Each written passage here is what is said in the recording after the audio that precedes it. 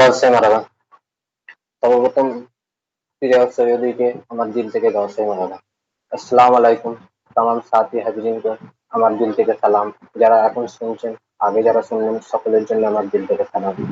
আমি আপনাদের কাছে এসেছিলাম যে আপনাদের কাছে কিছু মূল্যবান কথা, মূল্যবান জ্ঞান নিয়ে, যেটা আমি পেয়েছিলাম সরকার ইমাম মেহেদী গাউসের বারগা থেকে, যেটা আমি পেয়েছিলাম সেই ইউনুস আল গহরের বারগা থেকে, আলরা টিভি থেকে।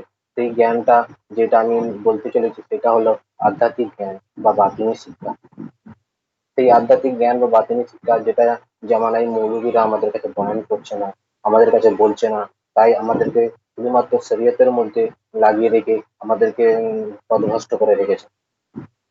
সেই আধ্যাত্মিক জ্ঞানটা হচ্ছে কি করে আপনি মুমিন বানবেন, কি করে আপনি হুজুর পাকে জিয়ারত পর্যন্ত পৌঁছাতে পারবেন, কি করে আপনি আল্লাহ দিদার পর্যন্ত পৌঁছাতে পারবেন, নামাজ যে পড়ছি নামাজটাকে কায়েম কি করে করব, সেই সব যে জ্ঞান, সেই সব জ্ঞান যে মৌলবীদের কাছে না থাকার জন্য, কি করে আমাদের দিলটা আল্লাহ আল্লাহ করবে, সেই সব জ্ঞান মৌলবীদের কাছে না থাকার জন্য ওরা আমাদেরকে পথভ্রষ্ট করে শুধুমাত্র শরীয়তে লাগিয়ে রেখেছে। নামাজ পড়ো, কোরআন পড়ো, এতেই সবকিছু পেয়ে যাবে। কিন্তু ভাই, যদি নামাজ পড়ো, কোরআন পড়ো, এতেই যদি সবকিছু পেয়ে যেতাম, তাহলে আমাদের যারা বড় বড় অলি আল্লাহ দুনিয়া থেকে পর্দা নিয়েছেন, যেমন গস পাক, খাজা গরিবে নওয়াজ, তারা জঙ্গলে গিয়ে কি শিক্ষা নিতে গিয়েছিলেন? যেটা শরীয়ত, যেটা সেটা মাদ্রাসা, সেটা শহরে আছে। তাই ওনারা যে জঙ্গলে যে শিক্ষা নিতে চেয়েছিলেন, তাতে সেটা ছিল সেটা ছিল আধ্যাত্মিক জ্ঞান, বাতিনি শিক্ষা। আধ্যাত্মিক জ্ঞান যেটা বাতিনি শিক্ষা, এরা শুধুমাত্র যেটা আমাদের শরীয়তে লাগিয়ে রেখেছে।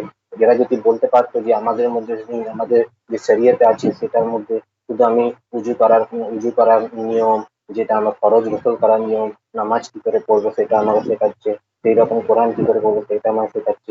এরপরও আরো কিছু ইলিম আছে যেটা আমাদের জানা নাই, বা আমাদের এই ইলিম সম্বন্ধে আমাদের জ্ঞান নাই। তাই এরা যদি আমাদেরকে ক্লিয়ার বলতো যে আমি তো আপনাদের শরীয়ত শিখিয়ে দিয়েছি, সবকিছু শিখিয়ে দিয়েছি, এইবার এরপরে যেটা ইলম আছে সেটা তরিকাতের ইলম আছে, সেটা অলি আল্লাহদের কাছে, কোনো কামিল মুর্শিদের কাছে গিয়ে তরিকাতের ইলম নিতে হবে। সেই ইলমটা পেয়ে তবে তবে আমি আল্লাহ দিদার পর্যন্ত পৌঁছাতে পারবো, হুজুর পাকের জিয়ারত পর্যন্ত পৌঁছাতে পারবো। সরকার ইমাম মেহেদী গহস্তাই উনি বলছেন যে পাখি যেমন দুটো ডানা ছাড়া আকাশে উঠতে পারে না, সেই রকম যদি আমরা শুধুমাত্র শরীয়ত নিয়ে বসে থাকি, তাহলে আমাদের আর আগে যাওয়া হবে না। কেননা শরীয়ত নিয়ে বসে থাকলে শুধুমাত্র শরীয়ত যে শিক্ষাগুলো দেয় সেটা যথেষ্ট নয়, তার সঙ্গে সঙ্গে তরিকতের শিক্ষা আমাদের নিতে হবে। তরিকতের শিক্ষা কি বলে? শরীয়ত বলছে নামাজ পড়ো কি করে, তরিকত বলছে নামাজ সেটাকে কায়েম করো। কেননা আল্লাহ পাক কোরআনে বলছে, আল্লাহ পাক কোরআনে বলছে নামাজ কায়েম করো, নামাজ পড়ার কথা কোরআনে বলছে না। তাই নামাজ কায়েম করাটা কি করে শেখাবে সেটা আমাদের তরিকত শেখায়। যেমন তরিকত আমাদের বলছে যে তোমার সিনার মধ্যে 5টা লাতাইফ আছে, তোমার একটা নাভিতে একটা লাতাইফ আছে, তোমার কপালে একটা লাতাইফ আছে। সিনার মধ্যে যে 5টা লাতাইফ আছে তার বাকায়দা হাদিস শরীফের নামও এসছে, কাল, রুহু, শ্রী, হাফি, ইফা, আন্না। নাভিতে যে লাতাইফটা আছে তার নাম হচ্ছে নাভ, আর কপালে যে লাতাইফটা আছে সেটা হচ্ছে আন্না। এই যে লাতাইফ গুলোকে তুমি যদি আল্লাহ জিকেরে প্রথমে, সর্বপ্রথম এই যে কাল থেকে শুরু হয়, কালকে যদি আল্লাহ জিকেরে তুমি বেদার করতে পারো, কালকে যদি আল্লাহ জিকেরে তুমি আবাদ করতে পারো, তারপরে অটোমেটিক একটার পর আর একটা লাতাইফের মধ্যে সেই মুডটা ট্রান্সফার হতে থাকবে। সেই লাতাইফের জিকে নিয়ে যদি বেদার করতে পারো, তাহলে এক সময় তোমার যখন আন্না, এই যে লাতাইফ কপালে আছে, এই লাতাইফটা যখন জেগে যাবে, তখন আল্লাহর দিদার পর্যন্ত তুমি পৌঁছাতে পারবে। আর যখন তুমি আল্লাহর দিদার পর্যন্ত পৌঁছে গেলে, তখন তুমি, আল্লাহ হচ্ছে সবচেয়ে বড় হক, এর পরে আর কিছু হক নাই। তাই আল্লাহকে যখন দেখে ফেললে, তাহলে তুমি হকিকত পেয়ে গেলে। হকিকত পেয়ে যাওয়ার পর আল্লাহ যখন তোমাকে কিছু মর্তবা দিয়ে দুনিয়ার মানুষকে উপকারের জন্য দুনিয়ায় পাঠিয়ে দেবে, এইটা হচ্ছে মারফত। তাই শুধুমাত্র শরীয়তের ইলমটা, এই ইলমটাই যথেষ্ট নয়, আমাদের জন্য তরিকতের ইলমটা পেতে হবে, হাকিকতটাও জানতে হবে। আর মারফত যেটা আল্লাহ পাক আতা করবে সেটা আমাদেরকে নিয়ে দুনিয়ায় এসে লোকেদের উপকার করতে হবে। কিন্তু এই যে মৌলবীরা যেটা আমাদেরকে বয়ান করছে না, যে তরিকাতের ইলমটা যেটা কি আছে এদের এটা জানাই নাই, তাই এরা বয়ান করছে না। তাই যুগে যুগে যখন কোন অলি আল্লাহ এসছে, তাদের উপর এরা ফরমান লাগিয়েছে, এরা কুফরের ফতোয়া লাগিয়েছে। যেমন গস পাকের কথা চিন্তা করুন, সেই টাইমে মৌলবীরা 500 ফতোয়া লাগিয়েছিল এই গস পাকের প্রতি, কুফরের ফতোয়া লাগিয়েছিল। তারপরে যখন খাজা গরিবের নওয়াজ এসছে, তারপরেও ফতোয়া লাগিয়েছিল তার উপরে। এইরকম ভাবে এরা যুগে যুগে এদের কাছে বাতিল ইলম না থাকার জন্য এরা শুধুমাত্র জাহেরি ইলম নিয়ে যুগে যুগে ফতোয়া লাগিয়ে চলেছে। যুগে যুগে এরা সেই ইলমকে কাজ করেই চলেছে। কিন্তু কোরআনে যে ইলমটা খুলে ভাবে বয়ান হয়েছে, সেই ইলমটা হচ্ছে যেটা হাদিস শরীফে এসে এসছে, ইকরারু মিন লিসান তাসদিকুম বিল কালব। প্রথমে জবান থেকে ইকরার করো, এই যে ইকরার করার পর কালমা জবান থেকে পড়ে কিংবা মুসলমান হলাম, সেই কালমা নিয়ে দিলের মধ্যে যখন আসবে তখন আমরা তখন আমরা মুমিন হতে পারবো। তাই যেহেতু হাদিস শরীফে এটা এসছে ক্লিয়ার, তাই মৌলবীরা যেটা বলছে নিশ্চয়ই হাদিস আর কোরআন অনুযায়ী আমরা সেটাকেই বিশ্বাস করবো, কারণ হাদিস আর কোরআন আমাদের মিথ্যা কথা বলেন। এই মৌলবীরা যেটা বলছে আমাদের, তাহলে ওদের কথাটা কোরআন হাদিস থেকে বিপক্ষে কথা হচ্ছে, তাই ওদের কথাটা আমাদের শোনা যাবে না। যেমন যেমন কোরআন শরীফে মুমিনের যে পরিচয়, মুমিন কি করে মানবে, যেমন এরা প্রথমেই বলছে নামাজ পড়ো, নামাজ পড়ো, মৌলবীরা বলছে নামাজ পড়ো, নামাজ পড়ো। কিন্তু হাদিস কিন্তু নামাজের যে কোরআন যে শর্ত রয়েছে, আসসালাতু মিরাজুল মুমিনিন, মুমিনের জন্য নামাজ মেরাজ। তাই আগে মুমিন মানতে হবে, তারপরে আমায় নামাজ পড়তে হবে, রোজা করতে হবে, সবকিছু আমার কাজে আসবে। কেননা যতক্ষণ আমরা মুমিন না মানবো ততক্ষণ এই যে নামাজ, রোজা, হজ যা কিছু করবো সবকিছু আমার জায়া হবে, সবকিছু আমার বেকার হবে। কেননা কোরআন শর্ত অনুযায়ী আমাদের মুমিন বানা আগে প্রয়োজন, তারপরে নামাজ, রোজা, হজ, যাকাত সবকিছু আমাদের প্রয়োজন। তবে কোরআনে মুমিনের যে পরিচয় দিতে, সেটা আমি বলতে চলেছি, আল্লাযিনা ইয়াযকুরুনাল্লাহা কিয়ামান ওয়া কুউদুন ওয়ালা জুনুবিহিম। কোরআন বলছে মুমিন সেই ব্যক্তিটা যে শুতে বসতে উঠতে এমনকি ঘুমের কর্তরার মধ্যে আল্লাহ জিকির থেকে গাফিল হবে না। এতে তো ক্লিয়ার হয়ে বোঝা গেল যে শুতে বসতে উঠতে আমরা তো সারাদিন ধরুন বসে আছি, আল্লাহ জিকির করলাম, দাঁড়িয়ে আছি, আল্লাহ জিকির করলাম, এমনকি এমনকি কাজ করার মধ্যেও আল্লাহ জিকির করলাম। যখন আমরা ঘুমোবো, ঘুমানোর কর্তরার মধ্যে যাব, তখন কি করে আল্লাহ জিকির করবো? তখন আল্লাহ জিকির করতে পারবো না, এই জিকিরটা বন্ধ হয়ে যাবে। এই যে কোরআনের শর্ত তাহলে আমাদের পূরণ হলো না মুমিন বানার। তাই আমরা যে নামাজ পড়ছি, নামাজ যেটা আমাদের জন্য যা হচ্ছে। তাই কোরআন অনুযায়ী আর একটা যে কোরআনের মুমিনের পরিচয় দিয়েছে, মুমিন পরিচয় হচ্ছে উলাইকা কাতাবা ফি কুলুবিহিমুল ঈমান। মুমিন যে ব্যক্তি হবে তার দিলের মধ্যে আল্লাহর নাম নকশ করে দেবে, এটাও একটা মুমিনের পরিচয়। তবে আজ এই মৌলবীরা মুমিন বানার যে তালিমটা, এটা আমাদের বয়ান করছে না, আমাদের শুধুমাত্র ফিতনার মধ্যে রেখে দিয়ে, যে ফিতনাগুলো হচ্ছে, যে আমাদেরকে এই মৌলবীরা আজ ৭২টা ফেরকায় ভাগ করে আমাদেরকে রেখেছে। কেননা আমরা সাধারণ মানুষ, কোরআন হাদিস সম্বন্ধে আমাদের অত আইডিয়া নেই, অত জ্ঞান নেই। তাই এই যে মৌলবীরা ৭২টা ফিরকায় এরা আমাদের ভাগ করেছে। এরা কোরআন হাদিস থেকে এক একটা মসলা বার করে, কেউ বলছে একে অপরকে ফিতনার সঙ্গে লড়িয়ে দিচ্ছে, কেউ বলছে ওই ইয়া রাসূলুল্লাহ বলছে ও বেদাত করছে, তুমি ইয়া রাসূলুল্লাহ বলছো না, এইভাবে আমাদের মসলায়। কেউ বলছে হুজুর পাক নূর, কেউ বলছে হুজুর পাক বাশার। এরকম ভাবে আমাদের মসলার মধ্যে ফাঁকি রেখেছে। তাই ভাই, আজ আমাদের মসলার মধ্যে না থেকে আমাদেরকে দরকার যে কোরআন হাদিস নিজে হাতে তুলে নিয়ে কোরআন হাদিস কি বলছে সেই অনুযায়ী আমাদেরকে নিজের জীবন বিতরণ করা আমাদের জন্য জরুরি হয়ে পড়েছে। কেননা এই মৌলবীদের হাতে যে আমরা দিন ছেড়ে দিচ্ছি, এরা আমাদের দিনের বেড়া গারাক করে দিচ্ছে, এরা আমাদের জীবন নষ্ট করে দিচ্ছে। আজ যে আমি যে বলছিলাম এই যে তালিমটা, এই যে ব্যাপারটা আমি জেনেছি, এই যে শান্তিপূর্ণ এজেন্টটা জেনেছি, আমি সৈয়দ ইউনুস আল গওহারের বারগা থেকে, আলহা টিভি থেকে জেনেছিলাম। তাই আমি আপনাদের কাছে অনুরোধ করছি, দরকার হয় এই যে ইলমগুলো আমি যেটা বলছি, এটা বলবার আগে আপনি দরকার হয় আল্লাহ টিভিতে আসুন, আল্লাহ টিভিতে এসে এইসব ইলমগুলোর কথা, এইসব কোরআন হাদিস থেকে যে ক্লিয়ার বয়ান হচ্ছে সেগুলো শুনুন। শোনার পর আপনি বুঝতে পারবেন কোনটা হক কোনটা না হক। কেন, যেই জিনিসটা কোরআনের বিপক্ষে যাচ্ছে, যে জিনিসটা হাদিসের বিপক্ষে যাচ্ছে, সেইটাই তাদের আমাদের কাছে মিথ্যা। যেমন মৌলবীদের যে কথা, মৌলবীরা বলছে নামাজ পড়ো, কোরআন করো, ওতেই সব কিছু আছে, কিন্তু কোরআন আল্লাহটা কিছু বলছে। তাই মৌলবীদের কথা আর কোরআন অনুযায়ী আলাদা হওয়া মানে সেটা আমাদের জন্য মিথ্যা, মৌলবীদের কথাটা মিথ্যা। কোরআনকে আমাদের প্রাধান্য দিতে হবে, হুজুর পাকের হাদিসকে আমাদের প্রাধান্য দিতে হবে।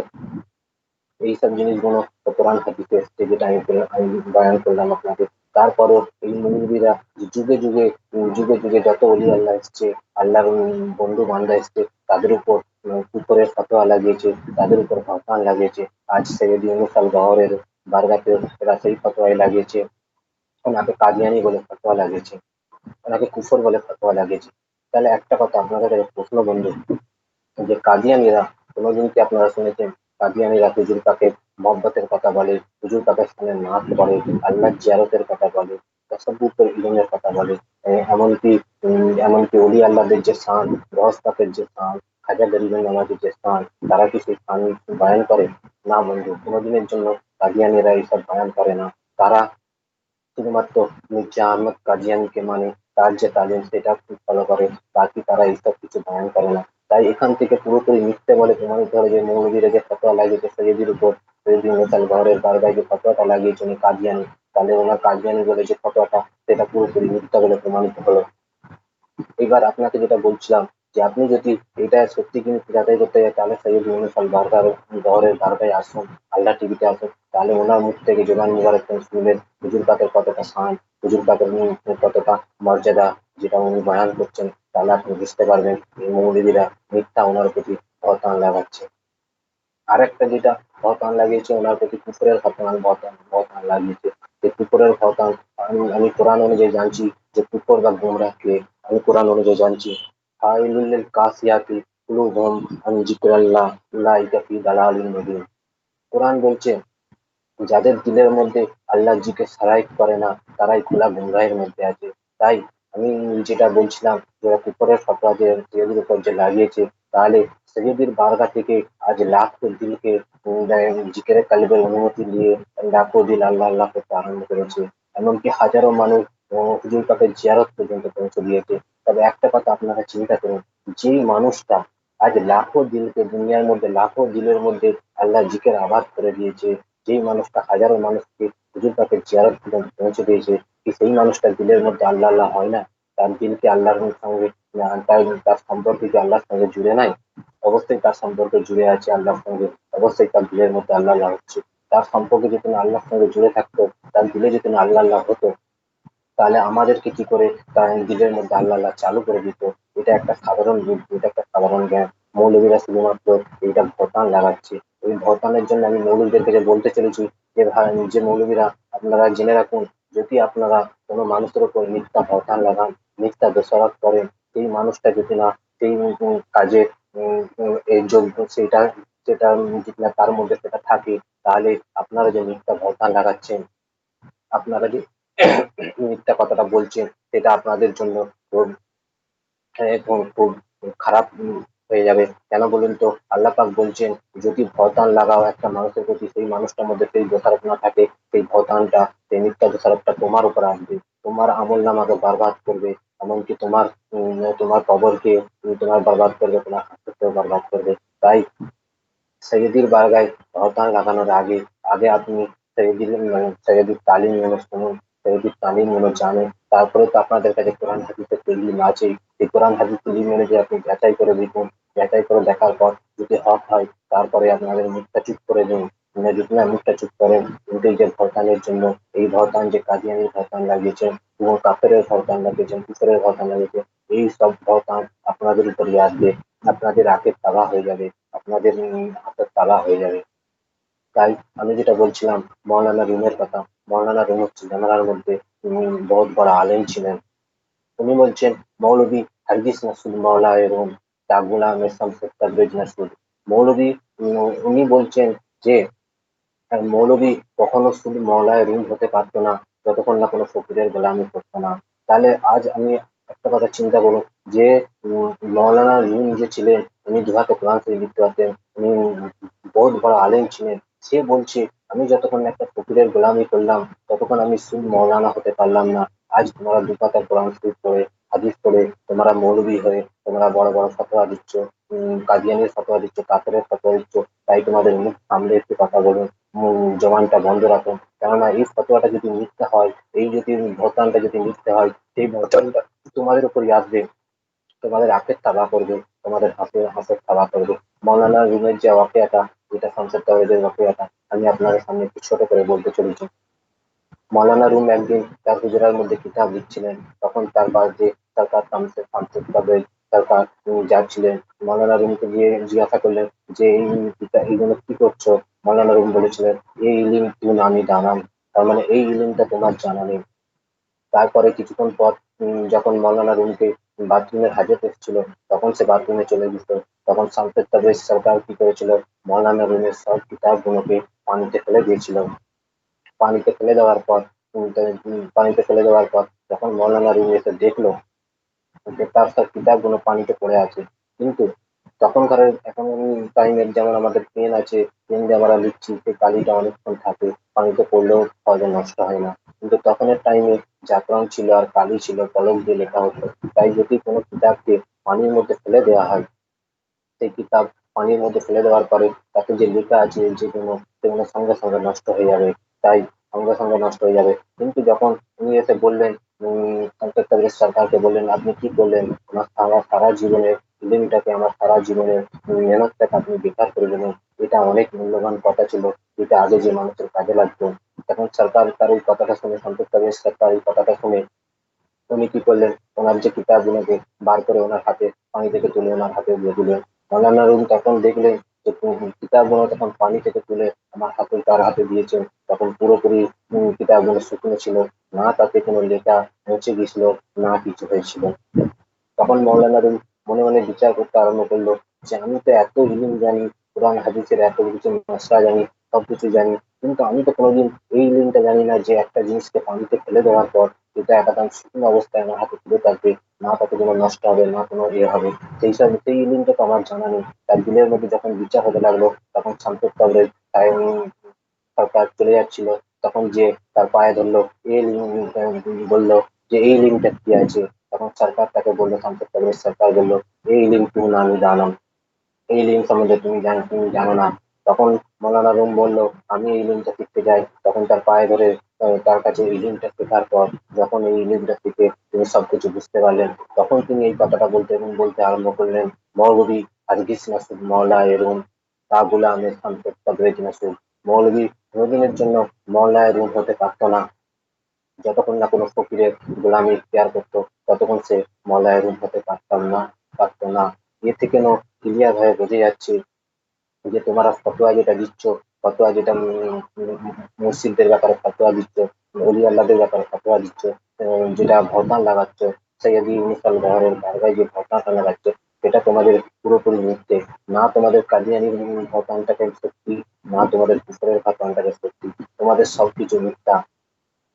তাই আমি যেটা বলছিলাম যে আমাদের যেটা মৌলভীরা আমাদের যেটা দিন বিকার করছে, আমাদের যেটা জীবন নষ্ট করছে, সেটা হচ্ছে নামাজের শর্ত। আমি যেমন আপনাকে বললাম, নামাজের শর্ত হলো আগে প্রথমে মুমিন মানতে হবে, তবে আমার জন্য নামাজ, তবে আমার জন্য রোজা। কিন্তু মুমিন না মানার জন্য আমাদেরকে এরা লাগিয়ে দিয়েছে নামাজ পড়ো, রোজা করো। কিন্তু এদের কাছে সেই ইলমটা নেই যে নামাজ পড়তে তো বলে না, আল্লাহ পাক নামাজ কায়েম করতে বলেছে, আকিমুস সালাত, নামাজ কায়েম করো, নামাজ কায়েম করতে বলেছে। যে নামাজ কায়েম করে এই জিনিসটা এদের কাছে না থাকার জন্য এরা আমাদের শুধুমাত্র নামাজ পড়ো ভাবে লাগিয়ে রেখেছে।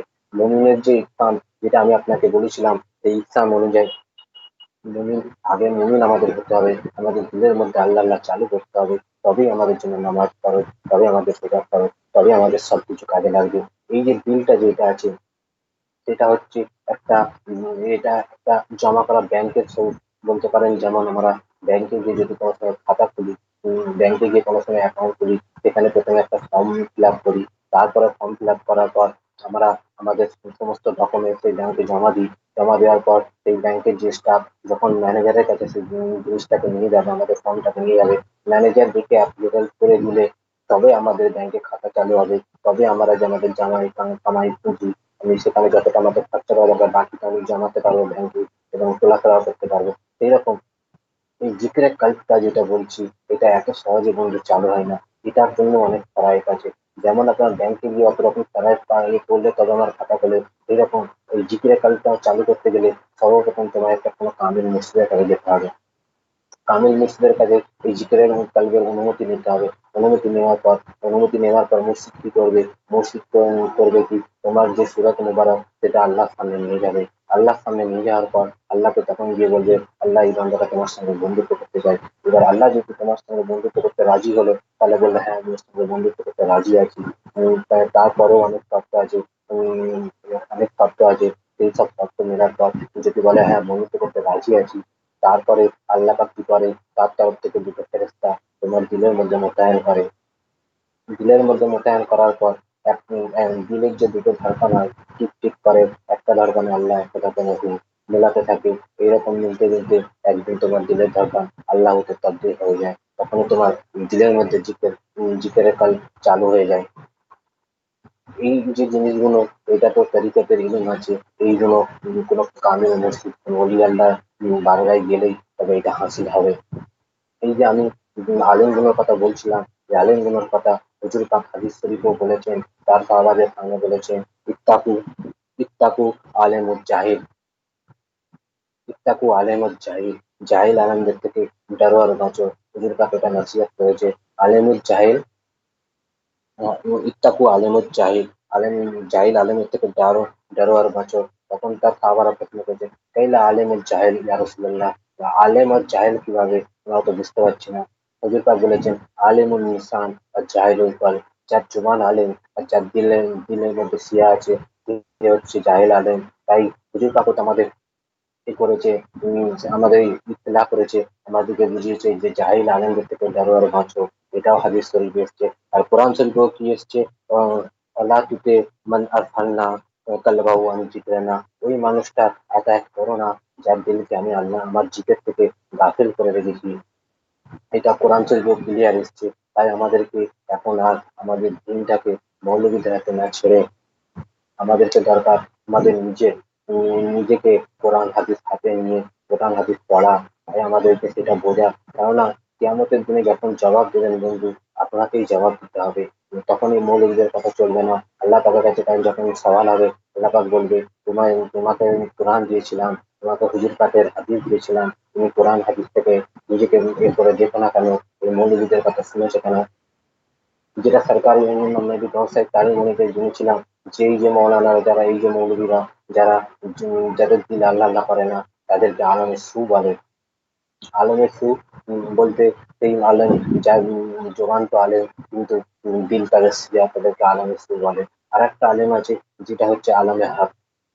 আলমে হকটা কি, হুজুর পাক বলেছেন, ওলেমা মিন সাদরে, হুজুর পাক বলেছেন, ওলেমা যে হবে, আলেম যে হবে, সে আমার সিনা থেকে ফ্যাট নেবে, আমার সিনা থেকে তার ফ্যাট। কেননা এই সিনা থেকে ফ্যাট নিতে গেলে সর্বপ্রথম হুজুর হচ্ছে পাক। তাই আমাদের পাক হতে হবে, আমাদের দিলের মধ্যে আল্লাহ আল্লাহ চালু করতে হবে, দিলকে পাক করতে হবে, নফসকে পাক করতে হবে। তারপরে যখন আমি হুজুর পাকের কদম মুবারক পর্যন্ত পৌঁছে যাবো, সেই কদম মুবারকের পর্যন্ত পৌঁছে যাওয়ার পর যখন হুজুর পাক আমাদের কদম মোবারকে পৌঁছে যাওয়ার পর, যে হুজুর পাকের এই সর্বপ্রথম কোরআন উতরেছিল, যেটা হুজুর পাকের দিলের মধ্যে, যেটা নুরি রূপে লেখা ছিল, যেটাকে কোরআনে মাখনুন বলে। আর হুজুর পাক যখন আমাকে সিনায় সিনা মিলিয়ে দেবে, তখন আমার হুজুর পাকের যে কলবের মধ্যে কোরআন ছিল, সেই কোরআনটা আমার কলবের মধ্যে এসে যাবে। এসে যাওয়ার পর তাহলে সেই যে আলেমটা হবে, সেই আলেমটা হচ্ছে আলমে হক। সরকার ইমাম মেহেদী গঙ্গোসাই বলছেন, ওই আলেমটা যেমন তোমরা কোরআনের দিকে পিঠ করলে তোমরা গুনাহ বলে মনে করো, সেই রকম ওই আলেমটার দিকেও তোমরা পিঠ করতে পারবে না। কারণ ওই আলেমটার দিলের মধ্যে কোরআন আছে, কোরআন আছে, তাই বলে আলেমটার দিকে পিঠ করলেও গুনাহ। এতে কোনো বোঝা যাচ্ছে সরকার ইমাম মেহেদী গঙ্গোসাইয়ের তালিম কতটা একদম সত্যি, কতটা একদম হয়। কিন্তু ওনার তালিমটাকে এই মৌলবীরা বুঝবে কি করে? কারণ এই মৌলবীদের কাছে তো শুধুমাত্র জাহেরি তালিম আছে। এর মধ্যে না দিলওয়ালা ইলিম আছে, না বাতিনি ইলিম আছে। এরা নিজেকে মুমিন বানার যে ইলমগুলো কোরআন হাদিস থেকে বারবার পড়ছে, কিন্তু এরা আলাদা আলাদা ভাবে নিজেদের মতলব দিয়ে আমাদের আজ ৭২টা ফেরকায় আমাদের ভাগ করে দিয়েছে। হুজুর পাক বলছেন, আমাদের উম্মতে আমার উম্মতে ৭৩টা ফেরকা হবে, ৭২টা ফেরকা নারী হবে, আর একটা নাজি হবে। নারী মতলব হচ্ছে জাহান্নামী হবে, আর একটা নাজাত পেয়ে যাবে। তাই আমাদের ভাই ফিরকাবারিয়াতে না গিয়ে, এই মশলাগুলোর মধ্যে না ফেঁসে, এই মৌলবীদের কথা শুনে আমাদের মশলাগুলো না ফেঁসে, আমরা শুধুমাত্র কি করে মুমিন মানবো, কি করে হুজুর পাকের জিয়ারত করবো, কি করে হুজুর পাকের উম্মত হিসাবে কিয়ামতের ময়দানে পরিচয় দেবো, সেই দিকে আমাদের ধ্যান রেখে কোরআন হাদিস অনুযায়ী আমাদের সেইসব তালিমগুলো, সেইসব শিক্ষাগুলো নেওয়া দরকার আছে। তবেই আমাদের জীবন কামিয়াব। নাহলে আমাদের এই দুনিয়া থেকে আমাদের মধ্যে যে লতায়ত গুলো ছিল, যে লতায়ত গুলোর কথা আমি বললাম, আমাদের জীবনে থেকে যদি এই লতায়ত গুলোকে আমরা না আল্লাহর নাম দিয়ে, না আল্লাহর জিকিরের নূর দিয়ে আমরা যদি না জাগিয়ে নিতে পারি, তাহলে আমরা দুনিয়ার মধ্যে থেকে আমাদের মৃত্যুর মতো হয়ে গেল। কারণ আমাদের যে লতায়ত গুলো ভিতরে আছে, সেটা ৪০ বছর খুব না খুব যদি জীবিত থাকতে পারে, তারপরে যদি না তার আগে যদি না আল্লাহর নাম দিয়ে আল্লাহর নূর দিয়ে এই আল্লাহটাকে দেখাতে পারি, তাহলে আমাদের ভিতরের মধ্যেই চিল্লাটায় করে মরে গেল। তাই আল্লাহকে পাওয়ার যে রাস্তাটা ছিল, আল্লাহকে পাওয়ার যে রাস্তাটা ছিল, এই রাস্তাটা আমাদের জন্য বন্ধ হয়ে গেল। তাহলে আমাদের জন্য এই শরীয়ত কিতাবে আমরা যে নামাজ রোজা করলাম, এই নামাজ রোজা আল্লাহর কাছে কোনো গ্রহণযোগ্য হলোই না। আমরা তাহলে জীবনটাই বৃথা হয়ে গেল। তখন আমরা কবরে গিয়ে না আল্লাহর সামনে জবাব দিতে পারবো, না হুজুর পাকের সামনে তাদের উন্মতি হিসাবে দাঁড়াতে পারবো। হুজুর পাক বলছেন সে তার সে, ই করবেন, হুজুর পাক সুপারিশ করবেন, তার উন্নতিকে সুপারিশ করবেন। কিন্তু আমরা তার শিয়া সুন্নি ওয়াহাবি দেওবন্দি হয়ে গেছি। আমরা তো উন্নতি হচ্ছি না, আমরা তো উন্নতি করে স্বীকার করছি না। তাই আমাদের সুপারিশ কি করে হবে? আমাদের সুপারিশ হতে হবে না ভাই। আমাদের প্রতি জাহান্নামের আগুনে, কঠিন আগুনে, উম তাহলে আগুনে ভুগতে হবে। তাই সর্বপ্রথম আমাদেরকে আগে হুজুর পাকের যে তালিম অনুযায়ী, যে কোরআন হাদিসের যে তালিম অনুযায়ী, এইটা তালিম আমাকে গ্রহণ করতে হবে। তবে আমি যেটা বলছিলাম, সৈয়দ ইউনূস আল গওহরের বারগায় আল্লাহ টিভিতে আপনারা আসুন।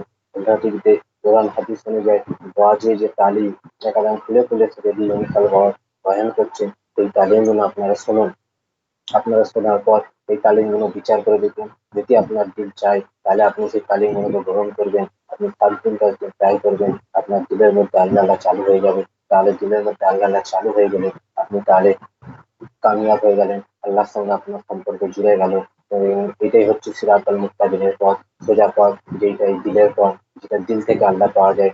না আল্লাহ ভাই মসজিদে আছে, না কাবায় আছে, না মন্দিরে আছে। আল্লাহকে কি কোথায় দেখা যায়? আল্লাহকে কোথায় পাওয়া যাবে না। আল্লাহকে পেতে গেলে এই দিলটাকে জাগাতে হবে। দিলটাকে জাগানোর পর তারপরে আমাদের যে সমস্ত গুণ আছে তাদের জাগিয়ে, তারপরে যে কপালে যে লতাইটা আছে সেটাকে জাগিয়ে যখন আল্লাহ দিদার পর্যন্ত পৌঁছে যাবে, এইভাবে আল্লাহকে দেখাতে পারবে। এই যে লতাইত গুলোর যে ইলিম, যেটা আমি বললাম, কালবের যে ইলিম, যে পাঁচটা দিনের মধ্যে যে পাঁচটা লতাইত আছে, সেই পাঁচটা লতাইতের ইলিম পাঁচটা মুর্শিদের কাছে এসেছিলেন। পাঁচটা মুর্শিদের কাছে এসেছিলেন। কালবের ইলিমটা এসেছিলেন আদম শফিউল্লাহর কাছে। আর রুহুর ইলিমটা এসেছিলেন, রুহুল ইলিমটা এসেছিলেন এসেছিলেন ইব্রাহিম খলিলুল্লাহর কাছে। আর সিরির ইলমটা এসেছিলেন মুসা কালিমুল্লাহর কাছে। আর ইকবাল ইলমটা এসেছিলেন ঈসা রুহুল আল্লাহর কাছে। আর খাতির ইলমটা এসেছিলেন মোহাম্মদ রসুল্লাহর কাছে। মোহাম্মদ রসুল্লাহর কাছে আল্লাহ পাক আরেকটা ইলম দিয়েছিলেন, যেটা আল্লাহর ইলম। সেই ইলমটা দেওয়ার জন্য উনি আল্লাহ পাকের কাছে জিয়ারত পর্যন্ত পৌঁছে গেছে। তাই আমরা যেটা বলছিলাম, আমি যেটা আপনাকে বলছিলাম, এটা এই আধ্যাত্মিক জ্ঞানের কথা, এই এই বাতিল ইলমের কথা, যেটা আমি সৈয়দ ইউনূস আল গওহরের বারবার থেকে জেনেছি। এইসব তালিমটা আপনাদেরকে আমি যেটা তাগিদ করছি, এটা আপনাদেরকেও জানা জরুরি। কেননা আপনাদের জীবনে বেঁচে থাকতে থাকতে এই তালিমগুলো না শিখে আপনারা যদি আপনাদের এই সিনার মধ্যে লাইটারগুলোকে যদি না জাগিয়ে নিয়ে তা আপনারা যদি না কবরে যেতে পান, আপনারা তাহলে সবকিছুই বেকার করে ফেলবেন। দিনও বেকার করবেন, আর আপনাদের জন্য দুনিয়াও বেকার। কেন? যে আমরা উম্মত হওয়ার জন্য আমাদের সরকার যে হুজুরটাকে জিয়ারত করা, এই ইলমগুলো না জেনে, যদি এই ইলমগুলো না শিখে, যদি আমাদের দিনকে না পাক করে, নফসকে না পাক করে হুজুর পাকে জিয়ারত পর্যন্ত না পৌঁছাতে পারলাম, হুজুর পাকে জিয়ারত করতে পারলাম, তাহলে তো আমাদের জীবনে বেঁচে থাকাই বেকার। আমরা উন্মতি হয়ে জন্ম নেওয়া আমাদের জন্য বেকার। আগেবারের অনেক উন্মতি হয়ে জন্ম নেওয়া আমাদের জন্য বেকার। এইবার আমি যেটা বললাম, এটা তো শুধুমাত্র আপনাদেরকে কোরআন হাদিস থেকে অনেক কথা বললাম, যেটা মৌলবীরা বয়ান করছে। মৌলবীরা যে জিনিসগুলো বয়ান করছে না সেটা আমি বয়ান করলাম। তবে আমাদের সাধারণ মানুষের দরকার আর মৌলবীদের কথা না শুনে তাদের সাথে আমাদের দিল না তুলে দিয়ে, না তাদের থেকে কথা শুনে তাদের কথা অনুযায়ী না চলে কোরআন হাদিস থেকে আমরা নিজেরা সেই শিক্ষাগুলো নিই, কোরআন হাদিস থেকে সেই শিক্ষাগুলো যাচাই করি।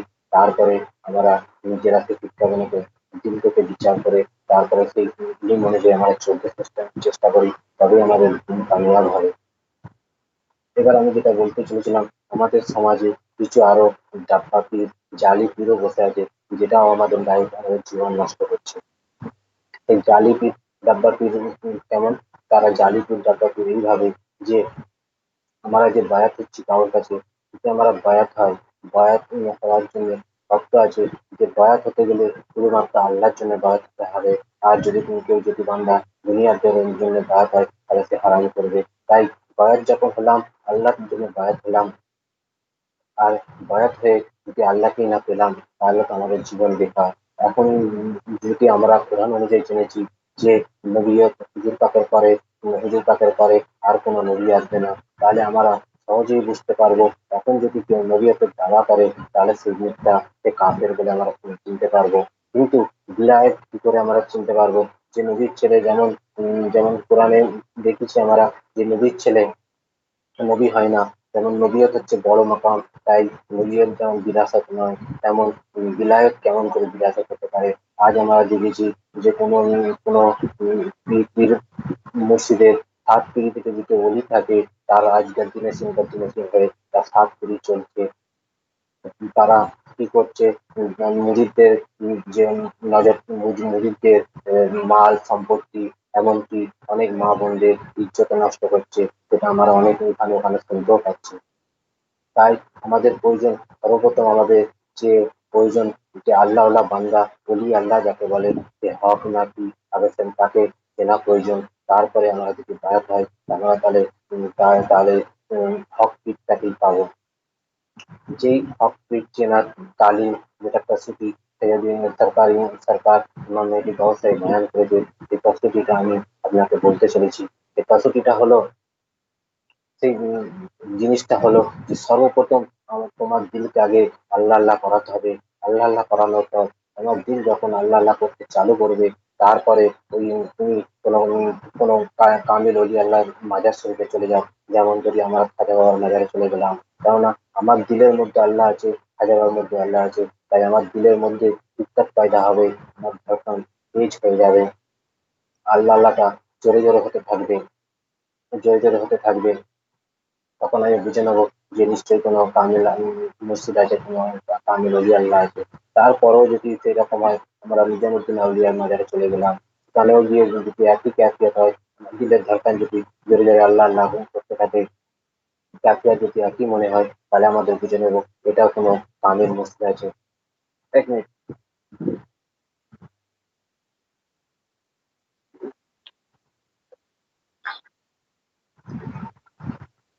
যেটা আমি বলতে চলেছিলাম যে পিচ্ছে না যে তরিকা, আমরা তো দেখলাম যে যদি আমরা দিনের মধ্যে আল্লাহ আল্লাহ চালু করি, তাহলে যদি উনি আল্লাহদের মাজারে যায় তাহলে আমাদের দিলের ধড়কন বিক্ষাপ পয়দা হবে, দিলের ধড়কন তেজ হয়ে যাবে, আল্লাহ আল্লাহ জোরে চালু হয়ে যাবে।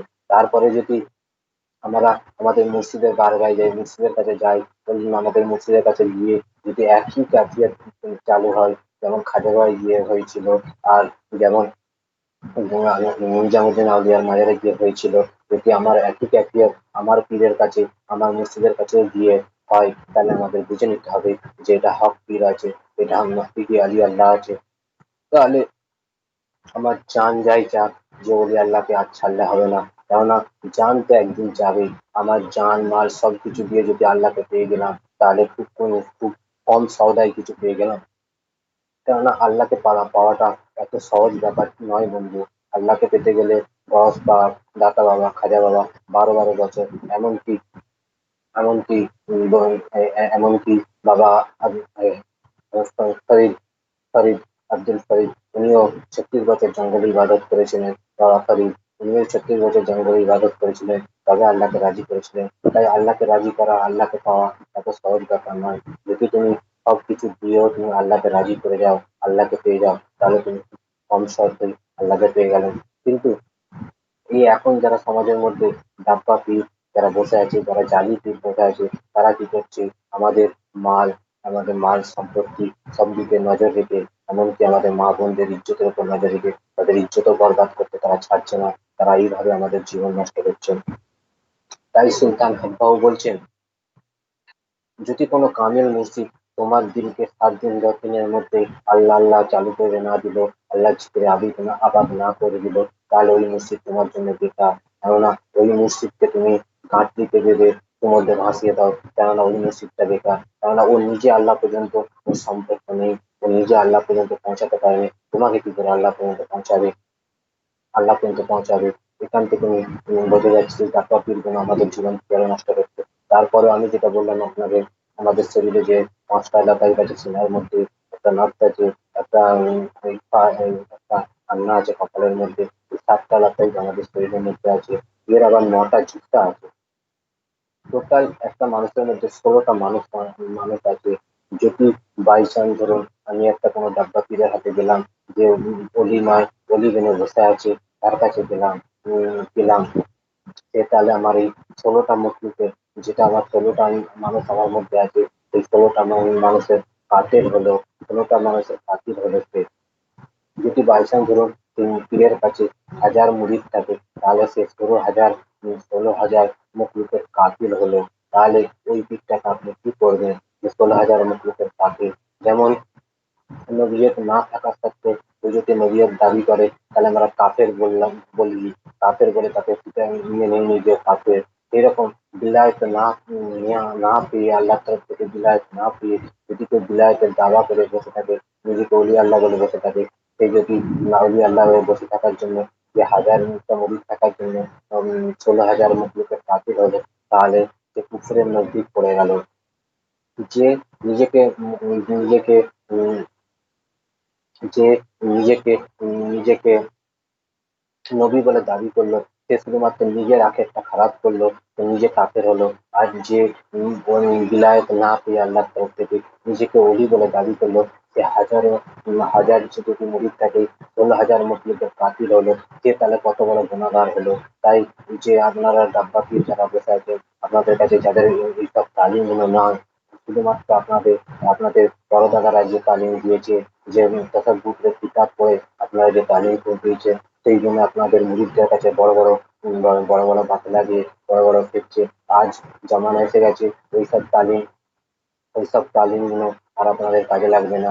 এখন হাকিকি যে মুরিদ আপনাদের আছে, যে মুরিদ আছে, তাদের দিলের মধ্যে আল্লাহ আল্লাহ চালু করাতে হবে, আল্লাহ আল্লাহ করাতে হবে। আর যদি আপনাদের মধ্যে যদি সেই ফিলিংটা, যে তালিমটা না থাকে, আপনারা ক্লিয়ার বলে দিন। কেন আপনারাও কুফরের নৈতিক পৌঁছে যাচ্ছেন, তাহলে আপনারও আগে খারাপ হতে পারবে। আপনিও কিয়ামতে আল্লাহর কাছে গিয়ে জবাব দিতে পারবেন না। সেই হিসাবে আপনাদেরকেও যেটা আমি বলছিলাম, সেটা আপনারাও নিজেদের একটু সতর্ক করে নিন, নিজেদের একটু সামনে দিন এইসব ব্যাপারে। যেমন ধরুন আমরা দুনিয়াদারি নিয়ম অনুযায়ী যদি আমরা কোনো সোনার দোকানে সোনা কিনতে চাই, তাহলে সোনা কিনতে গেলে আমরা কি দেখি, হলমার্কের স্টাম্প দেখে নিই, যে হলমার্কের স্টাম্প দেখে নিই। এমনকি কোনো সোনার দোকানে আমরা যদি সোনা বিক্রিও করতে যাই, তাহলে সোনাওয়ালা কি করে, আমাদের সোনাটাকে আগে পুষ্টি করে দেখে যাচাই করে নিয়ে, যেটা অরিজিনাল সোনা আছে কিনা, তবে সে কেনে।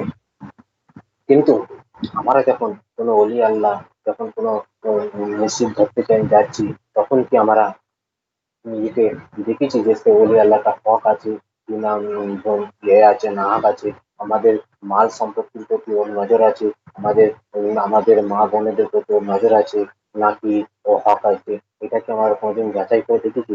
এটা আমরা এখন যাচাই করে দেখিনি। আজ সরকার ইমাম মেহেদি ব্যবসায়ী বারগা থেকে আমি জানতে পেরেছি, যেমন তোমরা দুনিয়াদারি নিয়ম অনুযায়ী তোমরা সোনা কিনতে যাচ্ছ, তোমাদের দুনিয়াদারি যদি তোমাদের খরচা হয়, মাল কত টাকা খরচা হবে, 10,000, 20,000, 50,000, 1 লাখ টাকা পর্যন্ত খরচা হবে। আর যদি তুমি 1 লাখ টাকা খরচার জন্য তুমি টাকায় সেখানে স্টাম্প দেখে নিচ্ছ, আর মার্কেট স্টাম্প হলে তবে তুমি ঠিকানাটা কিনবে। আর সেই রকম তুমি নিজেকে বিক্রি করছো, বায়াত হওয়া মানে নিজেকে বিক্রি করা, নিজের মাল, জান মাল সবকিছু পীরের কাছে তাবে হয়ে যাওয়া, পীরের কাছে তাবে হয়ে যাওয়া। তাই নিজের মাল জান সবকিছু দিয়ে যদি তুমি আল্লাহকে না পেলে, আল্লাহকে না রাজি করতে পারলে, তাহলে তুমি ওই যে মসজিদের তোমার কাছে বায়াত হলে, তাহলে তোমার জন্য সেই মসজিদের কাছে বায়াত বেকারই হলো। তাই আমি যেটা আপনাদের বলতে চাইছিলাম, যে আমরা সাধারণ মানুষ যারা অলি আল্লাহ মানি, যারা পীর মুরিদি করি, তাদের কাছে আমি বলতে চাইছিলাম, সর্বপ্রথম ভাই, যদি অলি আল্লাহকে চিনতে হয়, অলি আল্লাহকে জানতে হয়, সরকার ইমাম মেহেদী ব্যবসায়ী যে তালিমটা বলছেন, আগে আপনাদের মধ্যে শিক্ষা সূচিটা নিয়ে আসুন, এই চেনার পরীক্ষা করার এই ইলমটা নিয়ে আসুন। তারপরে আপনি যদি কোনো কামেল অলি আল্লাহকে, তারপরে যদি কোনো অলি আল্লাহ ধরতে চান, তাহলে আপনি কামেল অলি আল্লাহ পাবেন। যেমন জহুরি হলেই তবে আপনি সোনা চিনতে পারবেন, আর যতক্ষণ না জহুরি হতে পারবেন আপনি সোনা চিনতে পারবেন না। তাই কোনো কামেল অলি আল্লাহকে ধরতে গেলে, তাকে পেতে গেলে তাকে পেতে গেলে আগে আপনাকে নিজের দিলের মধ্যে আল্লাহ আল্লাহকে চালু করতে হবে, আল্লাহ আল্লাহ শিখতে হবে। তো আল্লাহ আল্লাহ শিখতে গেলে আপনি কি করবেন? এখন জামানায় আল্লাহ আল্লাহ শিখতে গেলে আপনি সেরকম হলে আল্লাহ টিভিতে আসুন, সৈয়দ ইউনুস আল গহরের বারগায় আসুন। ওনার কাছে যে তাসাব্বুতের তালিম, যে তরিকতের তালিম, আল্লাহ আল্লাহ কি করে দিন করবে, সেই তালিমটা দেওয়া হচ্ছে। আপনারা দরকার হয় তো ওনার কাছে এসে সেই তালিমটা নিয়ে তালিমটা নেওয়ার পর আমার কাছ থেকে জিকিরে কালেবের অনুমতি নিয়ে 7 দিন 10 দিন ট্রাই করে দেখুন। দেখার পর আল্লাহ যদি রাজি চায়, আল্লাহ যদি রাজি হয়, আল্লাহ যদি আপনাকে চায়, তাহলে আপনার দিলের মধ্যে 7 দিন 10 দিনের মধ্যে যদি আল্লাহ আল্লাহ চালু হয়ে যায়, তাহলে তো আপনার আল্লাহ আল্লাহ চালু হয়ে গেল। তখন আপনি আপনাকে যেরকম সরকার যেটা প্রস্তুতি হিসাবে যেটা বললো, তাহলে আপনি সেটাকে পরীক্ষা করে দেখবেন। তখন কোনো অলি আল্লাহদের মাজারে গিয়ে দেখবে, দেওয়ার পর সেখানে গিয়ে দেখবেন। কেননা সরকারি নর্মালি ভাষায় উনি বলছেন চোর চোরকেই চিনতে পারে। যেমন ধরুন আমাদের এই হাওড়া জেলার চোর, আর যদি ধরুন এখান থেকে মুম্বাই বর্ধমানের একটা চোর, তাহলে দুটো চোরকে যদি পাশাপাশি বসিয়ে দেওয়া যায়, তাহলে একটা চোর আর একটা চোরের নজরে নজর টক্কর হবে। তাহলে ওরা বুঝতে পারবে এটা আমার পেটি ভাই আছে এবং এটা আমার জাত ভাই আছে।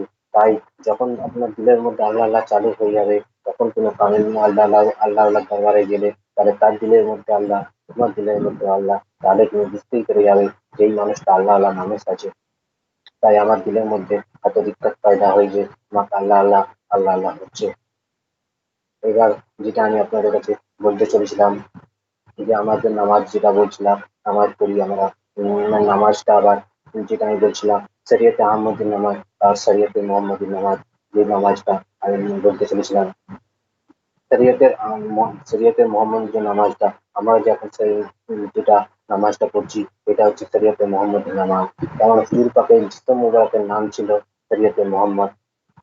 তাই আমরা যে নামাজটা পড়ছি, এটা শরিয়তে মোহাম্মদীর নামাজ। কিন্তু আমরা যখন আমাদের এই কালকে পাক করে, কালবের মধ্যে আল্লাহ জিকিরে আওয়াজ করে, সমস্ত এলাকায় জিকিরে আওয়াজ করে, যখন আমার নাককে পাক করে, তখন হুজুর পাকের কদম মুবারকের কাছে গিয়ে পৌঁছে যাবো। কেননা আমাদের শরীরের যেসব 7টা লতাইফ আছে, সেই 7টা লতাইফ এক একটা লতাইফের একটা রকম কাজ। তার মধ্যে আমাদের নাভিতে যেটা আছে সেটা হচ্ছে নফস। সেটা সেই লতাইফটা হচ্ছে শয়তান লতাইফ। তাই সেই লতাইফটার নাম হচ্ছে নফস। সেই লতাইফটার নাম হচ্ছে নফস। সেই লতাইফটা শয়তান লতাইফ। তাই শয়তান লতাইফটা আমরা যখন ঘুমের মধ্যে থাকি, আমাদের শরীর থেকে বেরিয়ে যে অন্য কোথায় যায়, অন্য কোথায় গিয়ে ঘোরাফেরা করে আসি, সেটা কি সেটা আমরা জানি না। সেটা হচ্ছে আমাদের নফস। সেটা হচ্ছে আমাদের নফস। সেই নফসটা আমাদেরকে ধোঁকা দেয়, আমাদের ঘুমের মধ্যে থেকে আমাদের অন্য কোথায় গিয়ে আমাদের ঘুরে আসে। তবে বলছে যে ওই নফসটা যদি তুমি শয়তান হওয়ার জন্য শয়তানি না চলে যায়, আর তোমার যদি দিলকে আল্লাহ আল্লাহ করে দাও, তাহলে তোমার মধ্যে যখন আল্লাহ আল্লাহ দিলের মধ্যে চালু হবে, যখন তোমার দিল আল্লাহ আল্লাহ করতে থাকবে, তাহলে তোমার মধ্যে রহমান জেগে যাবে।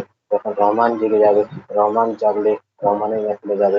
সর্বপ্রথম চলে যাবে হুজুর পাকের কদম মুবারকের কাছে। আর হুজুর পাকের কদম মুবারকের কাছে গেলে এখন হুজুর পাক জাহেরি নেই, জাহেরি জিসিমে নেই। তাই ওনার যখন কদম মুবারক, ওনার রুহ মুবারকের কাছে চলে যাবে, তাহলে ওনার রুহুর নাম হচ্ছে স্বয়ং আহমদ মুস্তাফা সাল্লাল্লাহু তাআলা আলাইহি ওয়াসাল্লাম। তাহলে আমরা শরীয়তে আহমদীর মতো প্রবেশ করলাম।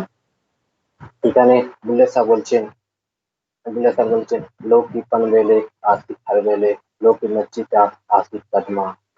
এর মানে হচ্ছে লোক যারা 5 ওয়াক্ত নামাজ পড়ে, আল্লাহকে জিকির করে, আল্লাহকে খুঁজতে চেষ্টা করে, তারা তো তাদের দৌড় বেশির বেশি হলে মসজিদ পর্যন্ত হবে। আর যারা এই নামাজের সাথে সাথে আল্লাহ আল্লাহ মেলায়, তারা তো হুজুর পাকের কদম মুবারকের কাছে গিয়ে পৌঁছে যাবে। আর হুজুর পাকের কদম মুবারকের কাছে গেলে পৌঁছে গেলে তো নামাজ তো গেল। কেন হুজুর পাকের কদম মুবারকের কাছে গেলে তো নামাজের থেকে বড় কিছু পাওয়া হয়ে গেল। এখান থেকে বোঝা গেল যে আমরা শরীয়তে আহমদের মধ্যে প্রবেশ করলাম। আর যেটা শরিয়তে আহমদী যেটা নামাজটা হুজুর পাক যে শরিয়তের আহমদীর নামাজটা পড়েছিল, সেটা সেটা তামাম নবীদের ওলিদের রূহকে যখন উনি মেরাজ শরীফে গিয়েছিলেন, তখন বাইতুল মুকাদ্দাসে উনি এই নামাজটা পড়েছিলেন। বাইতুল মুকাদ্দাসে গিয়ে উনি এই নামাজটা পড়েছিলেন, তামাম ওলিদের রূহ মোবারকদের নামাজ পড়েছিলেন। এই নামাজটা আজও পেতে পারো, আজও পাওয়া যেতে পারে, যদি তুমি তোমার নফসকে পাক করে, তোমার দিলকে পাক করে হুজুর পাকের কদম মুবারক পর্যন্ত পৌঁছে যেতে পারো। তো হুজুর পাক সেই নামাজটা এখনো পড়াচ্ছে, আজ তুমিও সেই নামাজটা পেতে পারো। যদি এই নামাজটার মধ্যে হুজুর পাকের নামাজ পড়া, আর ততক্ষণ পর্যন্ত সমস্ত রুহরা মাথা তোলে না, যতক্ষণ না আল্লাহ পাক লাব্বাইকা ইয়া আব্দি বলে জবাব দেয়। তাহলে এখান থেকে জানা গেল, যদি আমরা সারা জীবন যদি এরকম শরীয়তে আহমদী একটা রেখাত পর্যন্ত আমরা পেয়ে গেলাম, তাহলে আমাদের তো জীবন কামিয়াব হয়ে গেল। তাই যেটা আমি আপনাদেরকে বললাম, আমাদের এই সবকিছু ইলম জানার আগে আমাদেরকে আগে এই যে তরিকতের ইলম, যে তাসাব্বুফ ইলম, এইসব জিনিসগুলো আমাদের আগে শেখা জরুরি আছে। আমাদের শেখার পর আমরা যখন দিনকে কালকে আল্লাহ আল্লাহ করা শেখাতে পারবো, তারপরে আমরা এইসব মাকাম পর্যন্ত পৌঁছাতে পারবো। এইসব জিনিসগুলো আমাদের হাসিল হবে।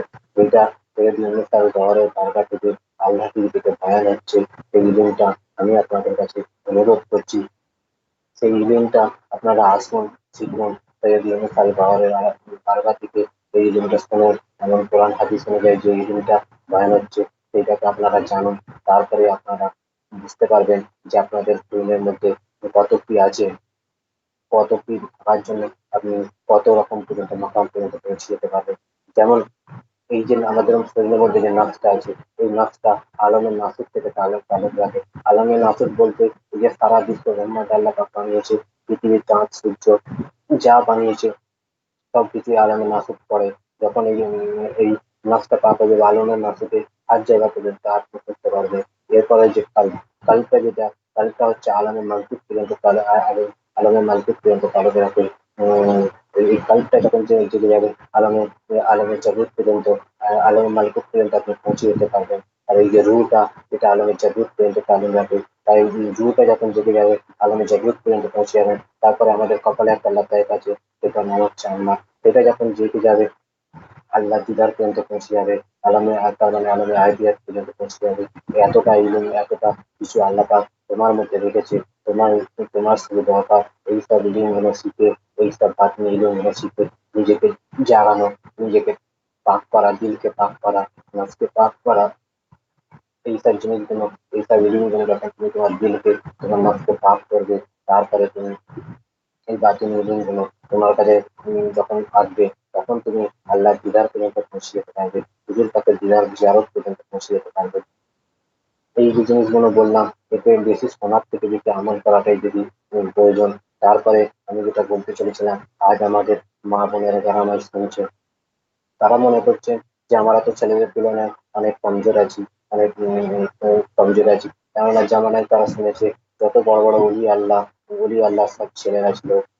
তাই তারা ভাবছে যে আমরা ছেলেদের থেকে কমজোর আছি, তাই আমাদের দ্বারাই কিছুই হবে না। কিন্তু আপনারা এই কথাটা কেন ভাবছেন? যে আপনারা কি আলী কালিমুল্লাহ হুজুর কলটা শুনেনি? আলী কালিমুল্লাহ হুজুর বলছেন, মানব জাতি, এই মানব, তোমরা এইটা চিন্তা করো যে তোমরা এটাকে মনে ভেবো না যে তোমরা খুব ছোট। তোমাদের মধ্যে 7টা জাহান বন্ধ আছে। তোমার দাওয়াই তোমার মধ্যে আছে, তোমার বিমারি তোমার মধ্যে আছে। সেই আলী কালিমুল্লাহ হুজুর কলটা হিসাবে আমি যেটা বলছিলাম, যে উনি যেভাবে বলছে যে 7টা আলম আমার মধ্যে বন্ধ আছে, সেটা কিভাবে? এই 7টা যে লতাই আছে আমার মধ্যে, এই 7টা লতাই 7টা জাহান পর্যন্ত তালুক রাখে। এক একটা লতায় এক একটা জাহান পর্যন্ত পৌঁছে যেতে পারে।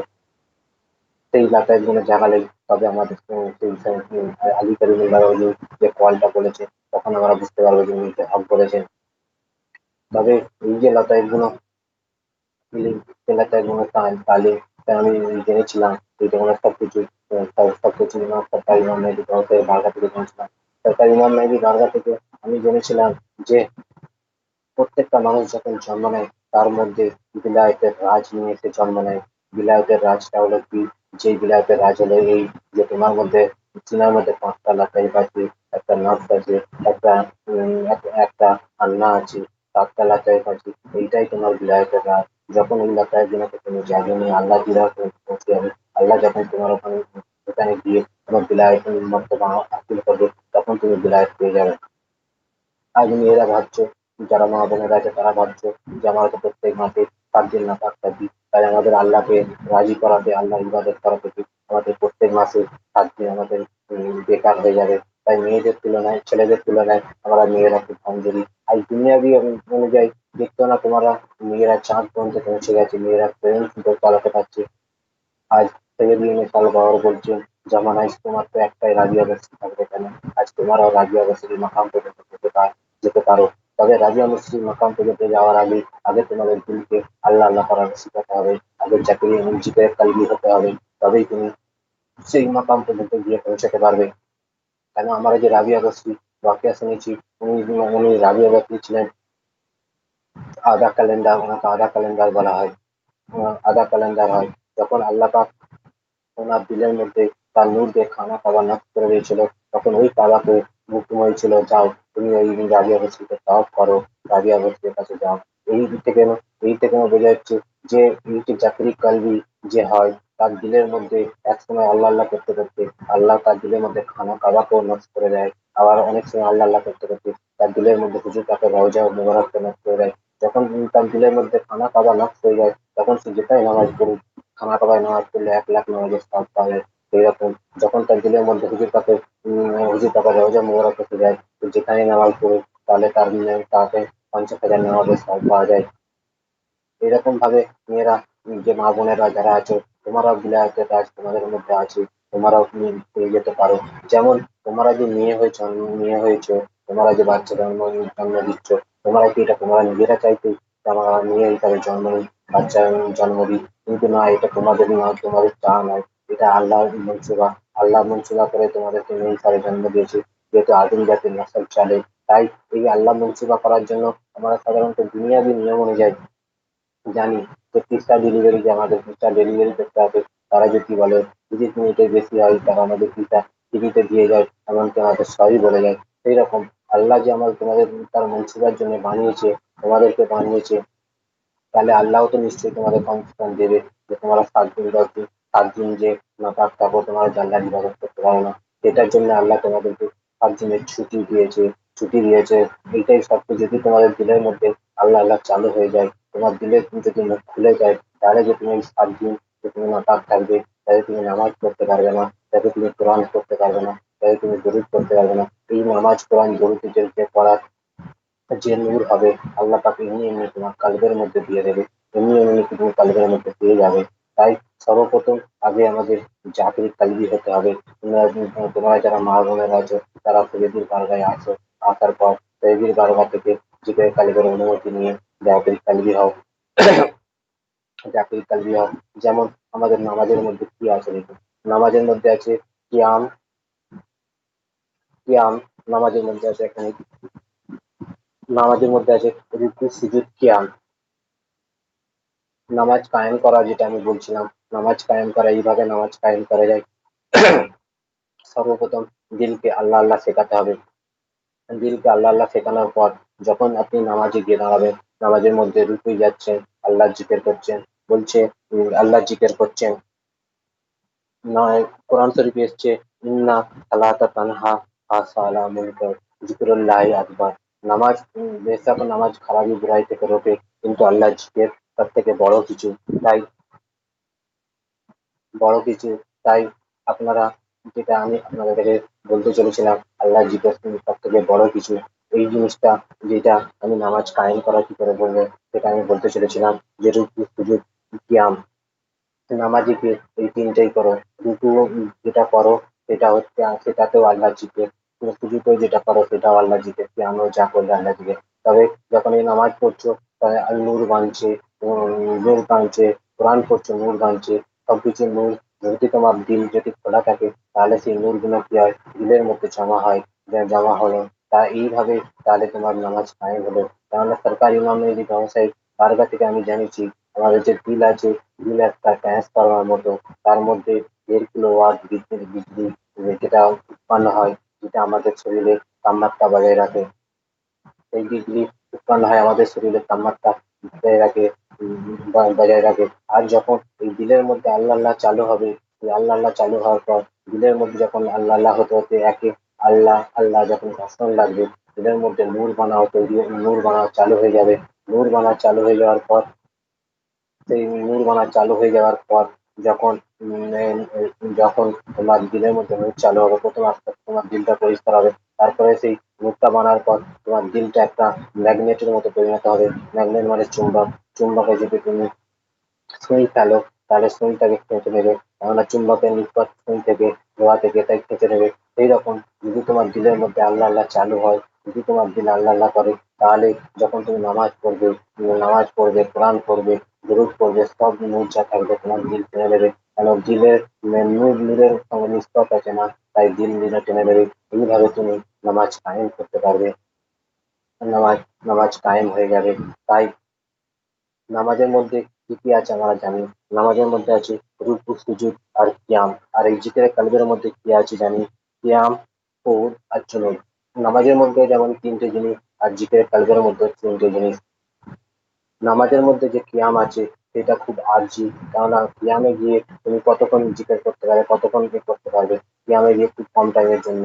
তাই রুকুতেও গিয়ে তুমি যে সুবহানাল্লাহ রব্বিয়াল আজিম যখন বলছেন সেটা কতক্ষণ বলতে পারবে, সেই জিকিরটাও তুমি অল্প টাইমের জন্য বলতে পারবে। আর সুজুদেও গিয়ে তুমি অল্প টাইমে বলতে পারবে। তাই এই তিনটি হলো আজিজি। আজিজি তাকে ভক্তিও বলা যায়। যখন ভক্ত আসে নামাজটা পড়তে হয়। আর যেটা হচ্ছে জিকিরে কালবি হচ্ছে, জিকিরে কালবি অনুযায়ী কোরআন বলছে আল্লাযীনা ইয়াযকুরুনাল্লাহা কিয়ামান ওয়া কুউদান ওয়া আলা জুনুবিহিম, যে যে মুমিন হবে তার দিল সবসময় আল্লাহর জিকিরে আবাদ হবে, যেমন খেতে বসতে উঠতে, এমনকি ঘুমের পাত্রার মধ্যে আল্লাহর জিকির থেকে গাফেল হবে না। তাই যদি কেউ জাকেরে কালবি হয়, সেও জাকেরে কালবি হওয়ার জন্য সে কিয়ামে দাঁড়ালো, দাঁড়িয়ে থাকলো, তার দিল হামেশা সবসময় আল্লাহ আল্লাহ করতে থাকলো, তাহলে তার আল্লাহ আল্লাহ করার টাইম থেকেই গেল। আর সে যদি কউদ কউদ মানে সে বসলো, বসার পরেও তার দিল আল্লাহ আল্লাহ করতে থাকলো, হামেশা আল্লাহর জিকিরের মধ্যে তার দিল রইলো। আর তারপর হচ্ছে জুনুদ। জুনুদ মানে ঘুমানোর সময়। ঘুমানোর সময় যদি তোমার দিল একবার আল্লাহ আল্লাহ চালু হয়ে যায়, তাহলে ঘুমানোর মধ্যেও তোমার দিল হামেশা আল্লাহ আল্লাহ করতে থাকলো, আল্লাহ আল্লাহ করতে থাকলো, তাহলে তুমি তো দাইমি সালাত পেয়েই গেলে। কেননা ওখানে নামাজে ছিল ভক্তি বা আজিজি, এটা খুব কম টাইমের জন্য। আর এটা যেটা হচ্ছে যে জিকরে কাল, সেটা হচ্ছে দাইমি সালাত, এটা হামেশা, না কোনো বন্ধ হবে না কিছু হবে, হামেশা আল্লাহ আল্লাহ হতে থাকবে। তাই ওই দাইমি সালাত আল্লাহ পাক বলছেন সালাদ দু রকমের, এক দাইমি সালাদ, এক ভক্তি সালাদ। যদি তোমার দাইমি সালাদ তুমি যদি না কায়েম করো, আল্লাহ পাক তোমার ভক্তি সালাদও কবুল করবে না। তাহলে এখান থেকে নিয়ে আমার মা বোনেরা বুঝুন যে আপনাদের দিলের মধ্যে যদি একবার আল্লাহ আল্লাহ চালু হয়ে যায়, আল্লাহ আল্লাহ চালু হয়ে যাওয়ার পর আপনারা যে ৭ দিন নাপাক থাকে, সে নাপাক থাকা সত্ত্বেও আপনারা যদি দিলের মধ্যে আল্লাহ আল্লাহ চালু হয়ে যায়, তাহলে আপনারা যদি ৭ দিন নামাজ না পড়তে পারেন, কি আসে যায়? কেননা যে আপনি যে জিকিরের কাজ করছে, আপনার দিলকে সবসময় আল্লাহ আল্লাহ জিকির হচ্ছে, আল্লাহ আল্লাহ চালু হয়ে আছে। তাই ভক্তি সালাত আপনার যদি কাজা হয়ে যায়, আপনার যদি মহামারীর জন্য, আপনার যদি শরীর নাপাক জন্য না করতে পারেন, আপনি আপনি যে দাইমি সালাত পেয়ে গেছেন, যেটা আল্লাহর জিকির, যেটা আল্লাহ নাম, সেটা আপনি যে দিনের মধ্যে হামেশা হচ্ছে, সেটা আপনার কাছে অনেক বড় হয়ে যাবে। আপনাকে সেটাই আমি যে मैंने जितना जो कुछ আমি এতক্ষণ আপনাদের বললাম, এই সব কিছু আমি সরকার ইমাম মেহেদী গৌসের দরগা থেকে পেয়েছি, আল্লাহ টিভি থেকে পেয়েছি। তাই আপনাদেরকে আমি বেশি বেশি তাগিদ দিচ্ছি, আপনারা আল্লাহ টিভিতে আসুন, শুনুন, সৈয়দ ইউনূস আল গওহরের দরগায় আসুন, শুনুন, তারপরে এইসব জিনিসগুলো আমল করুন। ভাই, আপনাদের কাছে আজ আমার টাইম এখন শেষ হয়ে গেছে। আমি সৈয়দীর কাছে কামনা করি, সৈয়দীর নজরে রাখেন। গওহর হাফেজ। আল্লাহ হাফেজ।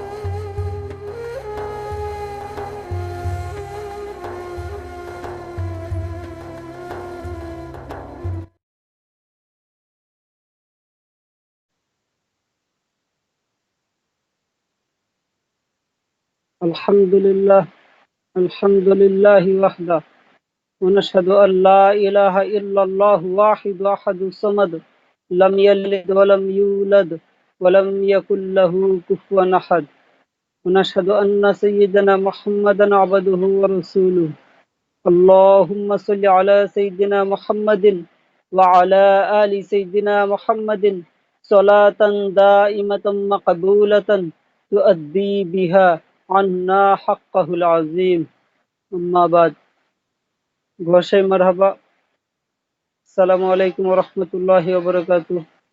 আমি সাইফুল গহর ইউনিভার্সাল সুফি অর্ডার প্ল্যাটফর্ম থেকে বলছি। আল্লাহ সুবহানাহু ওয়া তাআলার মেহেরবানি যে আমি সামনে এসেছি আপনাদের। তো আমি আলোচনা করব ইলমে নাফে নিয়ে, যে ইলমে নাফে সম্পর্কে হুজুর সাল্লাল্লাহু আলাইহি ওয়া আলিহি ওয়াসাল্লামের হাদিসে মুবারক আছে, যে হুজুর সাল্লাল্লাহু আলাইহি ওয়া আলিহি ওয়াসাল্লাম বলেন, আল ইলমু ইলমানি, যে ইলম হলো দুই প্রকার। ইলমুন ফিল কলবি, একটি ইলম হলো কলবের ইলম, ফাযালিকা ইলমুন নাফে, আর সেটা হলো উপকারী ইলম, এই ইলমটা উপকারী ইলম। ওয়া ইলমুল লিসান, আরেকটা হলো ইলমুল লিসান, ফাতিলকা হুজ্জাতুল্লাহি আলা ইবনে আদমা, আর এই যে ইলমে লিসান, এটা ইবনে আদমের বিপক্ষে সাক্ষী দেবে। মানে যে ইলমটা শুধু জবানের মধ্যে থাকবে কিন্তু ভিতরে প্রবেশ করবে না, আমার আমার রুহানিয়াতের মধ্যে কাজে দেবে না, আসবে না, সেই ইলমটা আমার বিপক্ষে সাক্ষী দেবে। আরেকটা হলো আমার কলবি ইলম, যে ইলমুন ফিল কলবি, যেটা কলবি ইলম, এটাকে বলা হয়েছে ইলমে নাফে। তাহলে যেহেতু এটা ইলমে নাফে বলা হয়েছে, তাহলে কিভাবে এই ইলমটা আমার কলবের মধ্যে আসে?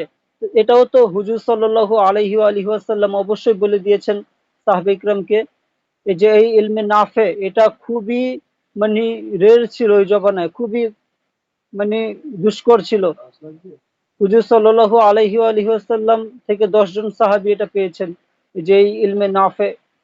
কিন্তু সরকার ঘোষাই ইমাম মেহেদী আলাইহিস সালাম এই ইলমকে, এই খাস ইলমকে বর্তমানে আম করে দিয়েছেন, যার কারণে এখন যেই কারো মানে সাধারণ মানুষই, তাদের কলব আল্লাহু আল্লাহু জিকির দ্বারা জাগ্রত হয়ে গিয়েছে। হাদিস শরীফে এসেছে যে ইসমুল্লাহি শাইউন তাহিরুন লা ইয়াস্তাকরু ইল্লা বিমাকানিন তাহিরিন, যে ইসমে আল্লাহ এটি একটি পবিত্র জিনিস, আর এটি মানে পবিত্র জায়গায় অবস্থান করে। কিন্তু বর্তমানে আমাদের কলবের মধ্যে ইসমি জাতে জিকির নেই, কারণ এটা এখনো পবিত্র হয়নি। এটাকে পবিত্র করতে হবে। এই জিকিরটা আগে যারা নিয়েছিলেন, তারা অনেক কষ্ট মোশাক্কাত করেছিলেন, তারা জঙ্গলে গিয়েছিলেন, আমল করেছিলেন, কিন্তু তারপরেও অনেকে পাননি। মানে আজীবন সময় ব্যয় করে দিয়েছিলেন শুধু কলবি জিকিরটা পাওয়ার জন্যই। আগে তো এই ইলমে বাতেনটা শেষ স্তর মনে করতেন, মানে আগেরকার বুজুর্গরা, যে এটা কলবি জিকিরকে।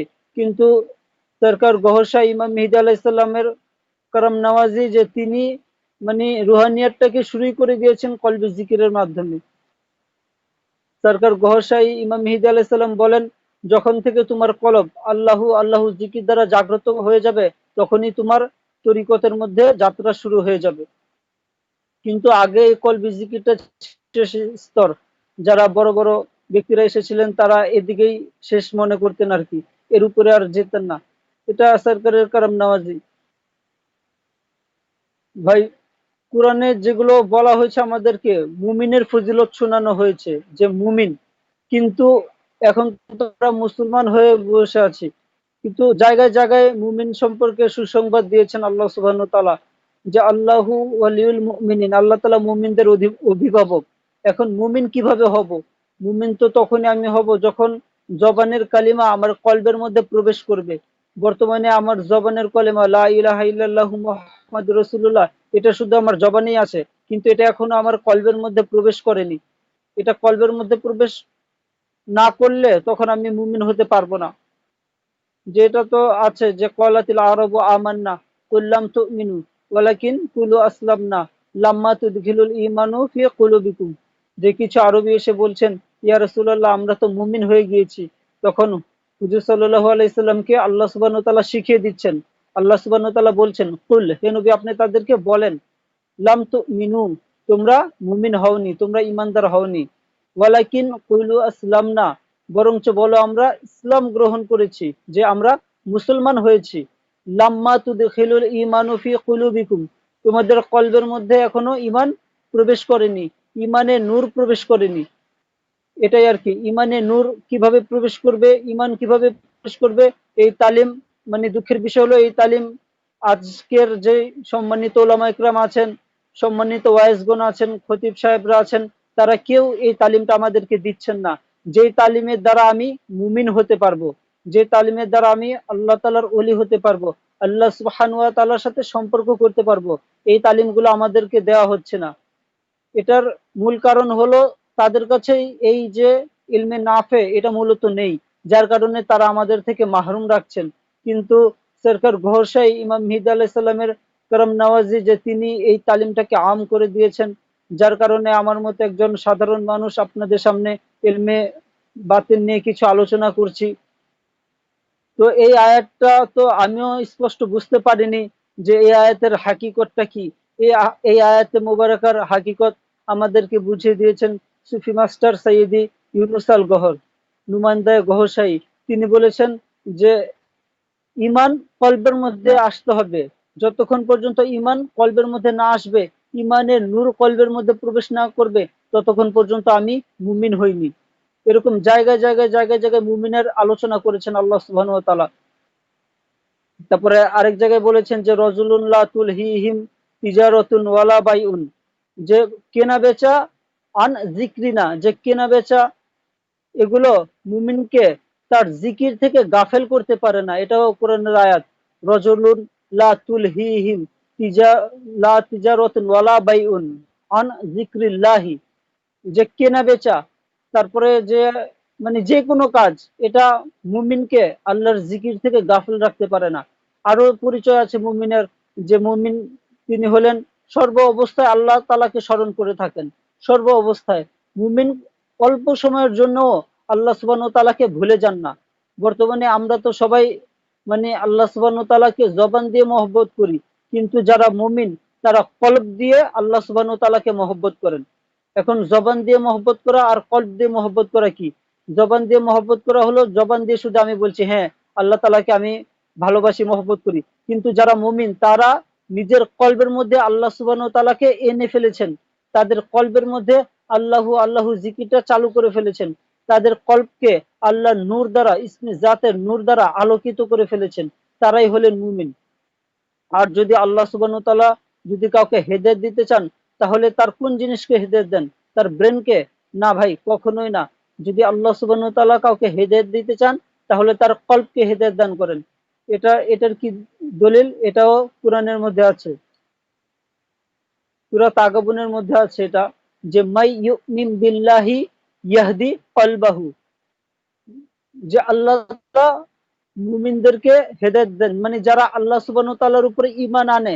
যদি আমি আল্লাহ সুবহানাহু ওয়া তাআলার প্রতি ঈমান আনি, তাহলে আল্লাহ সুবহানাহু ওয়া তাআলা একটা কাজ করবেন। এরপরের স্টেপটা কি আল্লাহ তাআলার? কোন স্টেপ? ইয়াহদি কলবাহু, যে আল্লাহ সুবহানাহু ওয়া তাআলা আমার কলবকে হেদায়েত দিবেন। আর কলবের হেদায়েতই বড় হেদায়েত। কলবের হেদায়েত এটাই সবচেয়ে বড় হেদায়েত। এই হেদায়েত দ্বারাই আমি কবরে পার পেয়ে যাব, ইয়ামে হাসরে পার পাবো। আর যদি আমার কলব হেদায়েত না পায়, তাহলে আমি গুমরাহির মধ্যে আছি। এখন আসা যাক, যদি কলব আমার যে হেদায়েত পেয়ে যায়, তাহলে কি হবে? তাহলে কলবটা আমার যে শয়তানের, এখন তো শয়তান আমার কলবের মধ্যে ওয়াসওয়াসা দিচ্ছে, ধোঁকা দিচ্ছে, বিভিন্ন কুমন্ত্রণা দিয়ে দিচ্ছে আবার কলবের মধ্যে। কিন্তু যখন আমার কলবটা হেদায়েত পেয়ে যাবে, তখন আমি নিজেই হেদায়েত পেয়ে যাব। কলব হেদায়েত পাওয়া মানে আমি নিজেই হেদায়েত পাওয়া। এটা কিভাবে সম্ভব? এটা সম্ভব হবে, এটা এখনই বুঝতে পারবেন ইনশাআল্লাহ তাআলা, যদি এই হাদিসে মুবারকটা বলি।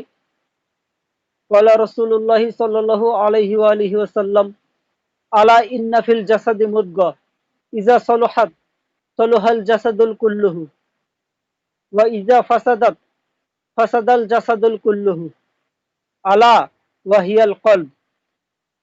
হুজুর সাল্লাল্লাহু আলাইহি ওয়া আলিহি ওয়াসাল্লাম বলছেন যে শুনে রাখো যে মানব দেহে একটি গোস্তের টুকরা আছে, যদি এটা ঠিক হয়ে যায় তাহলে পুরো শরীরটাই ঠিক হয়ে যাবে, আর যদি এটা নষ্ট হয়ে যায় তাহলে পুরো শরীরটাই নষ্ট হয়ে যাবে। আর এই গোস্তের টুকরাটা হলো কলব। যেটা আমি বলছিলাম যে কলব যদি আমার হেদায়েত পেয়ে যায় তাহলে আমার পুরো শরীরটাই হেদায়েত পেয়ে যাবে।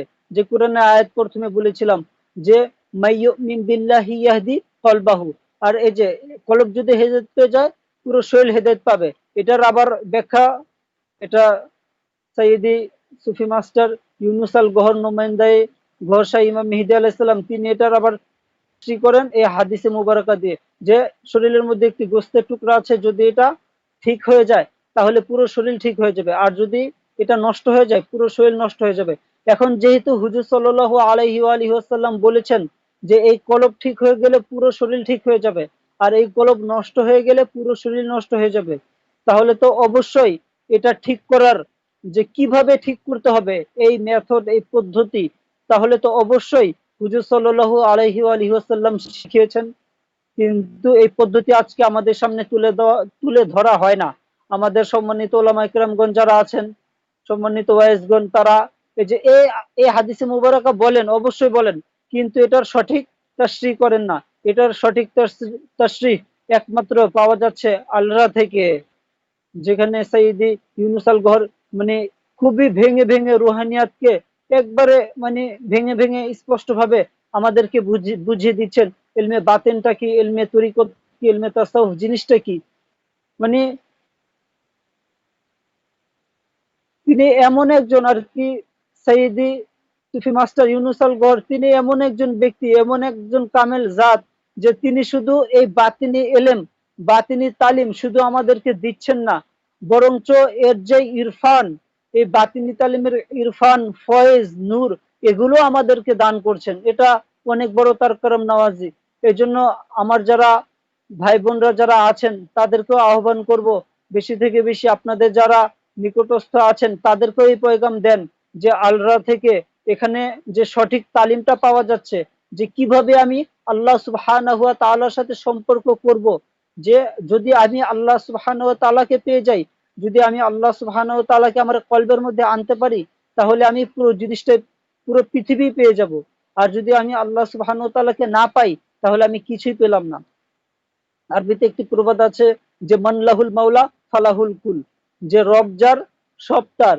এই যে ওই তালিমটাই এখানে দেওয়া হচ্ছে, এটা তো মানে আল্লাহ তালার মেহেরবানি যে বর্তমান যুগে শেষ যুগে যে সরকার গহসা ইমাম মেহেদী আলাইসাল্লামের যুগে আমরা আছি, যার কারণে এই খাস করম নওয়াজি আমাদের উপরে হচ্ছে, যেটা পূর্ববর্তী আগে আগে কারো উপরই হয়নি। মানে কোনো কামিল জাতি এরকম করম নওয়াজি করেননি। কিন্তু এটা তো সরকার ঘোষা ইমাম মেহেদী আলাইহিসসালামের মেহেরবানি, যে তিনি আমাদের কলবকে আল্লাহু আল্লাহু জিকির দ্বারা জাগ্রত করছেন। সরকার ঘোষাই ইমাম মেহেদী আলাইহিসসালাম বলেন, তোমার ভিতরের রহমান যতক্ষণ পর্যন্ত জাগ্রত না হবে ততক্ষণ পর্যন্ত আমি তোমার হাত ছাড়বো না।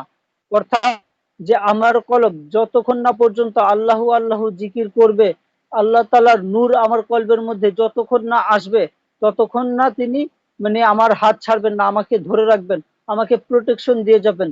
এই যে এই তালিম তো আগে সবাই দেননি, খুব কম ব্যক্তিরাই এই তালিম দিয়েছিলেন। কিন্তু সরকার ঘোষাই এই তালিমকে এখন আম করে দিয়েছেন, খুবই আম করে দিয়েছেন। এই আলরা টিভি থেকেই এই যে এই তালিমটা পাওয়া যাচ্ছে, এই বাতিনি তালিমের ফয়েজ নূর সবকিছু পাওয়া যাচ্ছে। এখন আর আমরা কেউ অবহেলা করব না।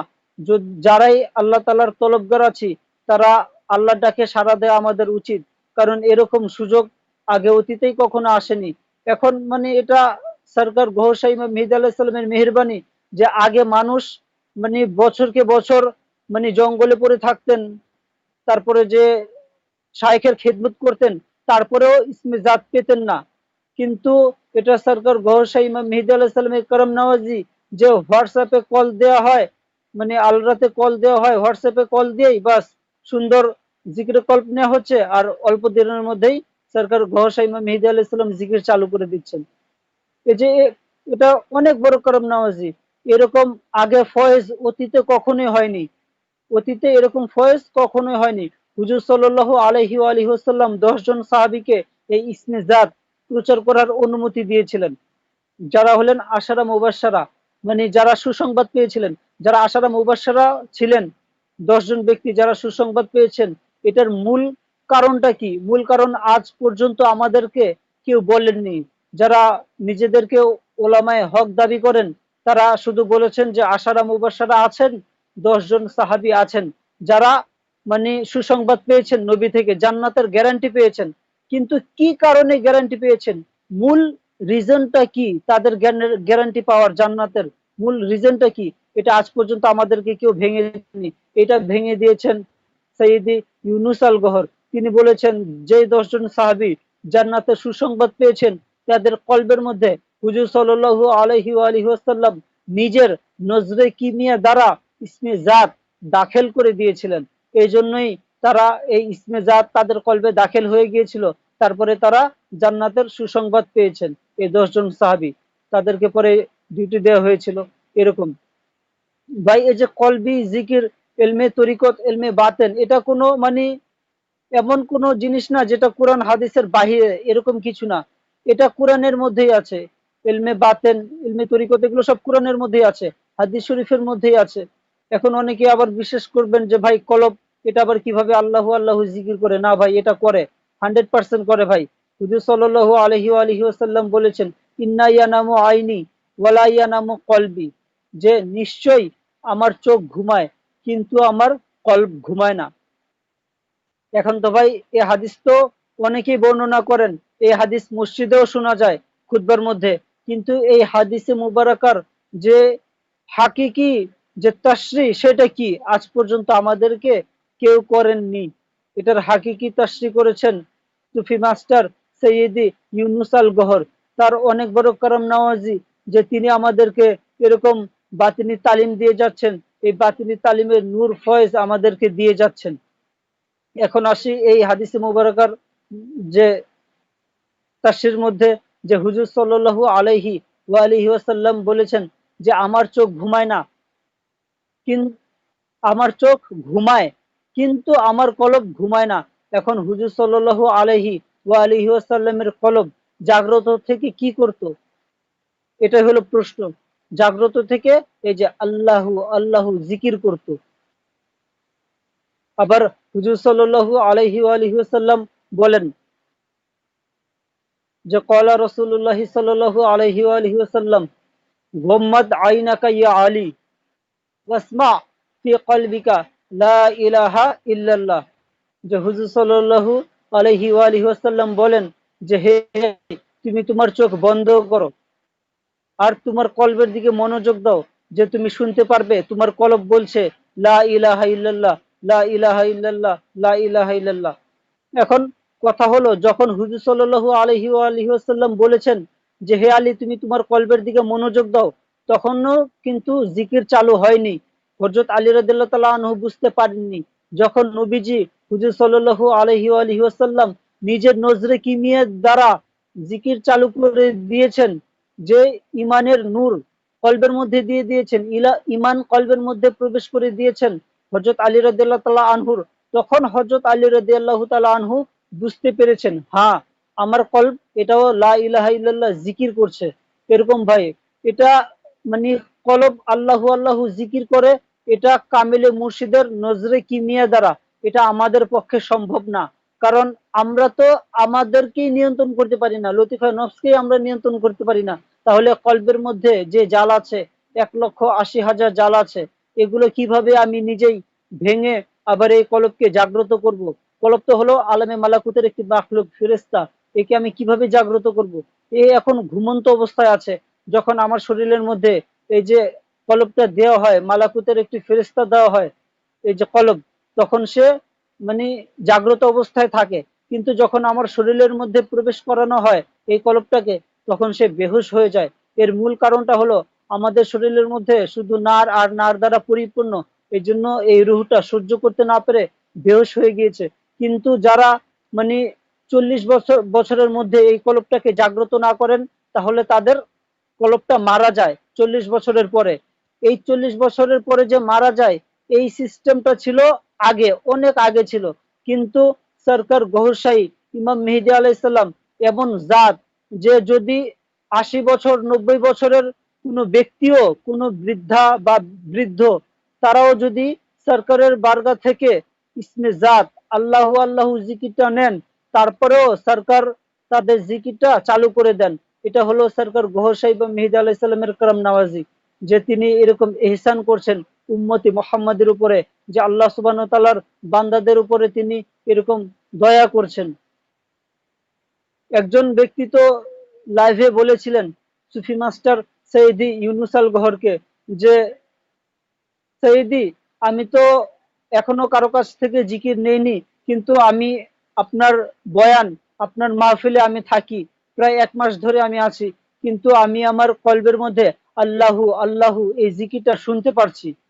এই যে দেখুন, একটু ঠান্ডা মাথায় মানে ভাবলে বুঝতে পারবেন যে সরকার সৈয়দি ইউনুস আল গহর মানে তার কত বড় কারাম নওয়াজি, যে মানে যে ব্যক্তি জিকির নেননি তিনি শুধু মাহফিলে আছেন, এর দ্বারাই মানে সঈদি তার জিকিরটাকে চালু করে দিয়েছেন।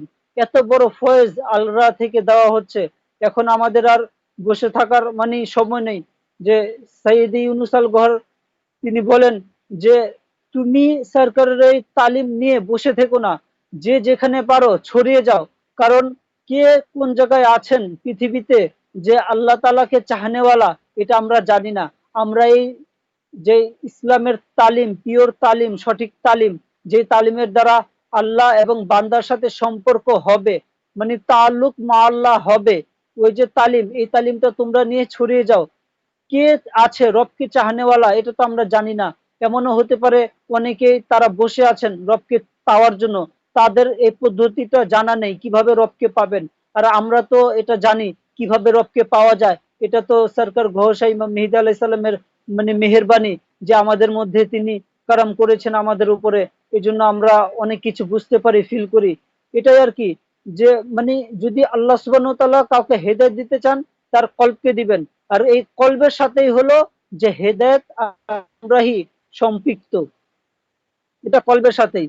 যে কোরআনে আছে না, সূরা সূরা বাকারার ৭ নম্বর আয়াতে, যে খতামাল্লাহু আলা কুলুবিহিম ওয়া আলা সামঈহিম ওয়া আলা আবসারিহিম, যে খতামাল্লাহু আলা কুলুবিহিম, যে আল্লাহ সুবহানাহু ওয়া তাআলা কি করেছেন, যে কলবের মধ্যে মোহর মেরে দিয়েছেন।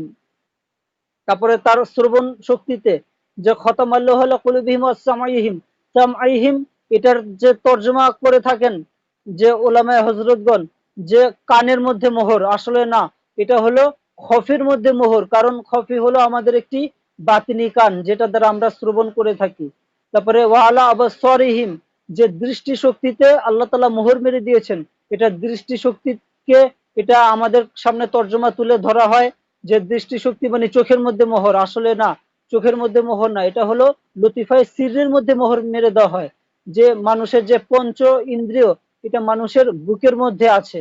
মানুষের পঞ্চ ইন্দ্রিয়, যে কলব, রু, সিররি, খুফি, ইকফা, এগুলো হলো পঞ্চ ইন্দ্রিয়। আর এগুলো আমাদের বুকের মধ্যে আছে। এগুলোর মধ্যেই মূলত আল্লাহ সুবহানাহু ওয়া তাআলা মোহর মেরে দেন, যার দ্বারা এগুলো আর কি হয় না, আল্লাহ তাআলার নাম নেওয়ার জন্য নিতে পারে না। আল্লাহ তাআলার নাম এগুলোর মধ্যে প্রবেশ করে না। যে খতম আল্লাহু আলা কুলুবিহিম, অর্থাৎ এই কলবের মধ্যে আর আল্লাহু আল্লাহু জিকিরটা প্রবেশ করবে না। আল্লাহ তাআলার নূর দ্বারা এই কলবটা আলোকিত হবে না। এটাই হলো ভাই দলাল, এটাই হলো দলাল। ভাই ইসলাম জিনিসটা অনেক সহজ, মানে কিন্তু আমাদের সামনে এটাকে কঠিন করে পেশ করা হচ্ছে বর্তমানে। যে তুমি ইসমে জাতে জিকির নাও, বাস তাহলে তোমার কলব আল্লাহ আল্লাহ জিকির দ্বারা জাগ্রত হবে, তুমি মুমিন হয়ে গেছো। বাস এখন তুমি মনে মনে যেটাই বলবে, এটা আল্লাহ সুবহানাহু ওয়া তাআলা শুনে নেবেন। এই যেটাই মুসলমানের আওয়াজ আল্লাহ তাআলা পর্যন্ত যায় না। আল্লাহ সুবহানাহু ওয়া তাআলার কাছে আওয়াজ তাদের যায় যারা মুমিন, যাদের কলবের মধ্যে আল্লাহ সুবহানাহু ওয়া তাআলা আছেন। হাদিস শরীফে তো এসেছে যে কলবুল মুমিনিন আরশুল্লাহ, কলবুল মুমিনিন বাইতুর রব। যে মুমিনের কলব এটা হলো আল্লাহর আরশ, আর মুমিনের কলব এটা হলো আল্লাহ সুবহানাহু ওয়া তাআলার ঘর। যখন আমার কলবের মধ্যে আল্লাহু আল্লাহু জিকিরটা চালু হয়ে যাবে, আল্লাহ তাআলার নূর আমার কলবের মধ্যে এসে পড়বে, তখন আল্লাহ সুবহানাহু ওয়া তাআলার সাথে আমার সম্পর্ক হবে। তখন আমার জবানে বলতে হবে না। এখন তো মানে অনেক নামাজ পড়ে, অনেক দোয়া করি, আল্লাহ সুবহানাহু ওয়া তাআলার কাছে অনেক কিছু চাই, কিন্তু আমরা পাই না। এর মূল কারণটা কি? মূল কারণটা আমাদেরকে সুফি মাস্টার সৈয়দ ইউনুস আল গহর আমাদেরকে ভেঙে দিয়েছেন আল্লাহর পক্ষ থেকে, যে আমাদেরকে বলে দিয়েছেন যে এখন আমাদের আওয়াজ যে আলামে আহদিয়াত, যেখানে আল্লাহ সুবহানাহু ওয়া তাআলা আছেন, সেখানে আমাদের আওয়াজটা পৌঁছায় না। কিন্তু যখন আমি মুমিন হয়ে যাব, এই ইমান, জবানে যে ইমান আছে কালিমা, এই কালিমার নূর আমার কলবের মধ্যে আসবে। এই কালিমা যখন আমার কলবের মধ্যে দাখিল হবে, তখন আমি মনে মনে ভাববো। আর এই মনে মনে ভাবা, মনে মনে বলা, এই আওয়াজটাই আলামে আহদিয়াতে পৌঁছাবে, আল্লাহ সুবহানাহু ওয়া তাআলার কাছে পৌঁছাবে। তখন আমার মুখে বলতে হবে না, মনে মনে বললে আল্লাহ সুবহানাহু ওয়া তাআলা শুনবেন, আর আমার সমাধানের জন্য উপর থেকে ফেরেশতা পাঠিয়ে দিবেন। এরকম ভাই, এই তালিমটা আগে খুবই খুবই মানে খাস ছিল, যে সবাই মানে বছরকে বছর শায়েখের খেদমত করেও এটা পাননি। তাদের মধ্যে একজন হলেন সমন্দরি বাবা। তিনি অনেক বছর তার মুর্শিদের খেদমত করেছেন, কিন্তু জিকিরে কল পাননি। মুর্শিদ শুধু নিজের খেদমতেই লাগিয়ে রেখেছিলেন। কিন্তু স্যার ঘোষাই ইমাম মেহেদী আলাইহিস সালাম এমন জাত, যে তিনি কোনো নজরানা, কোনো বায়াত, কোনো কিছু ছাড়াই এই যে জিকিরে কল্প আতা করছেন। এটা 2 দিন আগেও স্পিচের মধ্যে সৈয়দ ইউনুস আল গহর তিনি বলেছেন যে এই বারগাতে কোনো বারগা নেই, মানে এই বারগাতে কোনো হাদিয়া তোফা কিছু নেই। এরকম যে বিনা স্বার্থে এখানে করা হচ্ছে। আর এটাও সূরা ইয়াসিনের মধ্যে আছে যে ইত্তাবিউ মাল্লা ইয়াসআলুকুম আজরা ওয়া হুম মুহতাদুন, যে তোমরা তাদেরকে অনুসরণ করো যারা কোনো বিনিময় নেয় না এবং সৎ পথ প্রাপ্ত। এরকম এখানে কোনো বিনিময় নেই, কোনো নাজরানা নেই, কিন্তু এখানে সরাসরি আল্লাহ সুবহানাহু ওয়া তাআলার সাথে সম্পর্ক করিয়ে দেওয়া হচ্ছে। যেখানে এখানে যিনি মুখাতাব রাখেন, তিনি হলেন সুফি মাস্টার সৈয়দ ইউনুস আল গহর। এখান থেকে আমরা জিকির নেব, আর আমরাও মালিকের বারগাতে মানে আরজ গুজার, যাতে মালিক আমাদেরকে তার কদমের মধ্যে আশ্রয় দিয়ে রাখেন, তার কদমের সাথে যাতে সবসময় আমাদেরকে আঁকড়িয়ে রাখেন। আমরা যারা সরকারের মিশন করছি, আমাদের উপরে, বাংলাদেশের উপরে যাতে খাস কারাম নওয়াজি করেন মালিক জি আমাদের উপরে, মালিকের বারগাতে এই আরজ গুজার। তো আমি আপনাদের থেকে বিদায় নিচ্ছি। আল্লাহ সুবহানাহু ওয়া তাআলা চাইলে আবার আপনাদের সাথে কথা হবে ইনশাআল্লাহ তাআলা। ওয়া মা আলাইনা ইল্লাল বালাগ। আসসালামু আলাইকুম ওয়া রাহমাতুল্লাহি ওয়া বারাকাতুহু।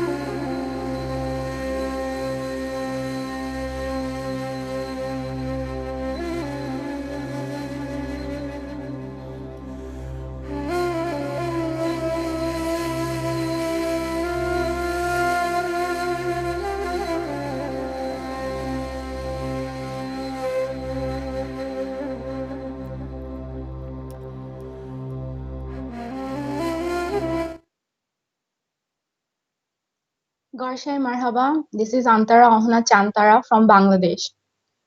Today I am going to talk about women Sufi curves. Women in our society has always been suppressed from their rights. They have been suppressed so much that many of them not even realize when what wonders they can do.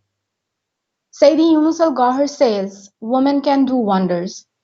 A woman is more likely to uplift moral and spiritual values in comparison to men. When a woman determines to walk on the path of spirituality and love God, it is more likely for them to succeed. But because lack of knowledge and proper guidance, most of the women remain in the shackles of the society and all their potential goes in vain. We are really grateful to our beloved Saidi that he thought about us, uh, about women, and took a uh, great initiative for enlightening women. When a woman determines to walk on the path of spirituality and love God, it is more likely for them to succeed. It is His divine mercy upon us that He is enlightening us with this great knowledge. We cannot think we cannot thank Him enough for granting us this great opportunity. We For those who are embarrassing it and letting it go, they are very unfortunate. Who are unfortunate those are who are embarrassing and embarrassing it and letting it go.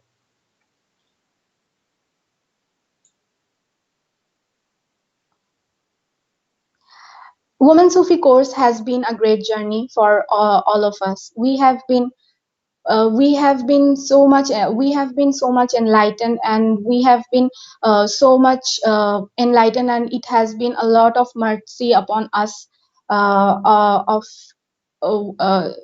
His Holy Divine Eminence Gaur Shahi, that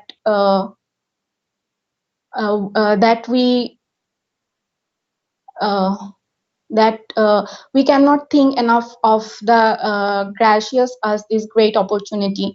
Unfortunately, are those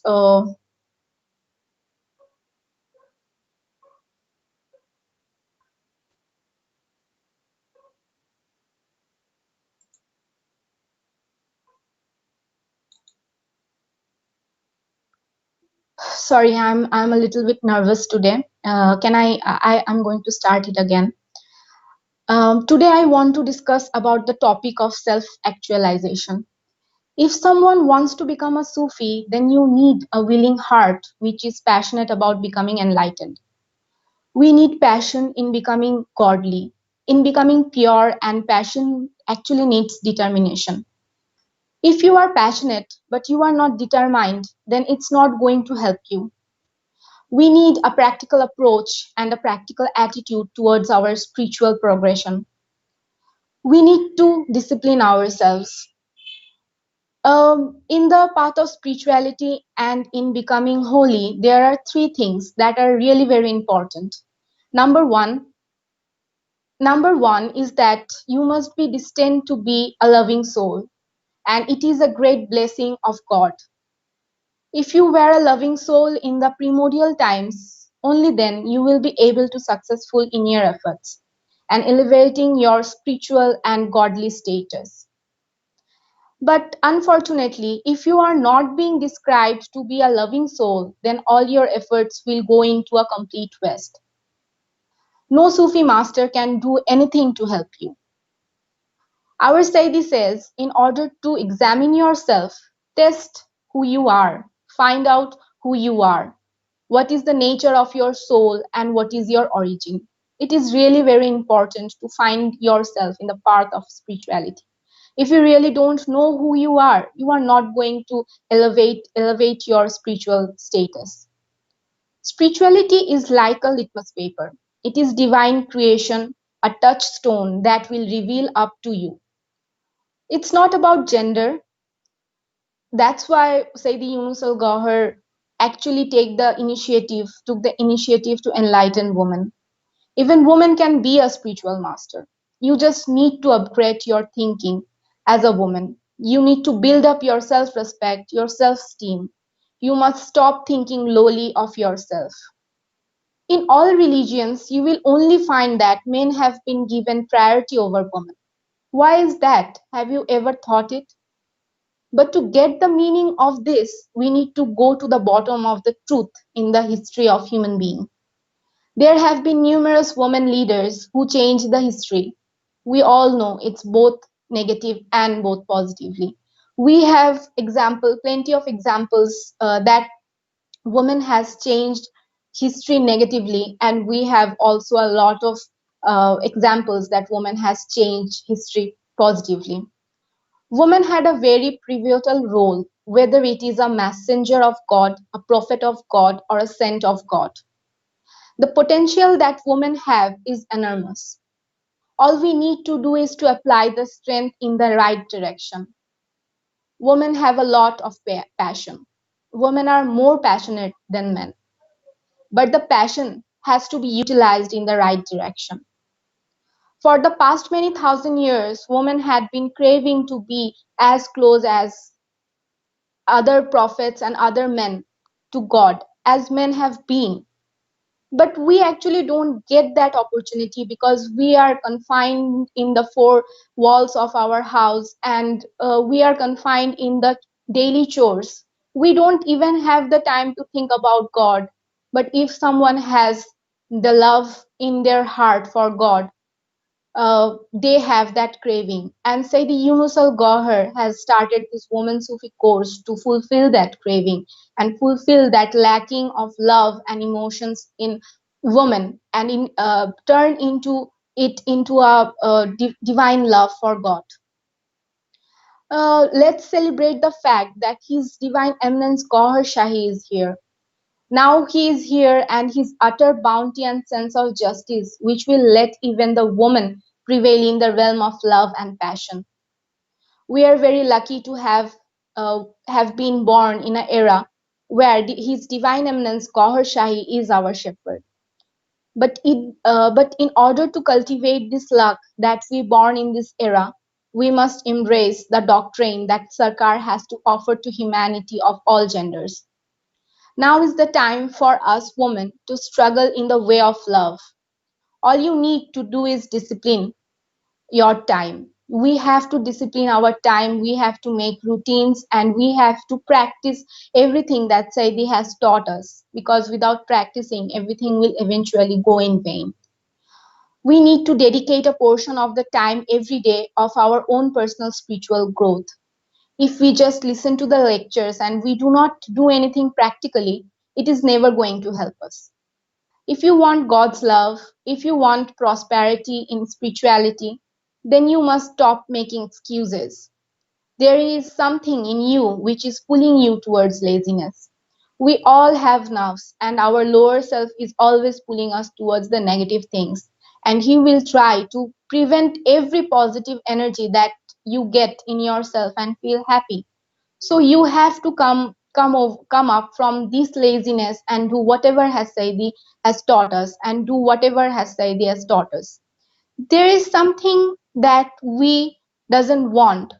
uh, there is something in us that doesn't want us to be holy. There is something in you that doesn't want you to adopt spirituality. The devil is really very clever, and he knows everybody's weaknesses. And if your weakness is sleep, he will pull you to sleep. The devil knows more than we know about ourselves, and that is why he is always successful. Uh, the the first thing that we have to do is self-realization. It is to know what is your weaknesses are. Only then you can be careful that you should not be deceived through these weaknesses by the devil. You should know the weaknesses of yourself, the deadliest weaknesses that can really disappoint you sometimes. When we are in trouble, just think about this example. When we are in trouble, only then we turn to God. And when the trouble is gone, we turn away from God like we never knew him. It's actually a practical example. We all do it. If we have any calamity in our life, we are tend to ask forgiveness from God from all of our sins and promise him not to do the sin again. But after the calamity has gone, we just forget that we have made some promises. So if you want to love God, then you must accept that calamity and pain. God is the one who sends calamity upon you. Then only He can remove it from you. And God will not send calamity and pain upon you unless and until you are connected with God. In any problem, people think it is coming from God. Every problem is not, each and every problem in your life is not created by God. God only troubles the one that he loves. Every day you are busy in your life and you do your business and job and then comes a calamity. It's not from God because God is very picky. He doesn't trouble those who are not connected to him. In order to be troubled by God, you need to be connected to God. When you ask God to remove calamities from you and you don't even know if was it sent by God or not. God said, I have attached calamity and trials with them whom I love. So those who are seeking God's love, when God's love is granted to them, calamity and problem comes along as a dowry. It is reserved for his beloved, for his lovers. One side, calamities and problems have been attached with God's love, and he only gave them to his loves and beloveds. And another thing, as common human beings, you cannot say that problem and calamities you have been sent to you is by God. This would be a shirk to God. Sometimes when you do wrong things and such calamity is the result of your wrongdoing, we cannot hold God responsible for it. We have to deal with it with ourselves. Without getting connected with God, He will never send calamity upon you. You can write it down in the secrets of your heart. In our people makes a lot of money. In our country, actually, people makes a lot of money through prohibited ways, and they say, "Mashallah, this is the attribution of haram to God." Saidi said, "Do not attribute anything to God until you know the truth." We actually don't know whether the calamity is coming from God, whether the money is granted by God to us, whether the happiness is granted towards God. We earn money with a lot of prohibited ways, and which is not acceptable to God. So why are we attaching this to God and saying mashallah? So if you do this, then it is actually false allegation. And when you do the same thing with God, like you do false allegation, you blame any have blame any self allegation, false allegation, and you do the same thing with God, it is actually called kufr. And another thing, with the money earned unlawfully, you are going to perform Hajj and you are raising your kids with the money. How do you expect your children to turn out to a faithful ones? All the parents want their children to be the faithful ones, go to mosque and say 5 time prayers and be Allah's favorite. But do you really think that with the unlawful earning of yours, your children are going to be faithful ones? I don't think so. So what do you think if women wear a scarf and men have turban and beards, they automatically be faithful ones? No, just wearing a scarf doesn't make you a faithful one. Prophet Muhammad ﷺ said that the greatest rank in Islam belongs to the one who has the best conduct. Not just how to behave with people particularly, your behavior with God when something comes from God and you are not patient with it is a bad conduct. The Quran says for Prophet Muhammad ﷺ, "O my beloved, you are the one, the best of morals." Our Prophet Muhammad sallallahu alaihi wasallam has the greatest morals, and we should follow his morals, not others. And if I want to give reference of Bible, then Jesus said, "If somebody slaps you on the right cheek, present them your left cheek also." So you can see by these words that having a moral and having a conduct it's so important. This is actually the character. In spirituality, purification of the lower self and enlightenment of the heart will form your character. Character formation is really very important. Upon the ethical and moral principles of such spiritual dignitaries like Jesus Christ and Prophet Muhammad, without spirituality, it is just phraseology. Nothing is going to happen. If you want to achieve it, you have to adopt spirituality. Women have more potential. Then they can be more patient and they can compared to men. Women can be more enduring than men. All you need to do is practically adopt spirituality. Spirituality is the key to every question of which is going in your mind right now. To know yourself is simply knowing God. So self actualization and knowing yourself is the first step in spirituality. Knowing yourself means we come to know of how God potential and how good potential and bad potentials are present in us. Our bad potential is our weaknesses through which the devil can deceive us. So we need to complement them upon our character and behavior. Uh, we need strength against evil. We should request the Lord to reveal our weaknesses and our bad side upon us. If I have a weakness of fear, I should drag myself into a situation where fear is prevalent. Whatever is our weaknesses, we need to embrace them. Without embracing it, we won't know what our potential is, where actually we lie in the path of spirituality. So I just want to quote uh, some lines from Bible that Bible has said about women. In Bible, it is said that a gracious woman gets honor and violent man gets riches. Another thing is strength and dignity are her clothing, and she laughs at the time to come. She is more precious than jewels, and nothing you desire can compare with her. So these are some wonderful lines from Bible. What does actually it means? It means when you truly love God, you will not be impatient when calamity and pain strike. You will not be impatient anymore because of the presence of God in your heart. So all your hearts that have love inside them are patient and kind. If your heart is filled with love, you are never proud. You are always down to earth, humble because of the burden of the love that you have in your heart. When you have God's love in your heart, you cannot be unkind to anyone. Being unkind is actually a negative attribute.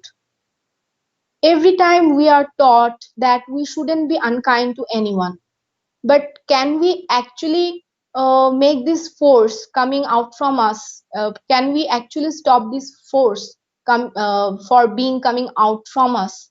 No, we can't because our hearts are not enlightened. Only an enlightened heart with God's love will do that. We cannot force ourselves to be kind. Naturally, we will be kind if our heart is enlightened because love softens the heart. So, love is patient, love is kind, it does not boast, it is not proud. If you hate failures, bring God in your heart. Another thing which is said in Bible, God is within her and she will not fail. Whenever I read this line, I feel so special that whenever God is in ourselves, we are not going to fail because God is the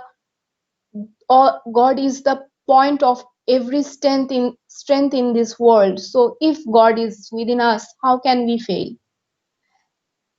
So by this line, another thing that we can understand is that a woman who has God's love in her heart will never fail.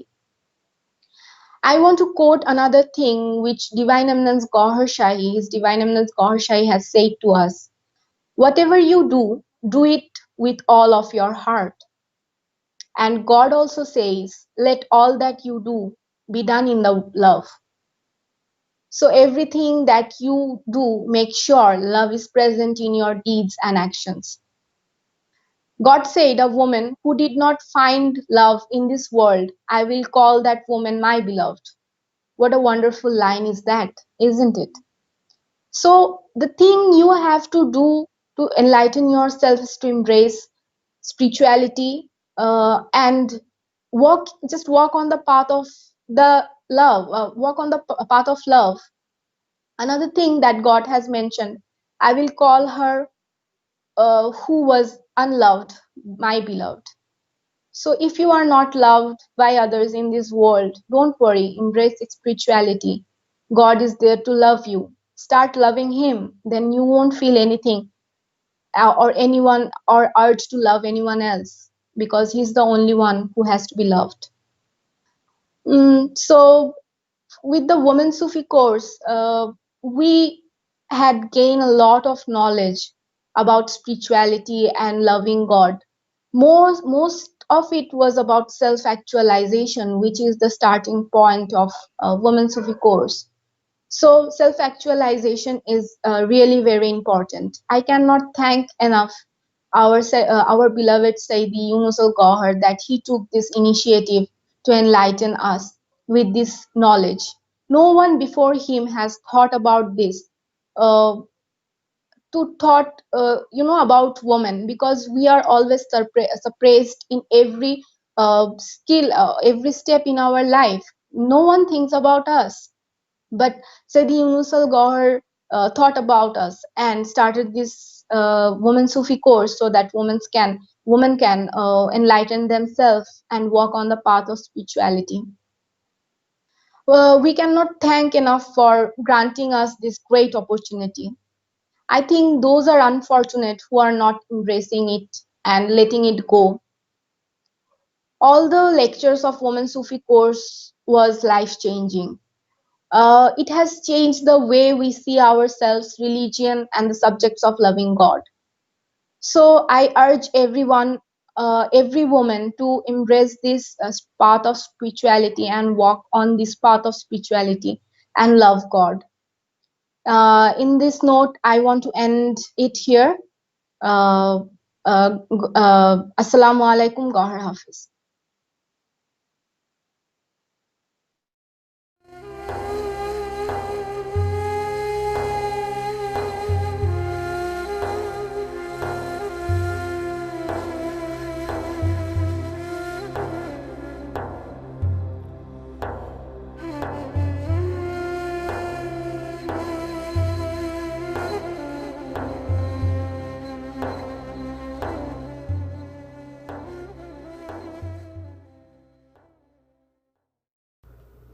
सल्लल्लाहु अलैका या रसूल अल्लाह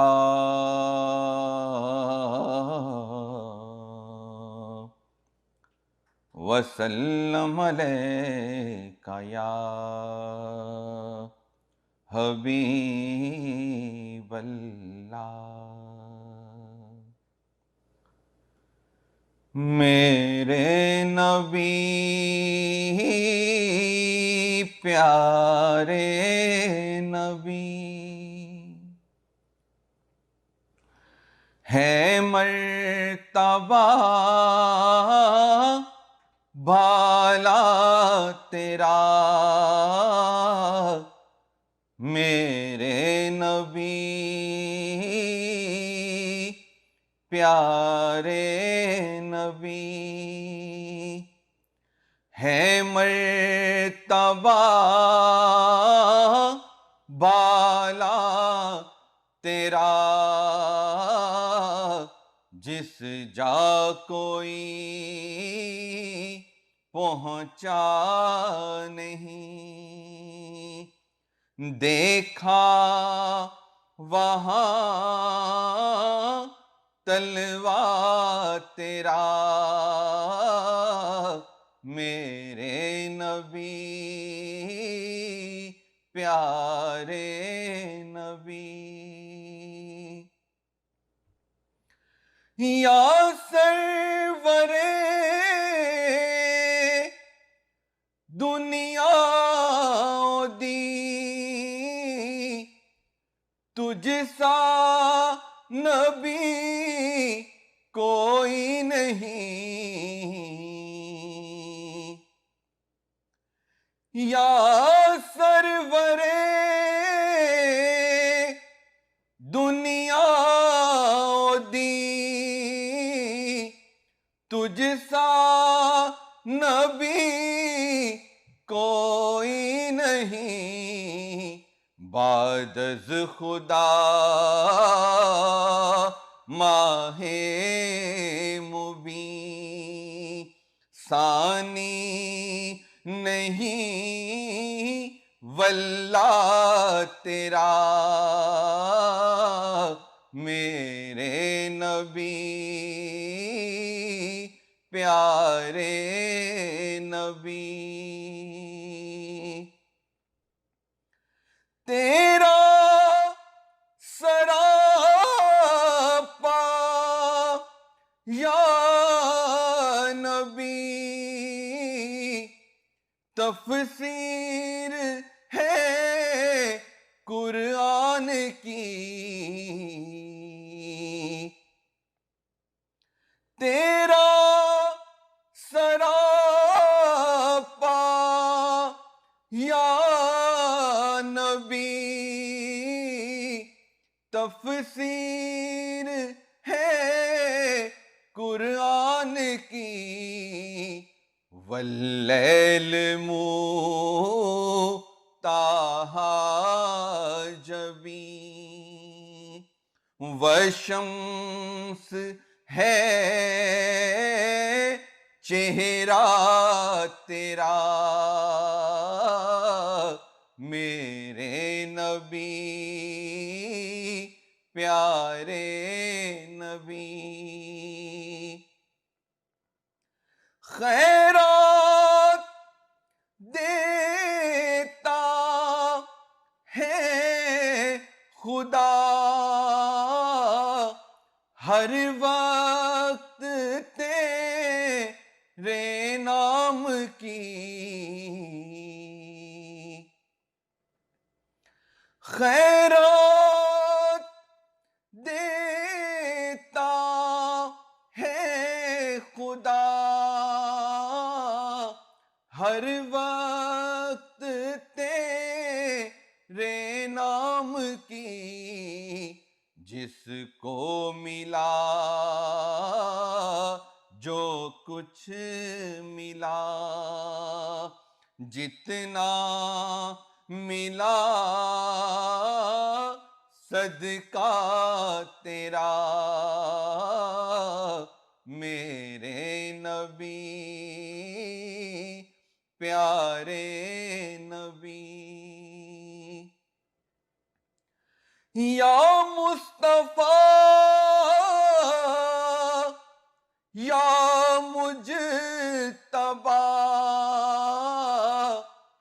بھر دیجئے کاسا میرا. یا مصطفیٰ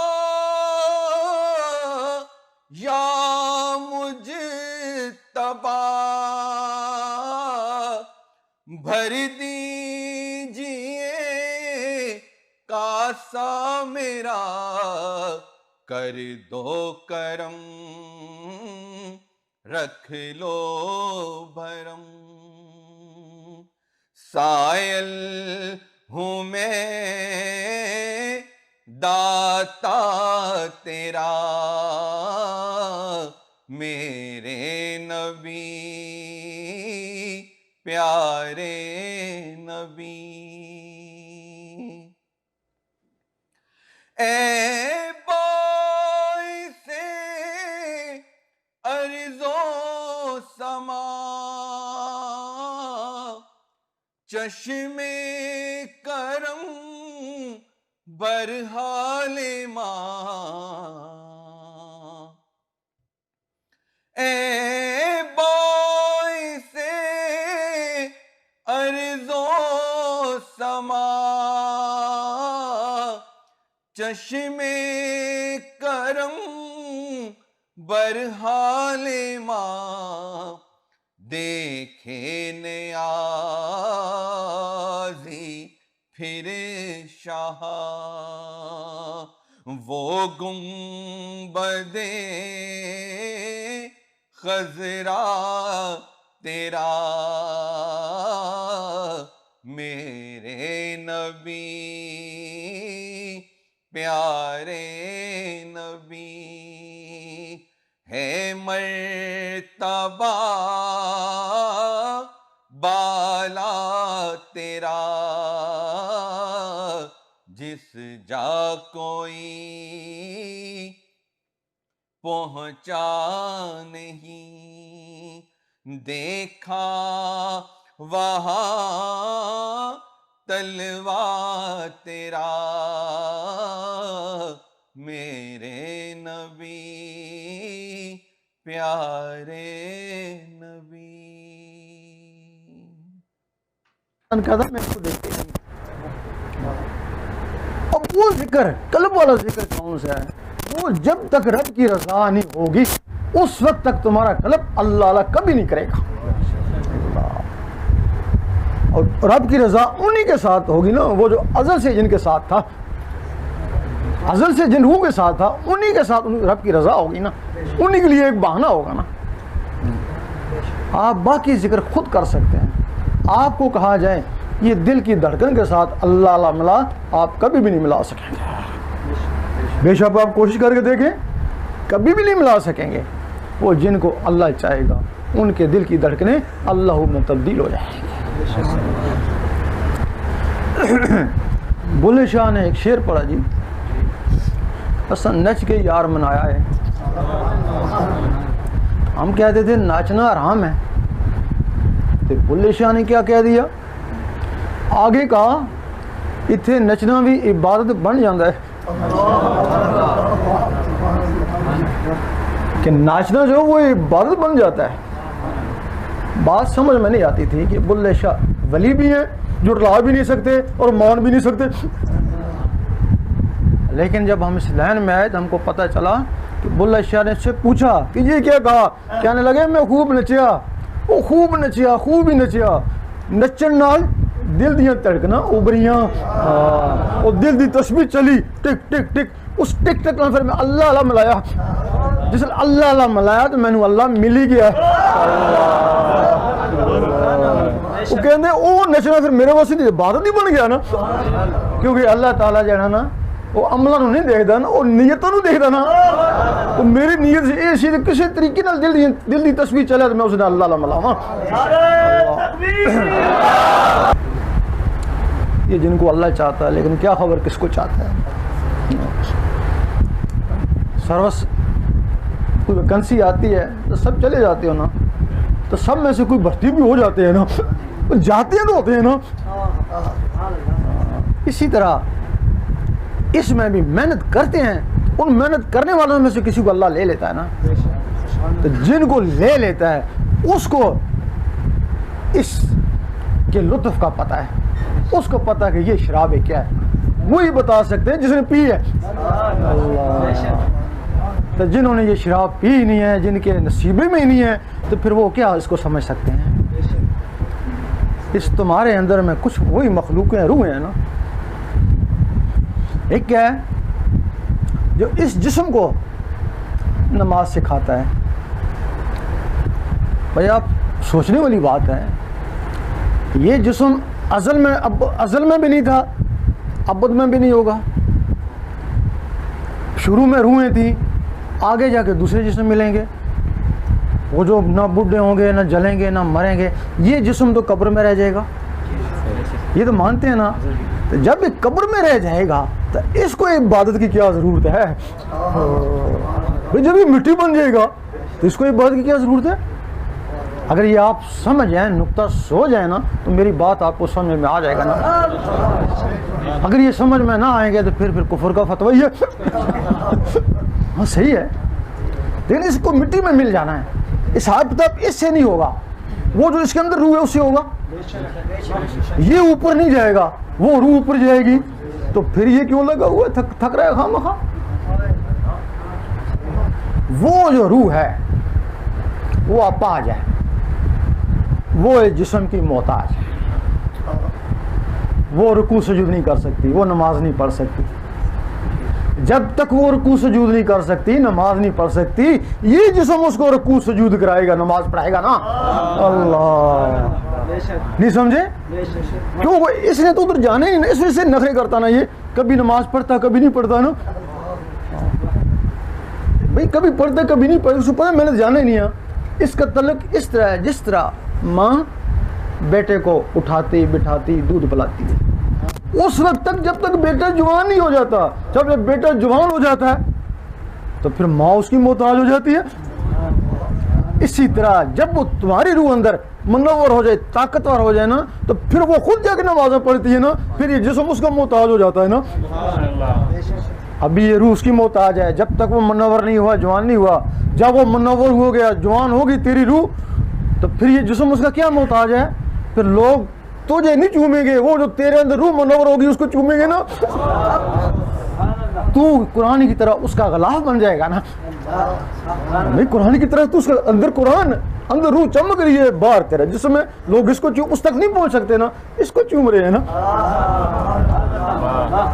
یہاں دو طرح کی شریعت ہے، ایک جسم والوں کی شریعت ہے اور ایک روح والوں کی شریعت ہے. ان روحوں کی بھی شریعت ہے. اس کو شریعت محمدی کہتے ہیں. حضور پاک کے جسم مبارک کا نام محمد صلی اللہ علیہ وسلم ہے، جسم کا نام ہے. آپ نے جسم سے نماز پڑھی وہ شریعت محمدی ہے. آپ کی روح مبارک کا نام احمد ہے. اللہ بس سنا ہوگا، آپ کو احمد بھی کہتے ہیں، آپ کی روح کا نام احمد ہے نا. تو وہ روحیں جو ہیں وہ بھی شریعت میں، ان کو شریعت احمدی کہتے ہیں نا. اگر تو شریعت احمدی میں جانا چاہے نا تو کوئی بھی چلا جائے، پابندی نہیں. جس طرح شریعت محمدی میں پابندی نہیں، اس طرح شریعت احمدی میں پابندی نہیں. شریعت محمدی اس جسم سے ہے، جسم ختم ہو گیا شریعت ختم ہو گئی، جو کچھ کیا تھا کیا، بس کتاب بند ہو گئی. یہی ہے نا. تو شریعت احمدی تو قیامت تک ختم نہیں ہوتی ہے. جب حضور پاک شب معراج میں گئے، جانے سے پہلے آپ نے بیت المقدس میں نماز پڑھائی. بھائی نماز تو آپ کو اس وقت ملی گی جب آپ اوپر گئے تھے. اوپر جانے سے پہلے آپ نے نمازیں پڑھائی. کس کو پڑھائی؟ سب ولیوں نبیوں کی روحوں کو نمازیں پڑھائی نا. اس کا مطلب ہے کسی کی بھی روح اس قابل ہو جائے تو وہ بھی اس نماز میں شامل ہو جاتی ہے نا. تو وہ نماز پتہ نہیں کب سے آ رہی ہے اور کب تک چلتی جائے گی. آپ سے پہلے 6000 سال پہلے آدم علیہ السلام تھے، وہ بھی اس نماز میں شریک تھے نا. تو آپ قیامت تک جتنے بھی ولی آئیں گے وہ بھی اس نماز میں شریک ہوں گے نا. وہ شریعت احمدی ہے. اور وہ جو لوگ شریعت احمدی میں چلے جاتے ہیں ان کو کہتے ہیں کہ ان کو مردہ مت کہو. وہ اس وقت تک ہی سر نہیں اٹھاتے ہیں جب تک اللہ ان کو جواب نہ دے. حضور پاک نماز جماعت پڑھاتے ہیں، سبحان ربی اللہ سبحان، لگے رہتے ہیں سجدے میں، سارے نہیں اٹھاتے ہیں. پھر اللہ جواب دیتا ہے لبیک یا عبدی. تو کبھی تو جلدی کہہ دیتے تو کبھی ساری ریاست آتا رہتا ہے اللہ. جب تک کہتے نہیں وہ ساری نہیں اٹھاتے ہیں نا. تو جس نماز میں اللہ تعالیٰ نے خود ہی کہہ دیا کہ لبیک، کہ میں حاضر ہوں، لبیک یا عبدی میں حاضر ہوں، تو پھر وہ نماز ہی ہے نا. وہ نماز عشق ہے نا. تو جتنے عشق پہنچاوے ایمان کو بھی خبر کو نہیں. جہاں یہ عشق والے پہنچ جاتے ہیں نا وہاں ایمان والوں کو بھی خبر ہے. اب یہ ہے کہ یہ تمہارے اندر یہ چیزیں ہیں، اب تم نقل میں لگے ہوئے ہو. تو بلے شاہ نے فرمایا تھا اسی نقلی نماز نہیں پڑھ دے. تو پوچھا گیا کہ نقلی نماز، یہ جسم تیرا نقلی ہے نا، جو نماز پڑھتا نقلی ہے، جسم بھی نقلی، نماز بھی نقلی، تو بھی نقلی.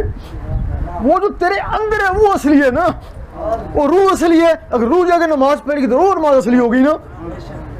تو اصلی نماز والا محروم تو نہیں ہوتا نا, تو نکری والا تو 72 فرقوں میں چلا گیا نا. اب وہ اصل مقصد ہے کہ وہ روح تمہاری منور ہو. تو علامہ اقبال فرماتے ہیں یہ خاکی اپنی فطرت میں نہ نوری ہے نہ ناری ہے, تیری روح نہ نوری ہے نہ ناری ہے. اس کو نار پلا ناری ہو جائے گی, شیطانوں میں مل جائے گی, نور پلا تو نوری ہو جائے گی, ولیوں میں چلی جائے گی, جو چیز اس کو دے.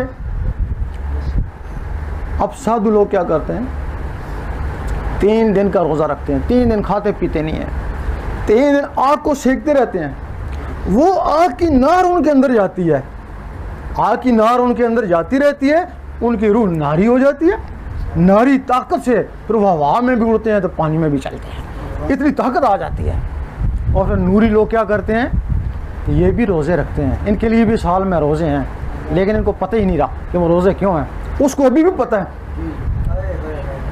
اس کو ابھی بھی پتہ ہے کہ میں نے روزہ کیوں رکھنا, آگ سینکتا ہے, اور اس کو تو نور بنانا, اس کو پتہ ہی نہیں ہے. یہ روزہ رکھ کے نماز بھی نہیں پڑھتا. مقصد یہ ہے کہ بھوکا رہے, تیرے اندر نور جائے. تو نے روزہ رکھا ہے, وہ آگ سینکتا ہے, تو 24 گھنٹے اللہ اللہ کر, اللہ اللہ کا رگڑا لگا, اس رگڑے کا نور بنے تو تیری روح منور ہو. اللہ, روزے کا یہ مقصد ہے نا.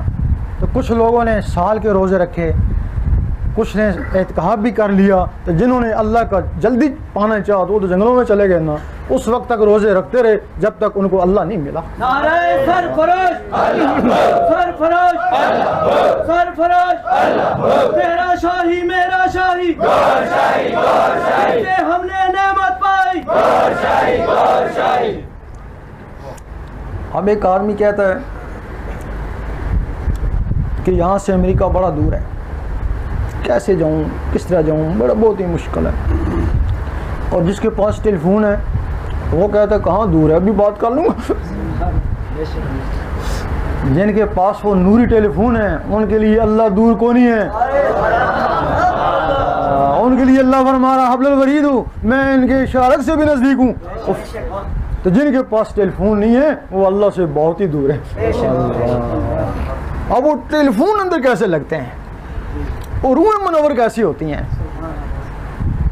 اور بیٹ شاہ والے فرماتے ہیں کہ نماز روزہ کم سٹھو او رستہ کو دوجو. نماز روزہ کم چنگا ہے, لیکن او رستہ جو ہے وہ دوسرا ہے.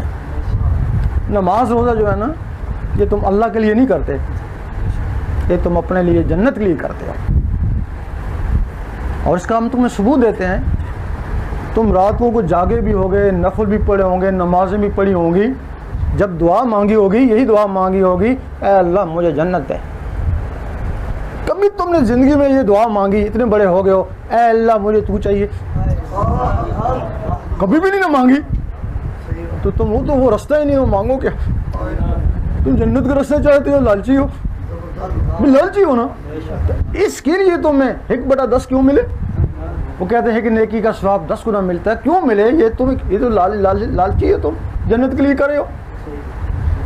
جب تمہارا دل کا رستہ چل پڑے گا, دل کا تعلق اللہ سے ہے, اللہ اللہ تمہارے دل میں شروع ہو جائے گی, تو پھر تم کبھی نہیں کہو گے اے اللہ مجھے جنت چاہیے, یہی کہو گے اے اللہ ہمیں تو چاہیے.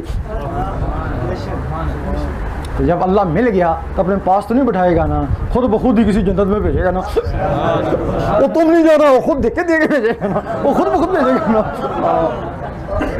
اور وہ جو اللہ کے لیے نا وہ 1/10 ہے نا, وہ جنت کے لیے 1/10 نہیں ہے, وہ اللہ کے لیے وہ 1/10.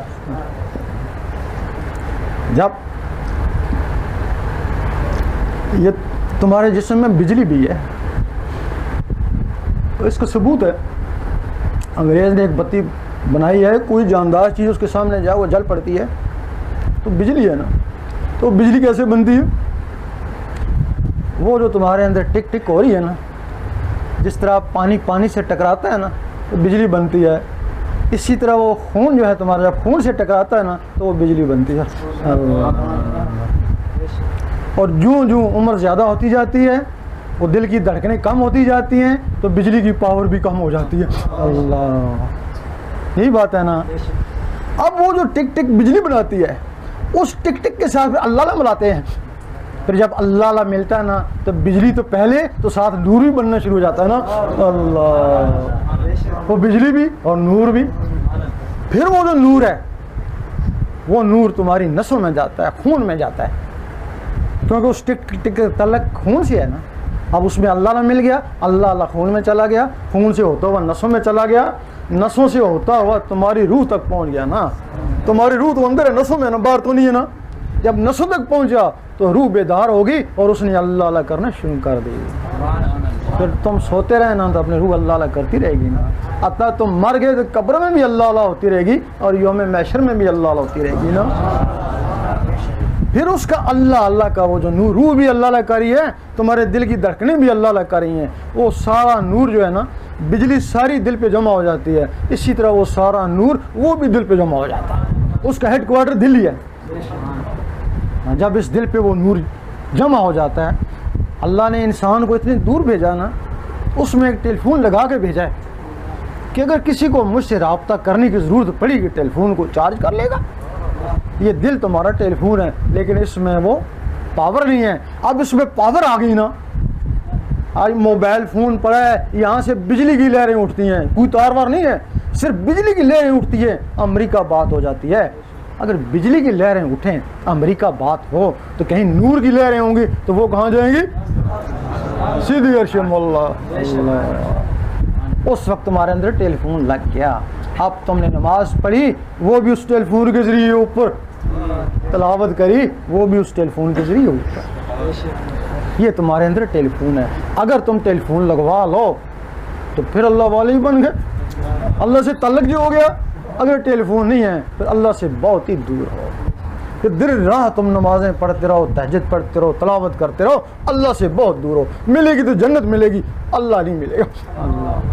اگر اللہ مل گیا تو یہاں بھی اللہ والوں کی عزت اور وہاں بھی اللہ والوں کی عزت. یہاں تو کچھ فرقے والے ہوتے ہیں نا جو ان کو پہچان نہیں پاتے، تو وہاں تو فرقہ ہوگا ہی نہیں نا، ہر آدمی ان کو پہچانے ہی جانا. اللہ تو اس کے لیے جو طریقہ ہے، اب چونکہ اللہ کو اپنے اندر لانا ہے نا، تو بہت سے لوگوں نے مختلف طریقے نکالے ہیں. باپ تو پڑھ رہا ہے، وہ تو باہر جا رہا ہے نا، اس کو اندر لانا ہے. تو اللہ کر رہا ہے، تلاوت کرو تو باہر جا رہی ہے نا، راز یہ اس کو اندر لا. اللہ کو اندر لا، اندر کیا، اس کو دل پہ لا. تو کہے گا میں دل پہ کیسے لوں اس کو؟ اس کا طریقہ ہے. روزانہ کاغذ پہ 66 مرتبہ اللہ لکھتے ہیں. فجر کی نماز کے بعد بہت اچھا وقت ہے، ورنہ جب بھی آپ کو وقت میسر آئے 66 مرتبہ یہ اوپر لکھا ہوا ہے اللہ لکھیں. آپ تھوڑے دن لکھیں گے، وہ 66 ایک عمل ہے. تھوڑے دن لکھیں گے، جو کاغذ پہ لکھتے تھے نا وہ آنکھوں پہ تیرنا شروع ہو جائے گا. وہ لفظ آنکھوں میں آ گیا ہے، اس کو صاحب تصور بولتے ہیں. جب آنکھوں میں آ جائے پھر لکھنا بند کر دیں. آنکھوں سے توجہ سے پھر اس کو دل کے اوپر اتاریں نا، اس کو صاحب توجہ بولتے ہیں. آنکھوں میں کشش ہے، کاغذ سے کھینچ لیا، دل میں کشش ہے، آنکھوں سے کھینچ لیتا. جب وہ اللہ دل پہ آ گیا اس وقت دل کی دھڑکن تیز ہو جائے گی، ٹک ٹک ٹک. وہ تمہارے دل کی تسبیح ہے، اس کے ساتھ اللہ ملا ہے. بار بار ایسا کریں گے وہ دل کی دھڑکنیں اللہ میں تبدیل ہو جائیں گی. شاہی میرا شاہی، گوہر شاہی، گوہر شاہی، دنیا پر ہے کس کی شاہی؟ گوہر شاہی، گوہر شاہی، داعی برحق دین الہی، گوہر شاہی، گوہر شاہی. اب یہاں پولیس کی مور لگی ہوئی ہے، بھلے کالی پینسل سے لکھا ہوا پولیس، اس کا مطلب پولیس والے یہ نا. اللہ لکھا گیا، اللہ والا. بھائی اللہ لکھا گیا اللہ والا یہ نا، وہ دل پہ تو کوئی نہیں لکھ سکتا. اتارا پتہ نہیں کس طریقے سے، کتنی محنت سے، کتنے وسیلے سے، کتنی دوڑ لگا کے اس نے دل کے اوپر لکھا نا اللہ.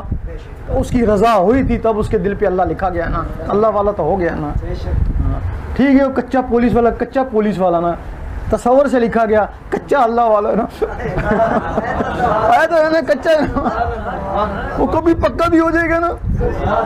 تو پکا کیسے ہوگا؟ اب جیسا وہ لکھتا تھا نا تصور سے، ایسا دل کے اوپر کالا سا لکھا گیا. اب جب وہ دل کی دھڑکنوں کا رگڑا لگا نا اللہ اللہ کا، اس کا نور بنا، اس نور سے وہ سفید ہونا شروع ہو گیا نا. بھائی نور سے پھر سفید ہونا شروع ہو گیا نا. ایک دن بالکل سورج کی طرح وہ اللہ چمکنا شروع ہو گیا. پھر جب سورج کی طرح اللہ چمکنا شروع ہو جائے اب تو قبر کے عذاب سے بھی بے خوف ہو جا. اللہ قبر میں چلا جا, فرشتے آئیں گے, سب سے پہلے پوچھیں گے بتا تیرا رب کون ہے. پوچھیں گے نا, کہتے ہیں پہلا سوال ہی ان کا ہے. خاموش رہنا, جواب نہ دینا, ڈرنا نہیں, ان کو ستانا. پھر پوچھیں گے بتا تیرا رب کون. خاموش. ان کو غصہ تو آئے گا نا, تو گنگا تو ہے نہیں, تو بتا تیرا رب کون ہے. بس کفن کو پیچھے کرنا اور لفظ اللہ چمک رہا دیکھ لے.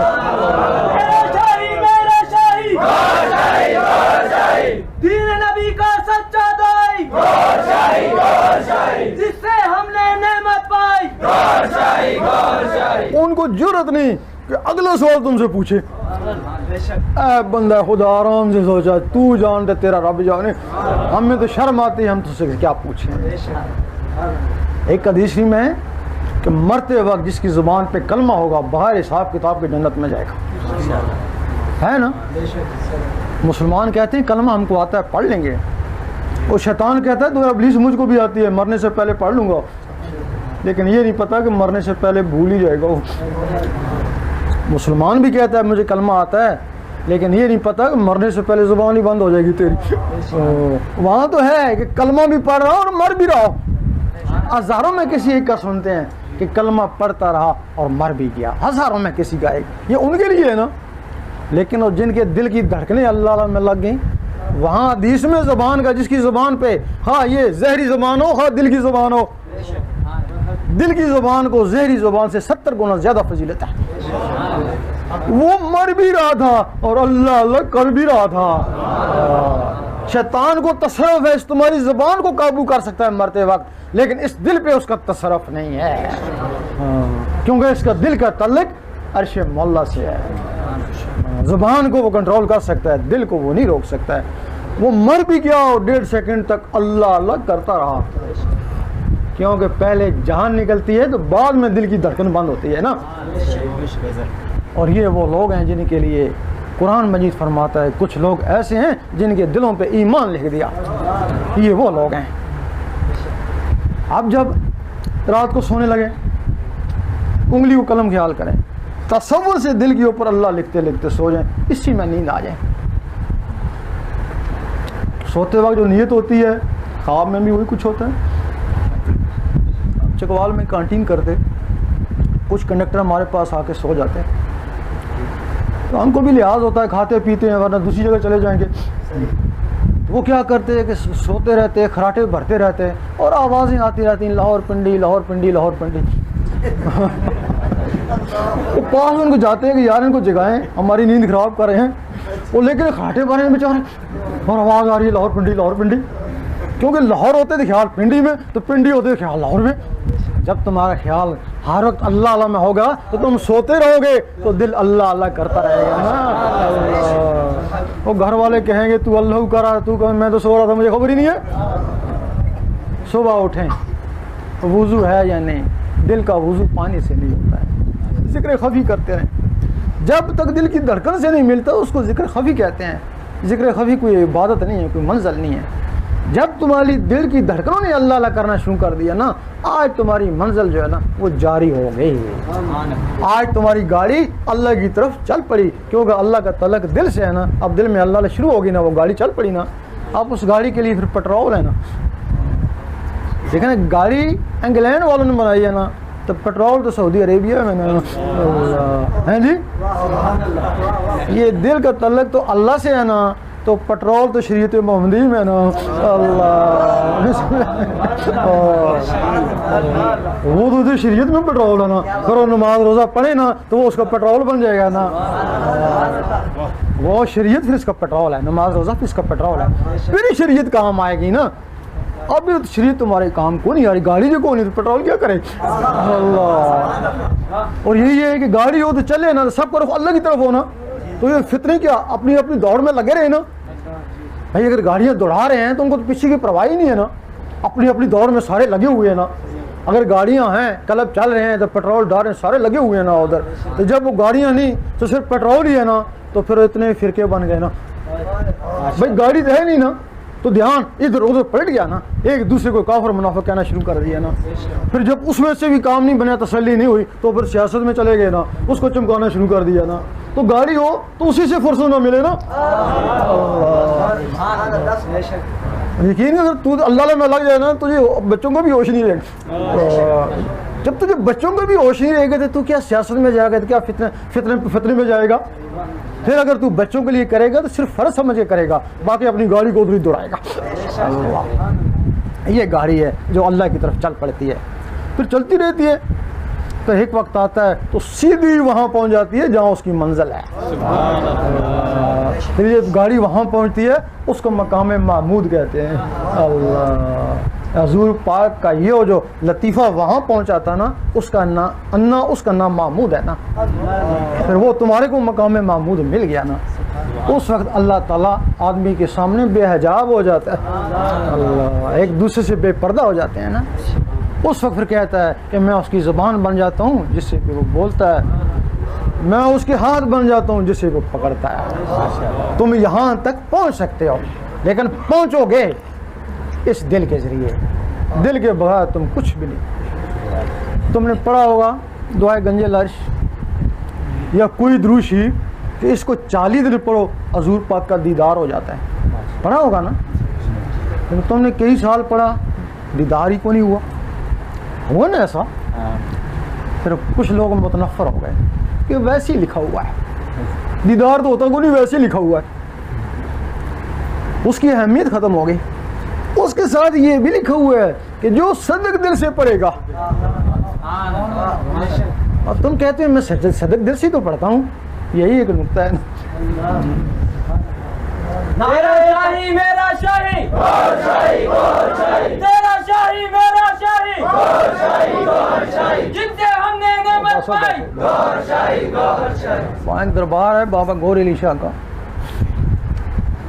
میں بچپن سے وہیں جاتا، بیٹھ کے قرآن شریف پڑھنا شروع کرتا ہے، نوافل پڑھنا شروع کرتا. کئی سال پڑھتا رہا، لیکن اللہ کا کوئی نام و نشان ہی نہیں. وہ رستہ ہی نہیں تھا اللہ کا. ہم اسی کو سمجھتے تھے، وہ رستہ ہی نہیں تھا اللہ کا. ایک دن قرآن مجید پڑھ رہا تھا تو ایک لمبا سا چوگا پہنے ہوئے ایک درویش آیا، کہہ رہا خواہ بہا چنے چوبارا. مجھے بڑا غصہ لگا. میں قرآن پڑھ رہا ہوں، یہ کہتا ہے چنے چوبارا. یہ ضرور شیطان ہے، مجھے روکنے کے لیے آیا. خیر وہ چلا گیا، بات ختم ہو گئی.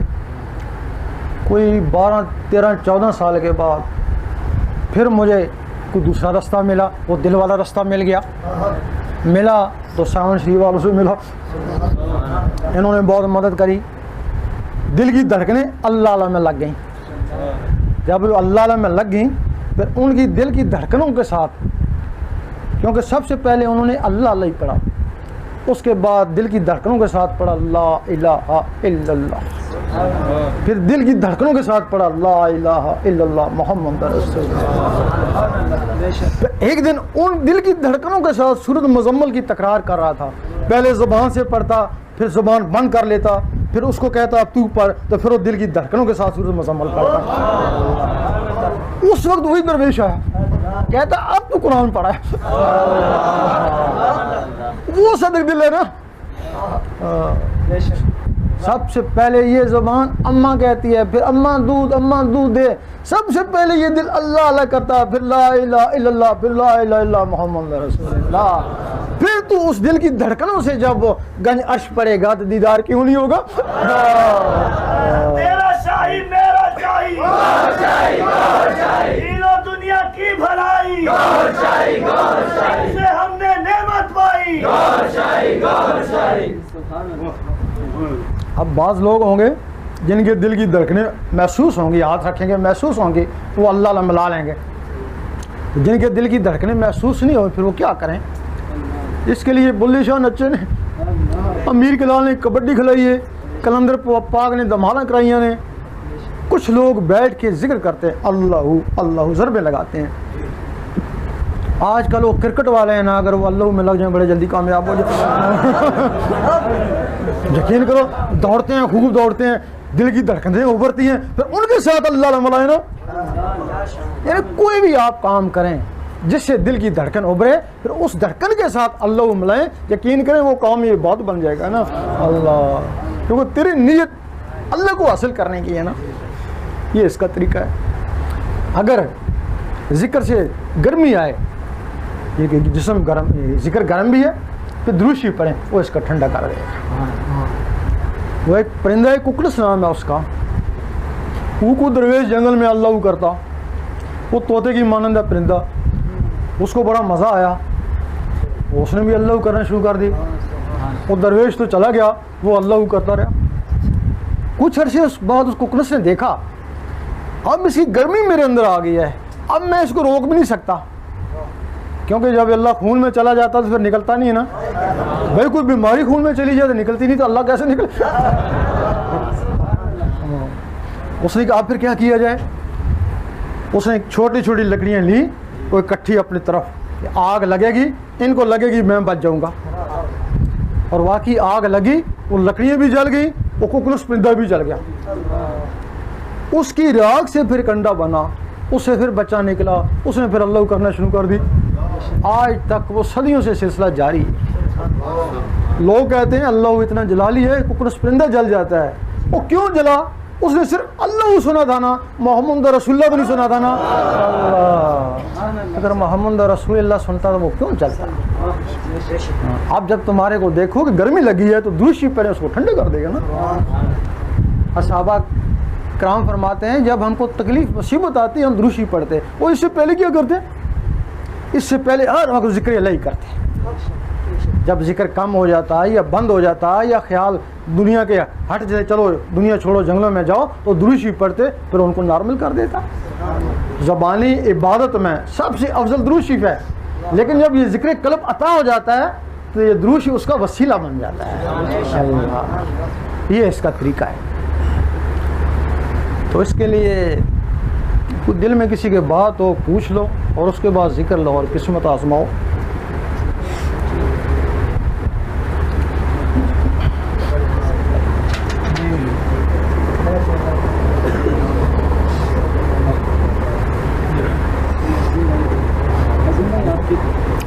آپ فرماتے ہیں قبر میں بڑی شان سے جانا، آگے حضور پاک نے اپنی بیٹی سے کہا تم یہ مت سمجھنا کہ تم میری بیٹی ہو، تمہیں بھی قبر کا حساب دینا ہوگا، میرا مقصد۔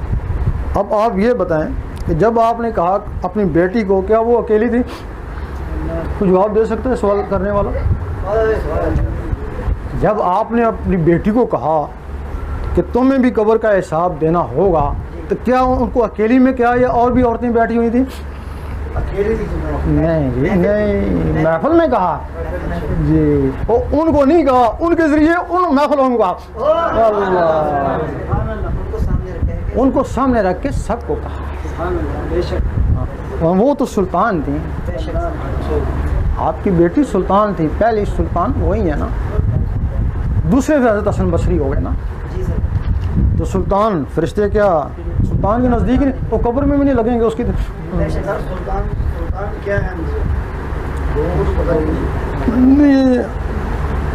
مطلب یہ باتیں دراصل شریعت میں نہیں ہے نا، لوگوں کی سمجھ میں نہیں آتی ہے نا، جب سمجھ میں نہیں آتی ہے نا تو بات کا بتنگڑ بن جاتا ہے۔ سلطان کے لیے اگر آپ پڑھنا چاہیں نا تو سخی سلطان وہ رحمۃ اللہ کا رسالہ روح شریف ہے، اس میں کچھ انہوں نے راز کھولا ہے۔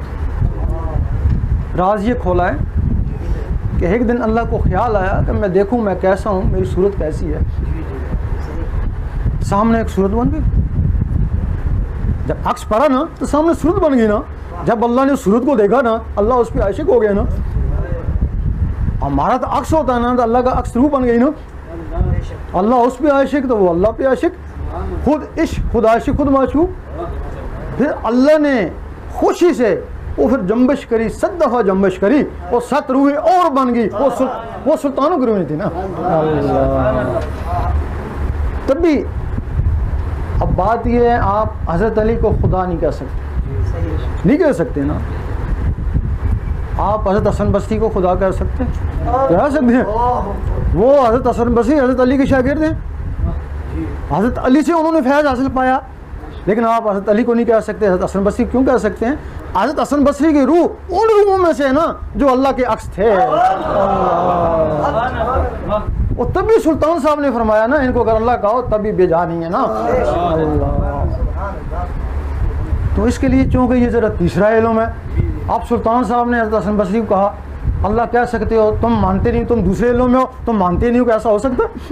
اس کے لیے تمہیں تیسرا علم پڑھنا ہوگا نا, پھر اس حقیقت کا پتہ چلے گا نا. اس کے لیے ابو ہریرہ نے فرمایا کہ مجھے حضور پاک سے 2 علم حاصل ہوئے, ایک تمہیں بتایا, دوسرا بتاؤں تم مجھے قتل ہی کر دو.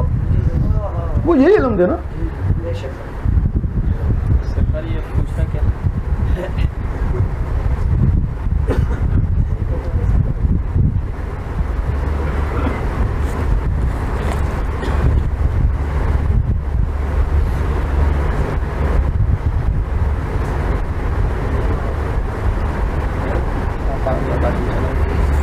یہ جب امام مہدی آئیں گے تو پھر پتہ چلے گا, مجھے ابھی کیا پتہ ہے. سرکار یہ پوچھ رہے کہ جو قرآن پڑھتے وقت کے پاس بزرگ آئے تھے ان کا نام کیا تھا؟ آج تک مجھے پتہ نہیں چلا جی, لیکن وہ کوئی بزرگ نہیں تھا, وہ میرے واسطے تو فرشتہ ہی تھا. حضرت اویس خان والد کا یہ تو تاریخ میں دیکھیں نا جی. سرکار یہ دعاؤں کے لیے بس اللہ رہے. اب یہ کہتے ہیں حضرت اویس کرنے کے والد کا نام, میں نے کون کو ان کے دادا کا نام بتاؤ پہلے, پھر ہاں بس اللہ رحم دیکھیں گے. ہاں جی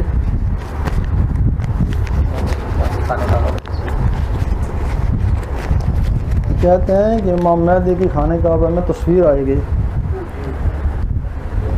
تیرا شاہی میرا شاہی بن کر مست ملنگ رہیں گے. ابھی جو وہ ناسا ہے نا امریکہ والے, وہ اوپر گئے خلا میں, ایک جو چہرہ نظر آیا نا وہ امام مہدی کا ہی تھا نا. آپ پاکستان اخبار میں اس کی تصویر آئی ہے نا, اس چہرے کے ساتھ چہرہ ملائیں, جس کا مل گیا وہ امام مہدی ہوگا. کیوں جی؟ وہ کہتے ہیں کہ 150 گنا سورج سے زیادہ وہ چہرہ آیا, اور اس کی تصویر پاکستان میں ہم نے خود دیکھی ہے, اور یہ بھی دیکھا کہ وہ آدمی پاکستان میں موجود بھی ہے.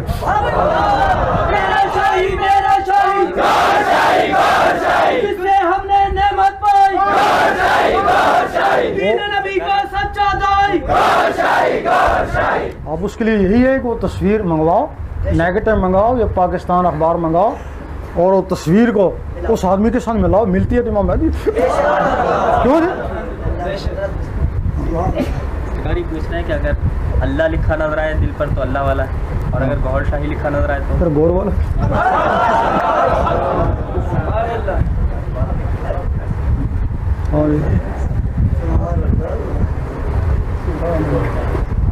یہ کہتے کون کون مشن پھیلانا چاہتا ہے, دعا پھیلائے. یہ کرتے ہیں فقیری کیا چیز ہے, ہمیں فقیری چاہیے. اس کے لیے ہمیں کیا کرنا پڑے؟ اس کے لیے سب سے پہلے یہ دیکھنا پڑے گا اللہ تم کو چاہتا ہے یا نہیں. اگر چاہتا ہے تو پھر دوڑ لگاؤ, اگر نہیں چاہتا پھر تو تمہاری دوڑ بیکار ہے نا. اگر تمہارا دل میں اللہ اللہ شروع ہو گئی, پھر تم کو اللہ چاہتا ہے, پھر دوڑ لگاؤ. طریقہ ہم تم کو بتائیں گے. پہلی شرط یہ کہ اللہ تمہیں چاہے, پہلی شرط یہ کہ اللہ چاہے تو کامیابی ہوگی. تب, ورنہ پھر کیسے کامیابی ہوگی؟ جنگلوں میں لوگ دیکھے ہیں, دھکے کھا رہے ہیں, برسوں سے پڑے ہوئے. ہاں جی, یہ بعد میں پوچھیں گے. بس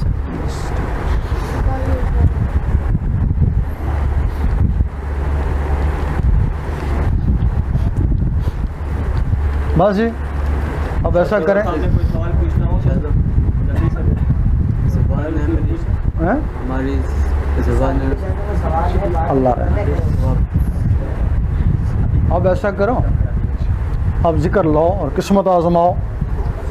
تمام سبھی وہی بیٹھے ہیں. طریقہ اس طرح ہوگا, اشارہ بھی ذکر دیں گے, یہاں سے جو ہے دو والے ہو کے یہاں سے ٹھیک ہے.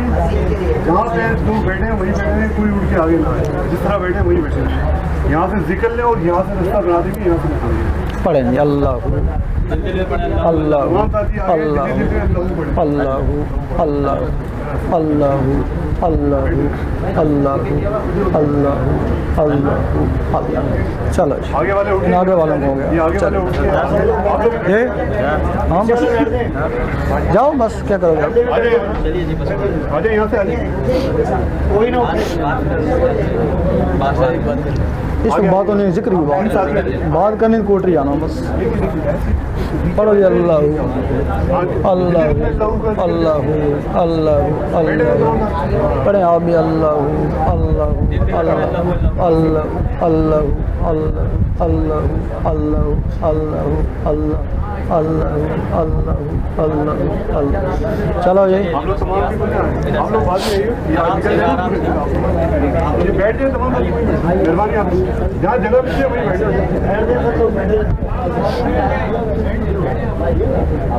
आराम से निकल अल्लाह अल्लाह अल्लाह। चलो जी चलिए तमाम सब यहाँ आ जाए आप लोग थोड़ा वेट कर लीजिए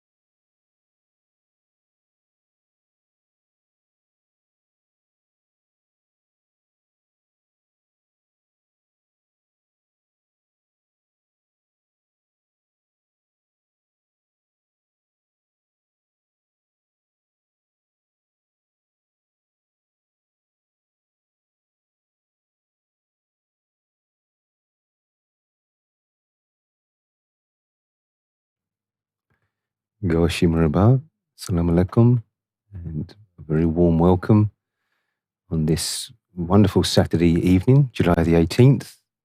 And joining me today on the Daily Prelude Show, it's a pleasure in introducing Sheikh Wajid. Gorshai Marwa, Brother Steve, and Gorshai Marwa to all the viewers on ALRA TV. Nice to see you again. And Goshi Maraba, Sheikh Imran over there in Germany. Nice to see you joining us. That was a wonderful show yesterday, a bit of a surprise during Nasser Younus's Daily Pulse, where we had a different look when Nasser Younus came on. She was sitting on the chair and had a wonderful discussion with Azra Baji about makeup, women's makeup, and a wonderful different variety to ALRA TV. and she's getting more and more confident as she presents, and hopefully she will be very soon presenting her own show.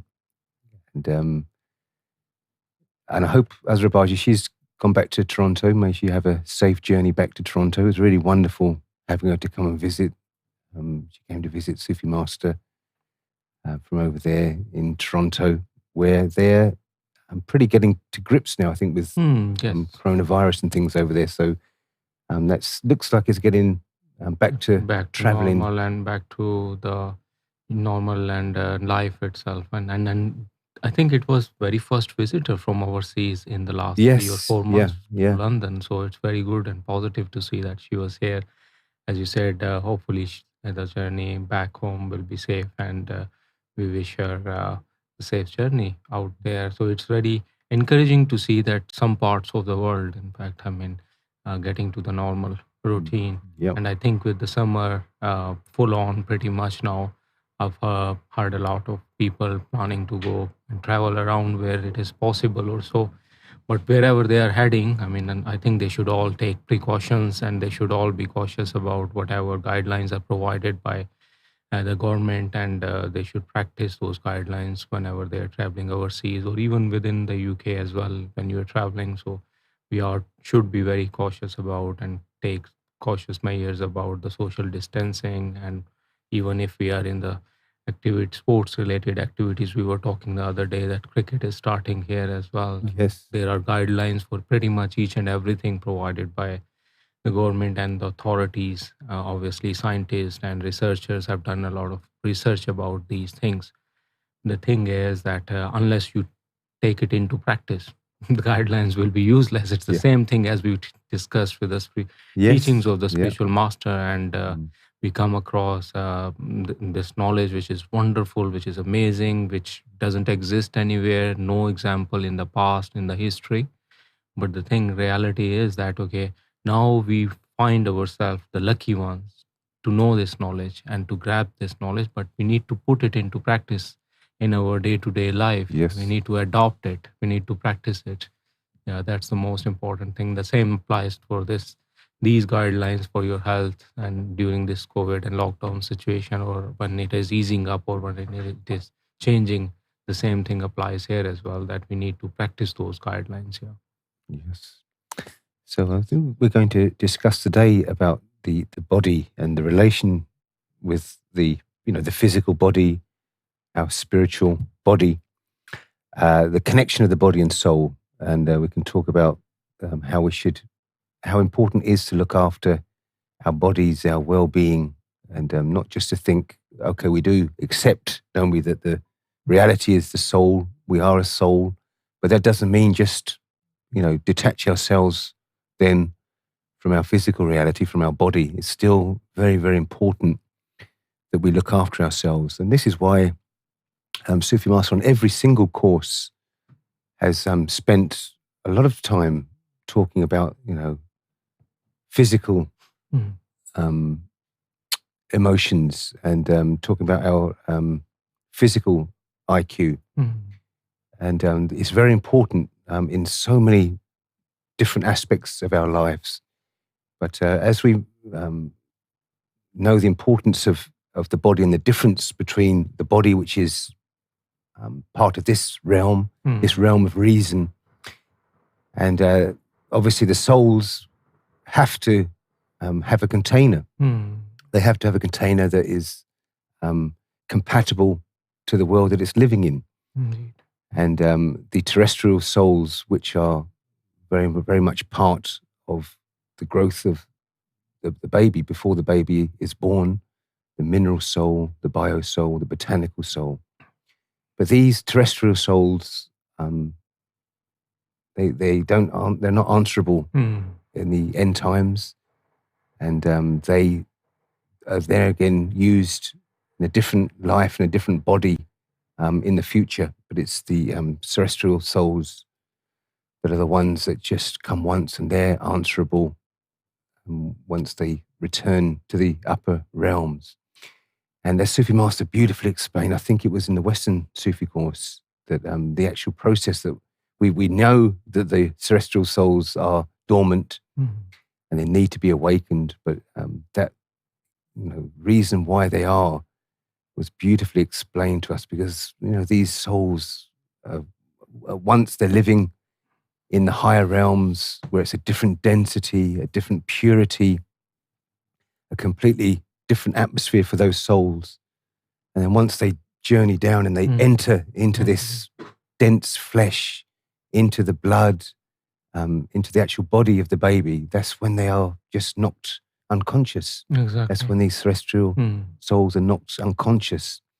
And our very purpose and our very reason that we're here is to find a spiritual guide that has the power and authority to reawaken those souls. Exactly. And I think we have learned in these different courses, Sufi courses, and especially in the Woman Sufi course, Spiritual Master explained that we come in this world with these terrestrial souls and celestial souls. The process of heart initiation cannot be started until you reach to a certain age, which is 15 years. And only after that, the next condition is you need to find a true spiritual guide. How many of us will be lucky in that age to find the true spiritual guide who is going to initiate the heart? Unless that initiation process has started, you haven't really embarked on this spiritual journey, which takes you to the ultimate objective or ultimate purpose of coming into this world. So just think about it that, okay, after you start the heart initiation, whether you get it in when you reach to 20 years or 25 years or 15 years or later even, come across so many people. I was running around, I was all around the world. I came to know about this person, that person. I was trying to find a spiritual guide. I couldn't find anyone, or I was not given anything as a gift or anything special to me. Hence, I was still looking for it. But eventually, in the age of 55 or 60, now I found about this knowledge, about this mission, and about the spiritual guide or spiritual master, Younus AlGohar, or His Eminence. And now he is embarking on this journey. But you have spent enormous amount of time already. And next thing is that in order to get rid of all the negativity, all the dark side of it, it's gonna take time. And spiritual master explained that once the divine energy production starts, it needs to go all around your body, from your blood stream to your organs to bones to each and everything. That process is gonna take some time as well. Yep. Now, if somebody says, okay, oh, I'm just found a spiritual guide, I have found my destiny and I've initiated my heart, I don't take care of anything of my physical side of things, my body, my health, the diet, everything. And it's, I would say, it's a silly and stupid, right? So because it has been explained in great depth and detail that we are a compound creation of God, and within that compound creation, everything is enclosed in us, and whether it is terrestrial souls, celestial souls, all those birds, each and everything is explained to such a great detail to us. And even if in that case, we still go with silly and haywire, as in like, okay, I will do whatever I want, and I found my spiritual guide or master, and we don't know even what is happening. What is the stage of us in terms of our lower self, in terms of our spiritual heart, in fact, or which stage we are at. And we just simply say that, okay, I'm gonna just have like tons of meat and all sort of food without any exercise, exertion, without any sports activity, and I'm not going to worry about my emotional stage and how I'm dealing with people, my inter-family relationships, and my work-related relationships, etc. I think you're just deceiving yourself, in fact. So, and you are not doing justice, you are not being truthful to yourself and not truthful to the guide and masters, not his teaching. You are not adopting, you are not taking those on board. In fact, you need to take everything on board that has been explained, whether it's your physical side, emotional side, your spiritual side. All of these things have been explained to us.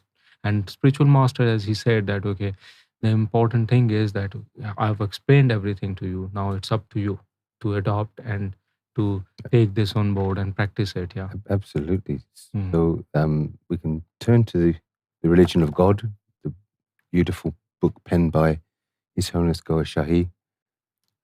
Everything you need to know about spirituality is most certainly within these covers of this wonderful book.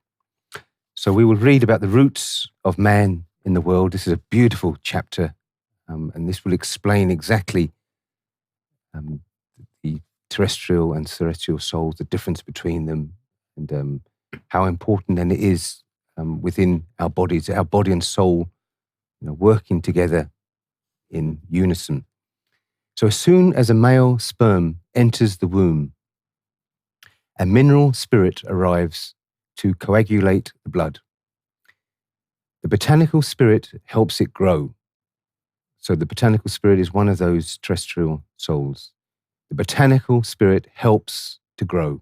And after 4 months of pregnancy, then the biospirit, and sometimes it's known as the animal spirit, the biospirit then enters the womb. And then this enables the embryo to start to move. So the botanical spirit helps it grow, and then the biospirit, which comes later after 4 months, that then enables the embryo to start to move. These spirits are known as terrestrial spirits. And soon after the baby is delivered, the human soul, along with its subtleties, is then inserted into the baby. And these are the celestial souls. So these arrive later on after that baby has been delivered. So if the baby expires within the womb of the mother before the delivery takes place, then a funeral ceremony is not necessary, as it was yet to become a human being. So the celestial souls were not inserted yet into that embryo. So a funeral service is not necessary, because by then it would have become a human being owing to the arrival of the human soul and the self, the nafs, along with its auxiliaries, had settled at the navel point. A man with a stronger mineral spirit likes to live in the mountains. So we can already see that the souls, the spirits, has a lot of bearings on the body, how the body's going to act. So if that mineral spirit is very strong, then that human being will like to live, with the mountains and with the minerals. And then the man's fondness of trees and flowers is then due to the botanical spirit, if that is strong in the person. And due to the dominance of the bio spirit, sometimes known as the animal spirit, then a fondness of animals and the behavior like that of an animal develops. So those with a very, very keen fondness of animals, their biospirit will be very strong. And then the chapter continues where His Divine Eminence Gohar Shahi talks about the nafs, the negative psyche. This is a satanic jinn. It resembles a dog in appearance, and this was beautifully expanded then by Sufi Master, that this is really the base. exactly. This is the base of our lower self, where it resembles a dog at birth. And then there are 3 upper and then 3 lower stages that that lower self can take on. So it resembles a dog in appearance. And with its dominance, man develops dog-like behavior and affection for dogs. With the awakening of the faculty of the heart, a human then becomes as an angel. Now, after death, the celestial souls return to the paradise. Celestial souls are assigned to one particular body, whereas the terrestrial spirits, including the lower self, are left behind in this world. The terrestrial spirits, after death, are transferred then into another newly born human body. And Sufi Master says that then they are wiped clean. The memories are wiped clean, and you start kind of like from the beginning. And so when people talk about reincarnation and they have this very strong inclinations to do with reincarnation. This is not that main soul. That just comes once and then it returns to the paradise. It's the terrestrial souls then that are used once again into another body. They stay on this realm. The terrestrial spirits are exempt from the day of judgment and accountability. The cleansed spirits of the lower self stay then in the graves to continue to worship God. Those are only the cleansed ones, and also facilitate humanity with spiritual grace. So that's His Divine Eminence knowledge for us about those terrestrial souls and the importance of the terrestrial souls. And as we said, due to that density and that completely change in atmosphere, then the terrestrial souls are knocked unconscious, they're dormant, and they must be reawakened. Otherwise, we are at that stage, we just have the same souls as the other creatures in the kingdom, and we're no different to any other creatures. And Sufi Master wonderfully puts it that it's half a birth. This is still half a birth. We're not a complete human being. A human being is one that has all of the souls awakened, all the terrestrial souls awakened, and the celestial souls. And whilst people are very much aware of souls and senses, and this is why I think this confusion takes place, isn't it? That we think, oh, we can smell things, we can sense things, we can touch, see, feel things emotionally. So we're done. The souls are already awakened. Why would you need to awaken any souls? But this is just referring to the same, a dog can sense things, a dog can smell, a dog can feel, and but a dog cannot be in contact with God. A dog cannot be in the presence of God. This only comes with a human being, with the awakened celestial souls. And exactly as Sheikh Wajid was talking about earlier, can you imagine the efforts that the whole body has to go through to pump that 2 gallons of blood that needs to be pumped around the body? And then the importance now that we keep our physical bodies healthy and we keep our physical bodies pure is because once the soul is awakened, once the heart's awakened, then those souls are in like a bubble form, and they journey through the bloodstream into all different parts of the body. So that blood must be pure, that blood must be clean, and the heart has to be strong. And this is why Sufi Master concentrates very, very much on helping us keep healthy and eat healthy. This is not just something to pass the time and something to fill up the Sufi courses. It's extremely important. And we can relate our physical body. Let's talk about, because we're talking about the majority of humanity, not everybody, but the vast majority of humanity just concentrate on the bodies. They will have a nutritionist, they will have a gym instructor, a fitness instructor, they will have physios, all these kinds of people to help them with their physical body. And what does that teacher do? What does that guide do? He kind of like gives you a program, doesn't he? He will give you a program of how you can achieve your goals. And he will tell you about your nutrition. He will say, if you eat this certain food, it's going to be high in cholesterol for you. It's going to be very unhealthy for you. And in a similar way, the spiritual teacher, the spiritual guide, will tell you if you adopt this certain action, this will be an abundance of negative energy for you.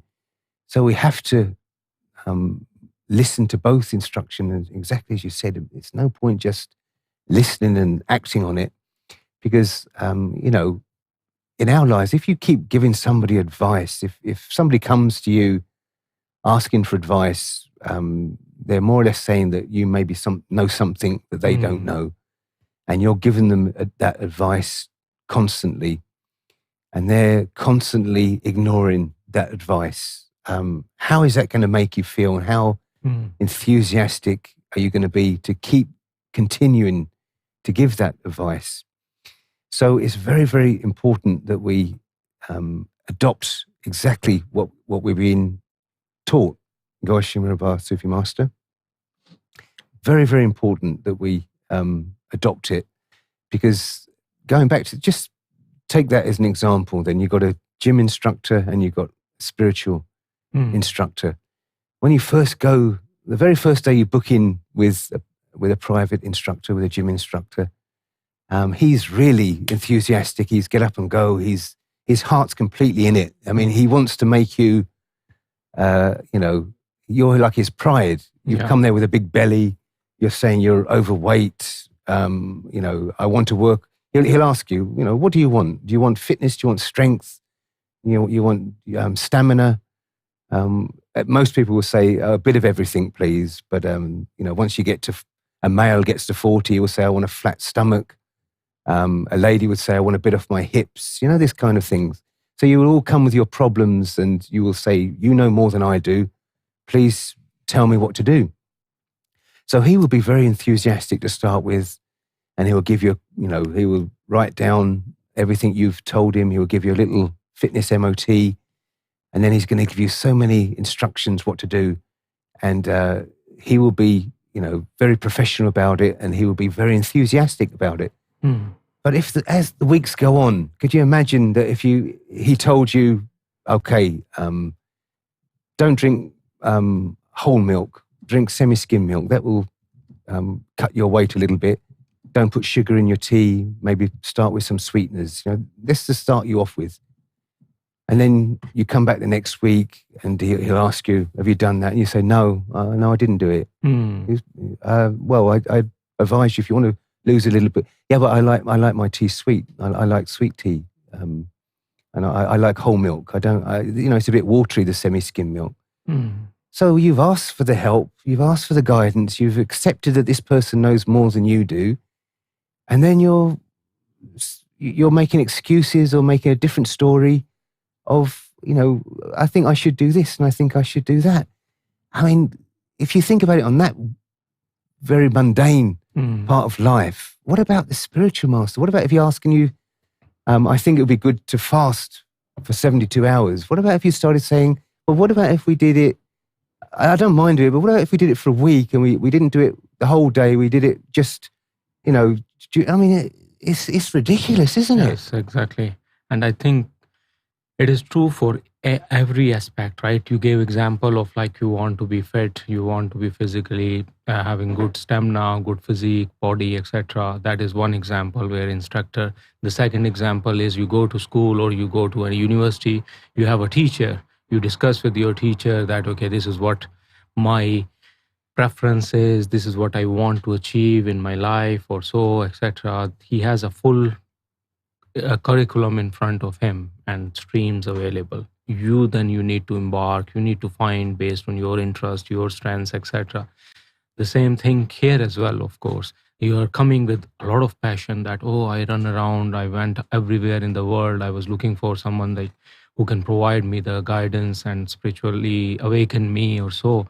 Now I am feeling really proud that, or wonderful that I found someone, in fact, and I want to embark on this journey. But the thing is that, okay, this is just a starting point. The spiritual master is going to provide you a kick start, but journey has to be with your efforts, and you need to be determined, dedicated, and you need to work on it along with the guidance that is provided by the spiritual guide and master.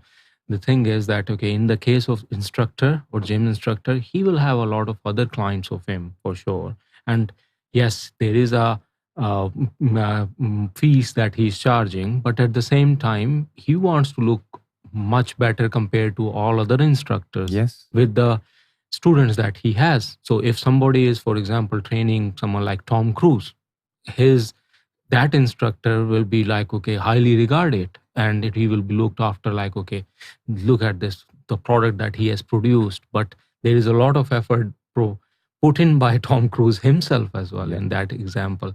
And the same thing is like, okay, this is the commitment from both sides. He's going to put effort. You have to be dedicated. You have to be committed. You need to put effort from your end as well.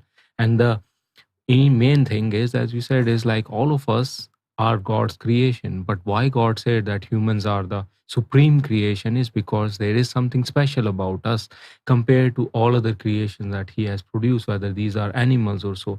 Those senses that we mentioned earlier are there in all these creations as well. But what is it that makes us supreme creation of God? Yeah. That's the special celestial souls that has the connection that which establishes and take us to the God, in fact, and grants us nearness to the God or so, and love of His God, love of the God, in fact. But it's one of those things. I buy this laptop and I say, okay, I paid Apple maybe 1,800 or 2,000 pounds for this particular laptop, and all I'm using this laptop of is like watching YouTube channel and or some internet channel, and I'm not using it for anything else. Whereas there are hundreds of other things that I can do and learn from it. In fact, whether it's like software programming, graphics designing, and all other examples.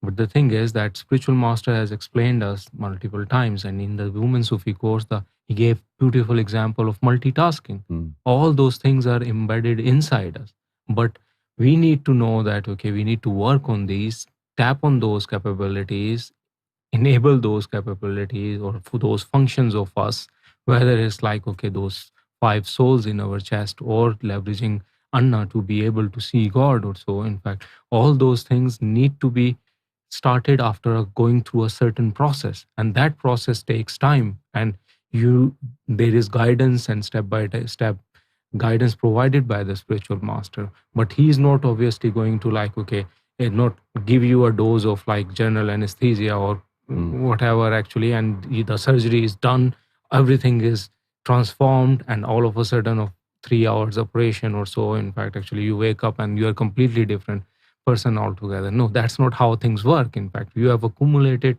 all that negative energy for hours and years and years on along, and then the transformation into a sole purpose of coming into the life is going to take time, and say it will have its stages as well. Yeah. So that's what we need to understand, that okay, that it is a dedication, it is a commitment, it is going back to determining our priorities. Yes. If our priority is to be spiritual, to become spiritual, to be able to find the love of God and get basically connected to the God, then we need to know that, okay, this is a roadmap, and this roadmap needs to be followed. Yes. There's a step-by-step process.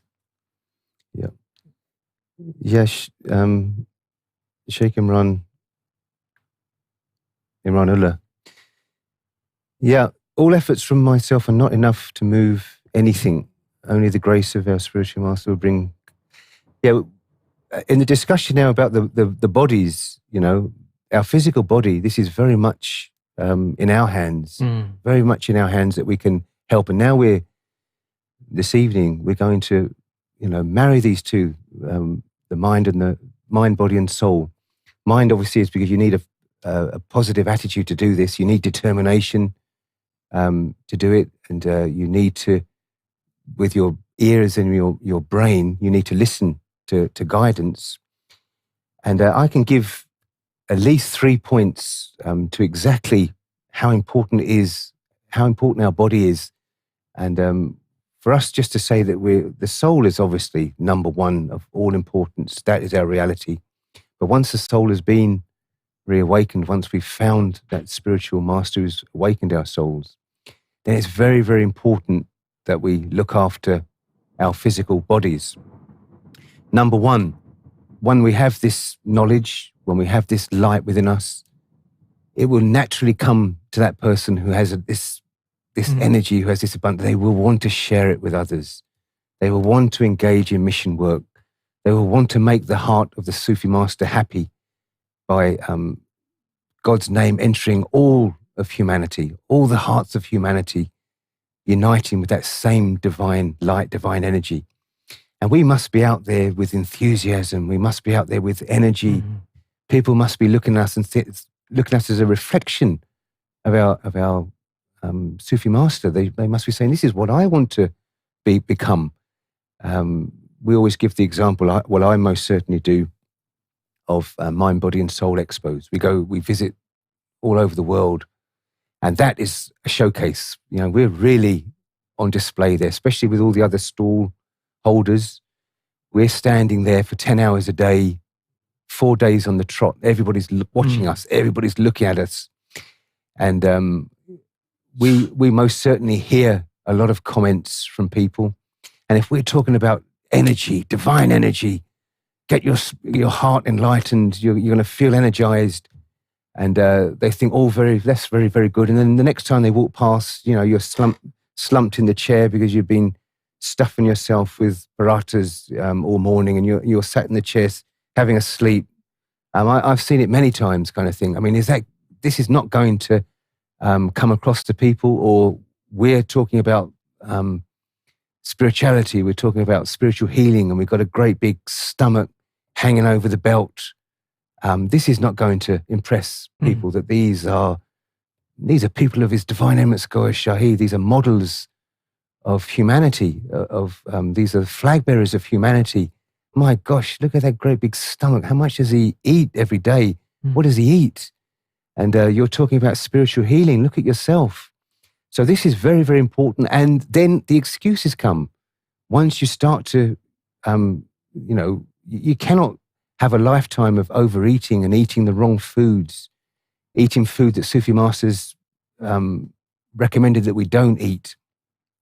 It's going to catch up with you. You're going to start to get illnesses. Exactly. You're going to start to feel unwell, and then the excuses happen. Oh, I can't travel all the way there. I'm very tired. I don't feel very well.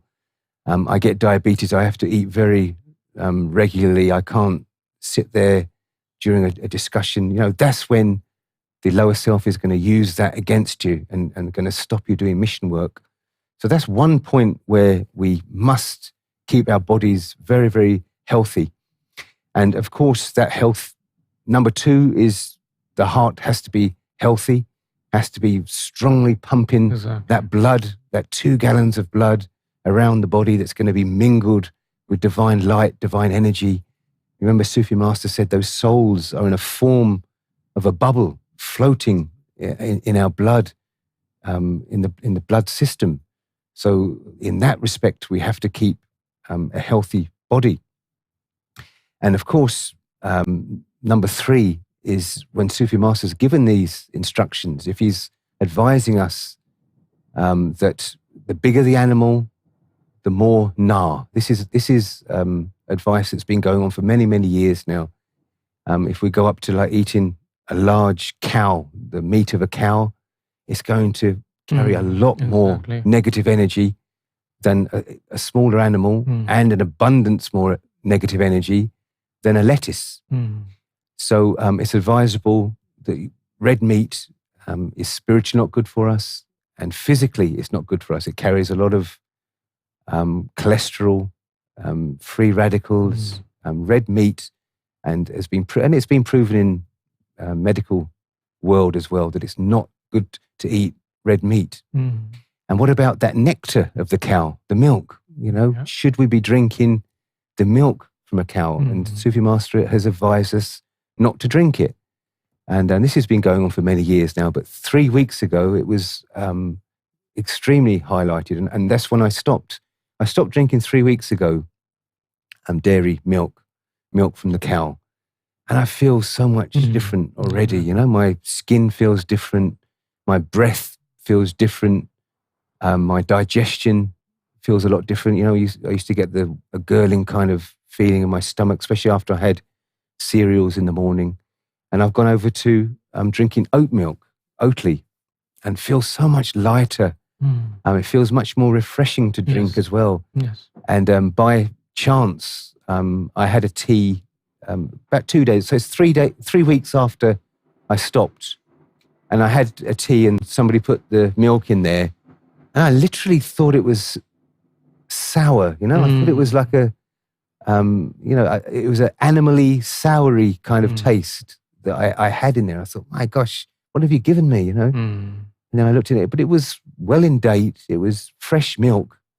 But all of a sudden, it doesn't feel right to me to drink. And this was advice. So this is number 3, that if, as we said with that Chim instructor, Sufi Master's given us this advice not to do.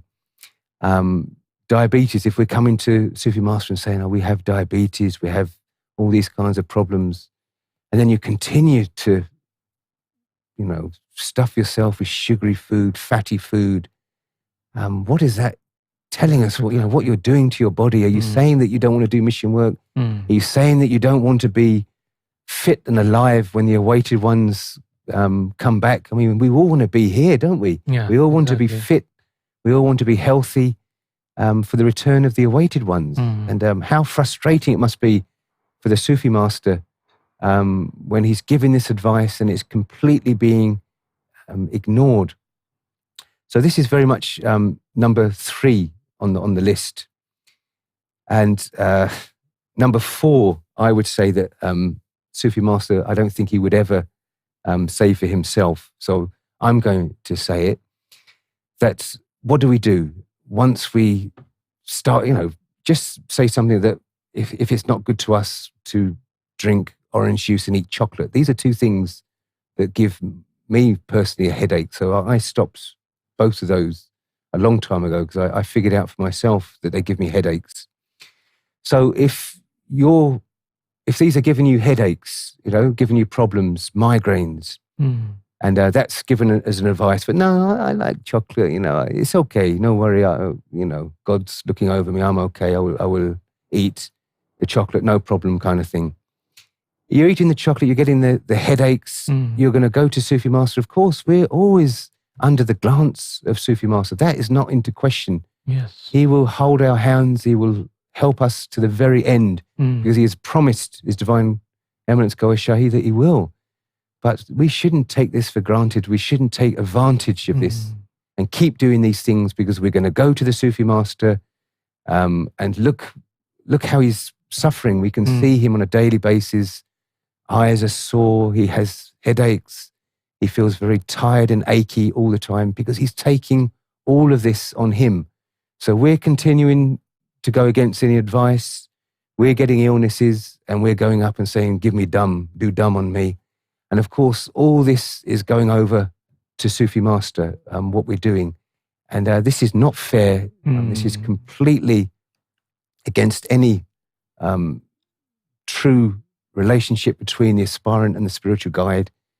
And this has to stop. We have to take this advice. And we can repeat over a few things that Sufi Master gave us the advice. That was number 1 that I remember about the milk, less meat, but eat a lot more green leaves, vegetables. Yes, vegetables, exactly. That was very important. Do you remember anything else, Sheikh Wajid? Yeah, so these things, and I think the most important point I remember Spiritual Master explained us over the course of Women Sufi course and even in the past as well, that there is a quota that is assigned to each and every human being, right? So in terms of like physical body, that why do we have these type of allergies that our body did build against stuff over the course of the as we get aged, in fact, or the reason is because we have consumed the quota that our body need, in fact. So if somebody is like, okay, saying, oh, I'm a meat lover, and he started eating steaks after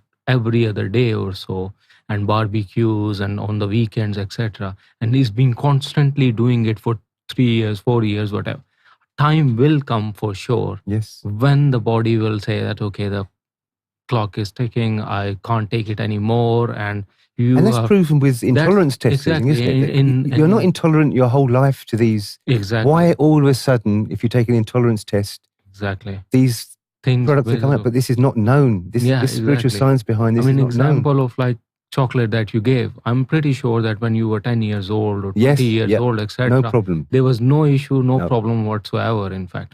But the thing is that we just make a habit and we just say that, okay, I love this thing, I'm just gonna just take more and more of it. And then the other problem with our people in our subcontinent is, and I have to share based on my experience, is that we tend to stick with like, okay, I only want our own desi food, and I don't want to try anything at all. Yeah. I have seen people, they travel all the way We don't from eat salad. India to Pakistan, from Pakistan to Bangladesh to US, Canada, Japan, Hong Kong, wherever they go. They would have a list of all the Indian restaurants, Pakistani restaurants, or Desi restaurants wherever they are traveling, even before they travel there. And they stick with that, in fact. But the reality is there are so many choices, so many options available. Yes. The thing is, unless you are going to try, how will you come to know that there is something better or there might be something better that you would like unless you are going to try? So the same thing is like in Japan. I remember I gave you an example of tofu, right? Yes. So first time I ate tofu in the very first week, I was thinking that, okay, this is rubbish or stupid. And why these guys in Japan love this thing? Yeah. And I tell you that, okay, the guy who was the manager in my team, and he was my leader, in fact, or team leader. And he said to me that, okay, watch it. My suggestion to you is whenever you want to learn something new, and in your age, in 22, 23 at that time, in fact, I will say that you need to keep your doors and windows open, and in order to get fresh air and fresh breath. And for that, of course, you need to experiment and try a different thing. Yes. And he said, I can bet you that now you didn't like tofu, but over the course of next 3 months or so, you would like it. The reason you don't like it, I can tell you, is because your taste buds are dead. You eat spicy food every day. And trust me that I experimented the same thing. That when I was 3 months down the line, started eating Japanese food or other type of food, vegetables, etc., the spicy food, the itch was gone. And then I ate other things, including tofu. I loved it, in fact. Yeah. So the thing is, we need to be open. We need to be basically to be flexible. We need to have our windows and doors open. And we need to know this thing that, okay, the body has a quota assigned to it, whether it's the sugary stuff, whether it's the meaty stuff, whether it's like, okay, the carbohydrates, etc., whatever. If you take things in excess, you will hit that quota at some point in time. Yeah. Yeah. Yeah. So that means that's exactly that. All of us should adhere to these teachings and this instruction, young and old. Obviously, as Sheikh Wajid said, you do come to that time, and that's proven. If you ever take an intolerance test, you will see that the things that you've eaten that you had no problems with, but now once you get into a certain age, things start to catch up with you. You know, your metabolism slows down, things start to slow down, and these things start to hit you. And that's because you've reached your quota of them. But obviously, this awareness is not going to be known in the medical world, in the nutritional world. That was a great point by Kelly there. I've lost it there. Yeah. Sufi Master is right about the food thing. I feel like crap after a lot of these foods, after he said they were bad. Maybe it's enhanced now. It didn't bother me before. Have you stopped drinking milk, Kelly? That is an incredible difference. I mean, now I'm thinking I wish I would have done that years ago. White flour I've completely cut out. Just very, very rarely have whole wheat flour. Those two things, if you just cut those two things out, it makes an incredible difference to your whole life. If you cut out the wheat, white wheat especially, and dairy milk, if you cut those two out, it's going to help a huge amount, you know, with your stomach, with your digestion, with everything, with your skin. So those are two very important facts. And obviously for the youngsters, it's getting, you know, as Sheikh Wajid said about the tofu, if you're trying different things, trying this different healthy lifestyle at a younger age, once you get to the older age, when you get a bit more stubborn, a bit more set in your ways, it's going to become more and more difficult to stop these things. So this is for all of us, young, middle-aged, and a bit higher than middle-aged, should we say, a bit senior in years. It applies to all of us, because when it gets worse and worse, as we, you know, we have no excuse, because not only we're getting spiritual knowledge, you can Google anything, how serious it gets. You know, the more, when you're overweight, They're even saying this been over the last only few recent years. We knew about diabetes, we knew about heart disease, but now cancer as well. Yes, exactly. Cancer is very much linked to being overweight. So this is how serious it becomes. And as I mentioned before, once we get to that stage, who are we going to be asking for healing from? And how are we going to be healed? So let's have some, a bit of empathy. Yeah, let's use our empathy in this way, that if we love our Sufi master, why are we going to do this to our Sufi master? We're going to ask Sufi master for healing or for our loved ones. So let's help each other to keep healthy, keep our bodies healthy. It's no joke. It really does catch up with you in the end. And we do not want to put our illnesses and our negative energies on our Sufi master. He has already more than enough on his shoulders. So we don't want to be, guilty of doing this. So that's very, very important. So that's a pretty good link today. That was an enjoyable discussion. To say that the bodies are very, very important. Our physical well-being is very important to sustain our spirituality. You can't have one without the other, can you? You can't have souls without the body. And without the healthy body, the souls are not going to be in full operation. And it's very, very important that we do that. And we all want, we're waiting, aren't we? They are the awaited ones. This is what our life is. We're waiting for Goa Jesus' return. Do we want to be laying in a hospital bed? Do we want to have one of our legs cut off because we've got diabetes? We want to be fit, healthy, and strong. Exactly. Sorry, I missed that. Sufi Master. After 8 mint chocolate is good for health. After dinner, it helps digest food. Oh, the mint. Yes. Okay, that's another advice from Sufi Master. After 8 mints, the minty one. Mint, yes. Yeah. Mint chocolate. Yeah, Kelly, you just cut it down to white meats, isn't it? Cut out the red meats completely. Just go down to chicken, just slowly wean off, and it should be the small, they say no more than a fist size of on your plate, and make up the rest of the, if it's like a portion, a pie chart, the rest of the portions should be heavily made up with proteins and nutrients and a little bit of carbohydrates. I thought we got new bodies. I was counting on that. Oh.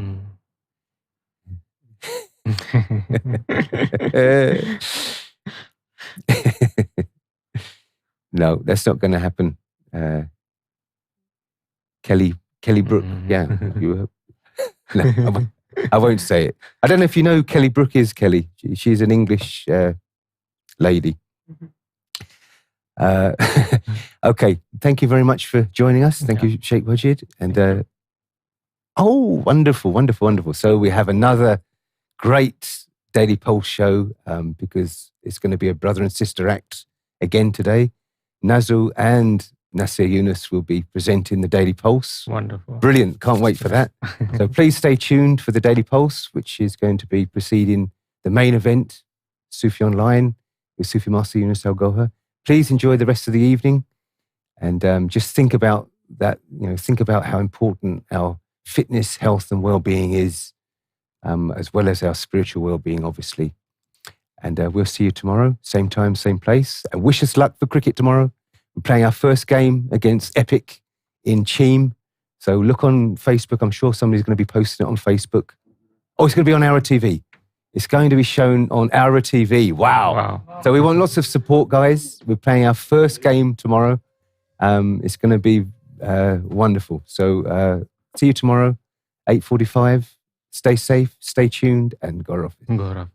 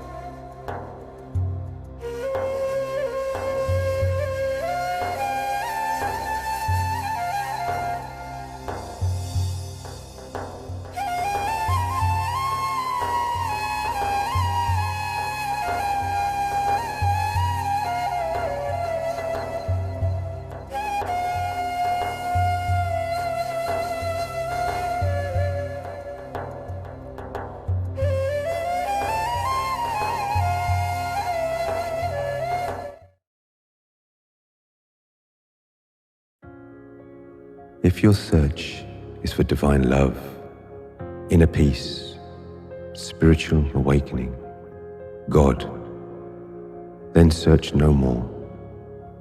Illuminate your spiritual heart so that God may find you. And through the divine sciences and spiritual powers of His Divine Eminence, Goa Shahi, let's synchronize the name of God inside the beating system of our hearts.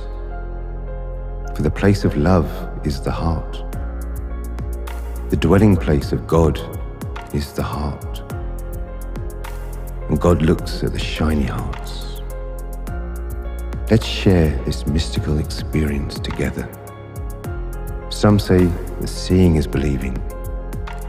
His Divine Eminence says that feeling is believing. Let's make our hearts a pumping station of divine light, with the divine technique of implanting spiritually the mystical formula within our heartbeats. Then divine energy pumps into the bloodstream, mingling with the blood cells, reawakening our souls and regenerating our bodies with divine energy. The mystical formulas recommended are the original, untranslated, pure names relating to the very essence of God, the Creator. And these formulas are Ram, Allah, Yahweh, and Isa, the true name of Jesus. And for the formula to enter the heart and articulate in the tick-tock beating of the heart, it requires 2 syllables. They are added to the name to make the perfect formula. So please look at this divine image of His Divine Eminence, Goa Shahi. Then close your eyes. And as you start to become aware of your heartbeats, you may place your hand on your heart or feel the beats through your pulse. And please, with me and under the spiritual glance of His Divine Eminence, let's repeat these mystical formulas. All names alluding to God are worthy of respect and directs one to God. And if you would like to chant the name that you call upon God after these formulas, then please do so. So please, with your eyes closed, repeat the formulas with me. Ra Ram, Ra Ram, Ra Ram, Ra Ram, Ra Ram, Ra Ram. Allahu, Allahu, Allahu, Allahu, Allahu, Allahu. Yahweh, Yahweh, Yahweh, Yahweh, Yahweh, Yahweh. Ya Isa, Ya Isa, Ya Isa, Ya Isa, Ya Isa, Ya Isa.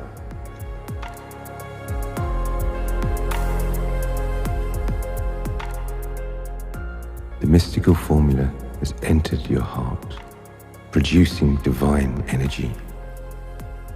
And to increase the production of this divine energy, please repeat this heart meditation as much as you possibly can over these next 7 days. 7 days and you will feel the difference. You will experience the difference. So congratulations to you. Much love, light, and blessings.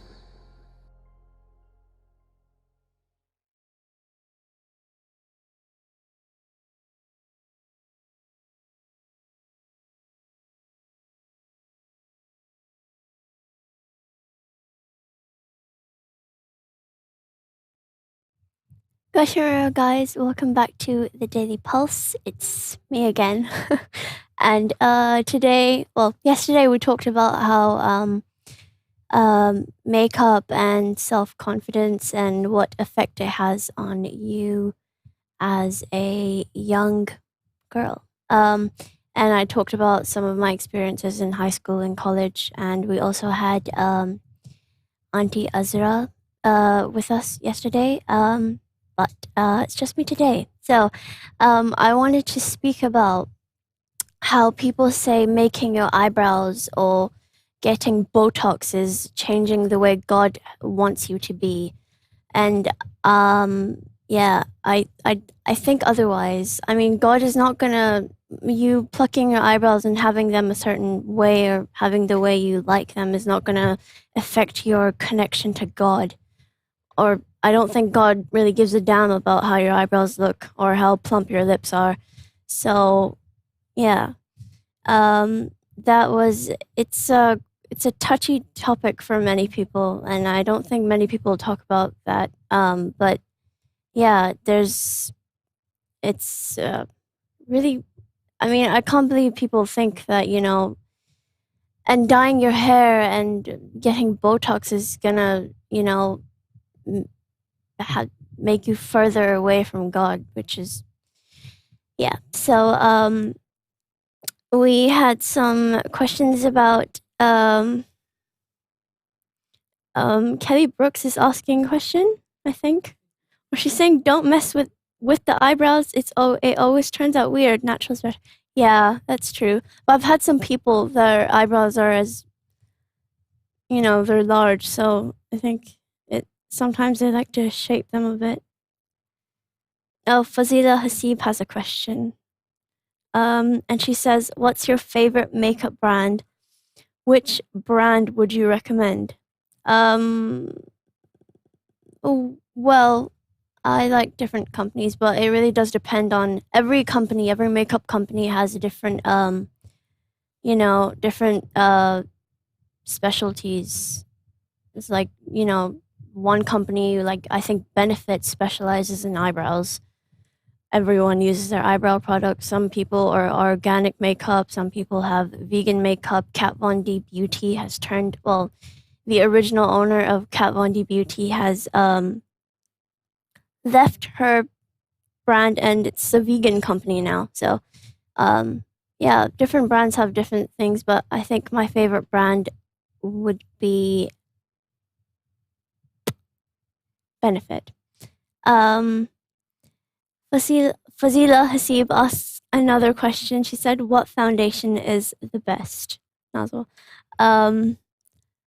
I don't really use foundation, so I don't know. But I think in the market right now, one of the cult beauty products is like Azra Auntie mentioned yesterday, Estee Lauder is a really popular brand. They have the I don't remember what the name is exactly, but it's a longwear foundation. Papa said Bare Minerals. Yes, Bare Minerals is amazing. It is really good. It's a very natural brand. If you guys have sensitive skin, I think Bare Minerals is really good. Also Body Shop I think is really good as well. They're if you have very sensitive skin and it's, you break out easily, these companies are really good. Fez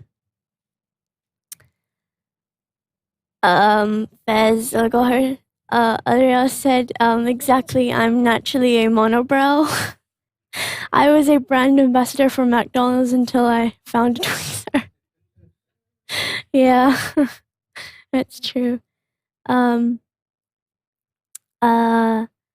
yeah, really, it's whatever your skin type. Every skin type is different. Some people have oily skin. Some people have dry skin. Some people have acne. Some people like light makeup. Some people like very heavy makeup. So each brand has their own specialty and type of makeup. So whichever brand that suits you is the best.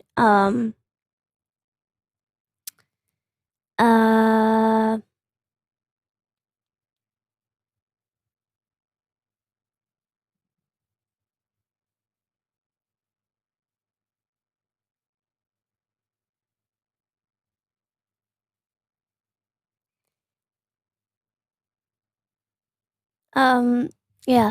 Also, another thing I'd like to say about wearing makeup, makeup only looks good if your skin is good and if you're feeling comfortable with yourself. Like if you are wearing makeup and you're very dull and you're low and you're not kind of presenting yourself properly or you're not confident in your own skin, it's not gonna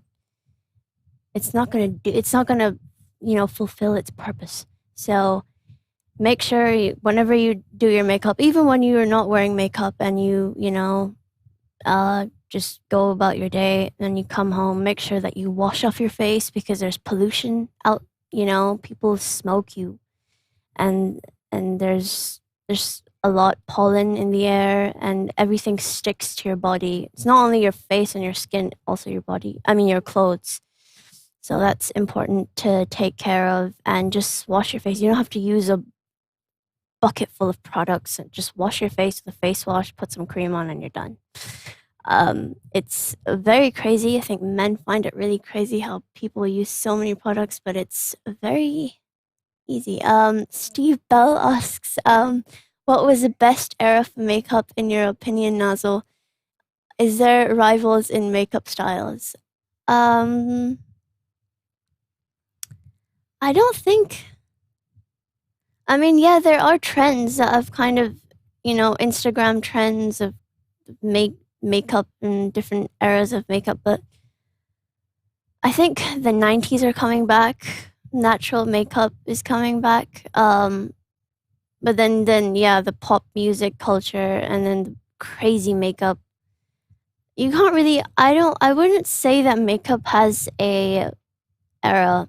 Whatever it's your style, everyone does different makeup. Right now, if you go on TikTok, some people have no makeup, some people have natural makeup, some people are wearing makeup, but you can't tell they're wearing makeup. Some people have crazy makeup. And yeah, I don't think there's just one.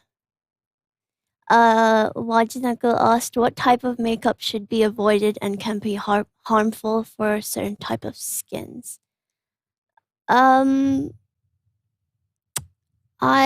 think all brands are pretty good. It depends on how sensitive your skin is. So if you've used a product and it hasn't suited you well, don't use it obviously, but I think all brands are pretty good. It's mostly about skincare that you have to worry about. Some brands are very harsh and they use chemicals. I think brands like Drunk Elephant hasn't suited me. I used it and I broke out in a rash. And then there's another brand called The Ordinary, is a very cheap and affordable brand, and all of their products are based off of like chemicals and things that are good for your skin, but it doesn't suit some people. So yeah, I would say be careful on the skincare part of the spectrum. Otherwise it's fine.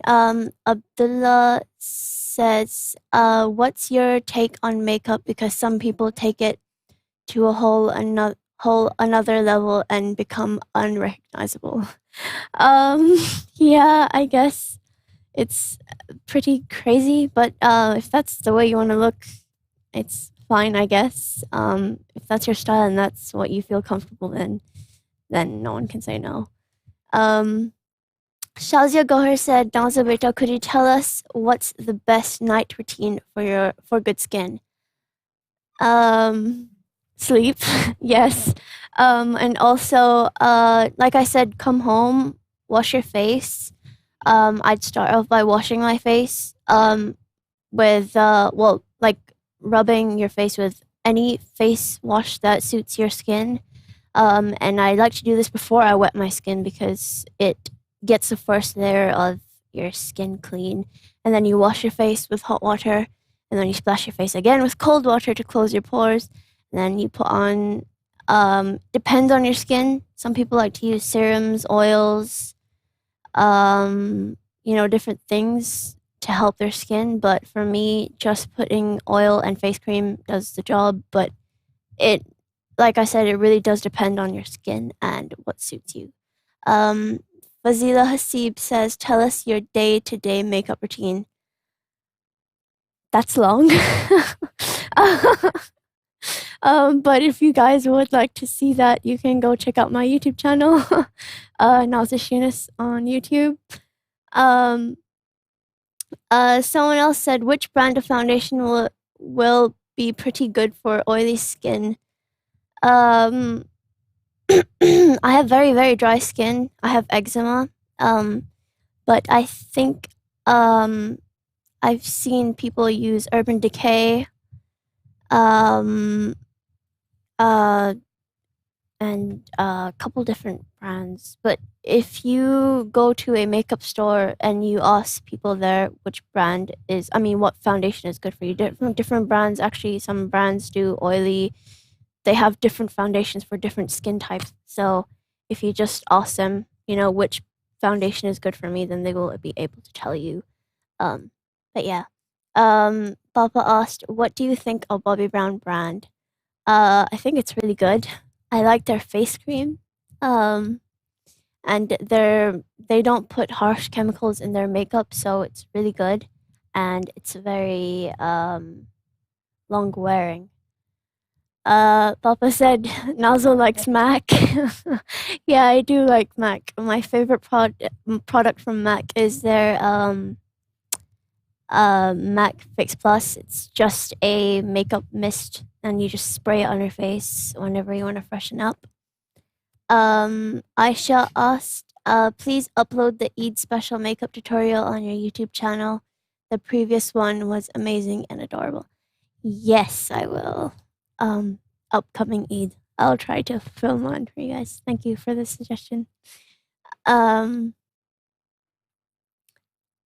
Someone asked, "Aapka naam kya hai?" My name is Nazish Younus.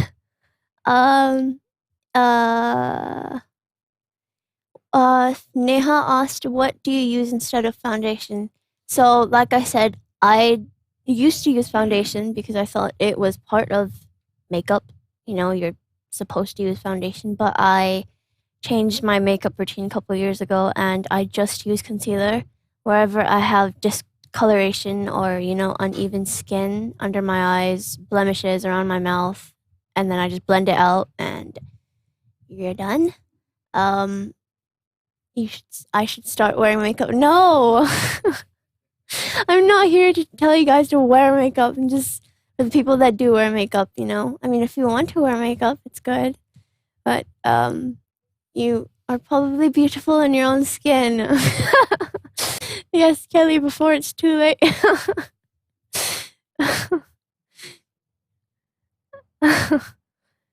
Oh yeah, someone said BB cream is best. I really like BB creams. Laura Mercier has a BB cream, and it's literally just face cream and some tint to it, so it covers your skin, and it does a job.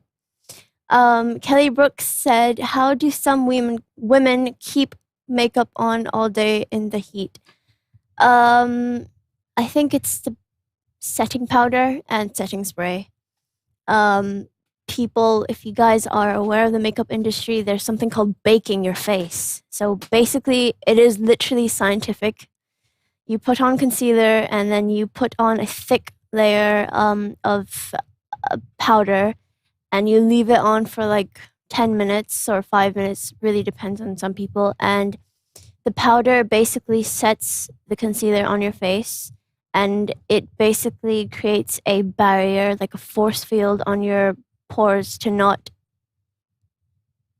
like, so your sweat doesn't come out or you don't start getting oily. So there's one thing people do, and then you can just put setting powder all over your face if you don't want to bake for so long.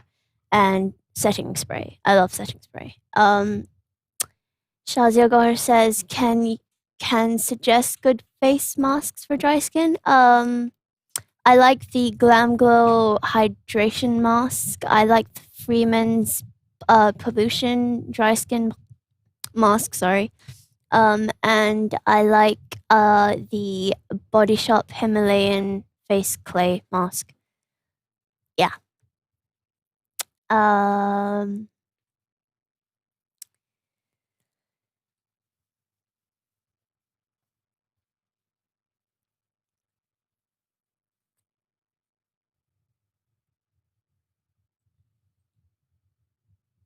Someone asked, what about animal cruelty-free makeup and NARS makeup? Yeah, I think many brands, if you go to Sephora, they have this board and it says all the brands that are cruelty-free and that are vegan. So basically just whatever product that you think will suit you, look in the back and it should say if it's cruelty-free and vegan. That's what you're looking for. Imran Uncle said, I believe there's a blood test available. There's a blood test available which now tells you which makeup will suit you. Wow, I did not know that. That is really cool. I should do that. Yeah, that's cool. Asmalaji said, how to do hair care for daily routine? Daily routine, brush your hair, I guess, daily. I wouldn't wash my hair every day. But yeah, I take a shower every 3 days because if you are washing your hair every day, you're basically stripping your hair of its natural oils and then your hair will not grow. It will fall out. It will get very dry and it will lose its strength basically. So try to not wash your hair until it is oily. And I also like to use masks in the shower. They're really good. I would recommend the Shea Moisture Jamaican black seed oil mask. It's amazing. And I also would recommend, this happened to me last year, I got my hair bleached, like you guys can see. And I would use like different color care shampoos and they're full of chemicals. And my hair started falling out in August and it would be everywhere. I would touch something, my hair would be there. On my pillow, there's a bunch of hair. Shower, bunch of hair. Everywhere I'd change my clothes, there was hair. Every place I would brush my hair, it was covered in hair. So I changed my shampoo to a organic, chemical-free, SLS-free, vegan, cruelty-free shampoo. It's a lot, but it really does make a difference. As soon as I washed my hair the first time, my hair was fine. So I would really, really, really, really recommend you guys to not use chemical shampoos or shampoos outside L'Oreal, Pantene, Garnier. Even if it says it's an organic shampoo, don't read the ingredients. If it has alcohol, don't use it. It's not good for you. Try to go to a health food place like Colin and Barrett's, or if you guys live in America, Whole Foods. That's where I got my shampoo. It's really good. Yeah. And Papa said Imran Mati resembles Chewy Moy.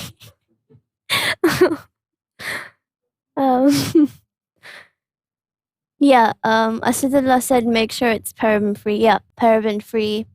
There's a bunch of things that your shampoo is not supposed to have. So check that out. Just always read the ingredients for things. It's very important.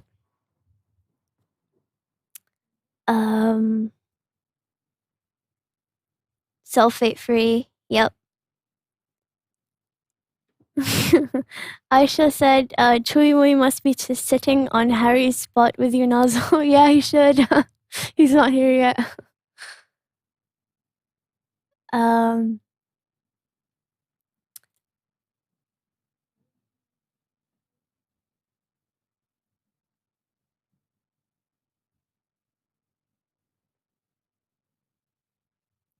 Someone said, does it look good if someone applies one layer of eyeshadow on your eyes? Yes. I think that's what eyeshadow... I mean, I think right now the trend, like if you're going for the 90s girl look or the early 2000s look, people just put a bright color of eyeshadow all over their lid. And yeah, if that's what you're going for. Like I said, if you like a certain type of makeup, anything is good. As long as you look human. Lisa said there should be a makeup brand for Chewy Moy. Yeah. Yeah, there should. Someone said, are colored contacts nice or not? Yeah, they're good. I like them. I wanted to get them once, but I have something called a forgot the name. It's basically your eyeball is shaped in a way where contacts can't lay properly on your eye. So if you do put them in, you have a risk of suffocating your iris. So yeah. But I think yeah, it's cool that people wear different color, eye contact lenses, and but I think it's scary to the point where they start wearing really light green contact lenses, and at that point they look like a character from Insidious. Eagle said, Eagle YR said, what are hair straighteners? What are hair straighteners? Are they good or bad for hair health? Hair straighteners are for hair straightening. So what about hair straighteners? What about hair straighteners? I think they're good. If you have very straight hair, or you just like the very sleek, straight, shiny hair look, it's good to have a hair straightener and straighten your hair. But I would not recommend straightening your hair all the time, because curling, you curl your hair and then you let go. Straightening, you're applying direct pressure for multiple seconds throughout your hair, and it's not just, it's from the root to the ends of your hair, so you have the risk of having split ends. So it's not good. Imran Uncle said, Nazo, your show has put everyone in a jolly mood. Thank you. That's good, I guess.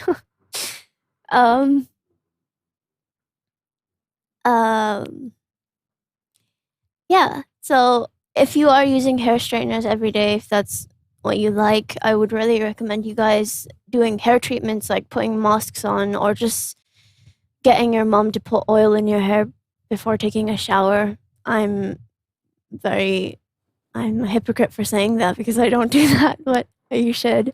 Or just put masks on in the shower, and it really helps kind of rejuvenate your hair and kind of renew your hair. And use heat protectant before you do anything to your hair. How to use heat protecting spray? Just some people like to spray on the hairbrush and just brush your hair, or they like to spray it throughout, like just lift your hair and spray it. But if you guys have watched my videos, you guys would probably tell the technique. Nazul, what's the name of the organic shampoo you're using, please? The one I started off using was a shampoo from Whole Foods called ALBA. It's really good. It has color protection, but the one I'm using now, it's called Maui.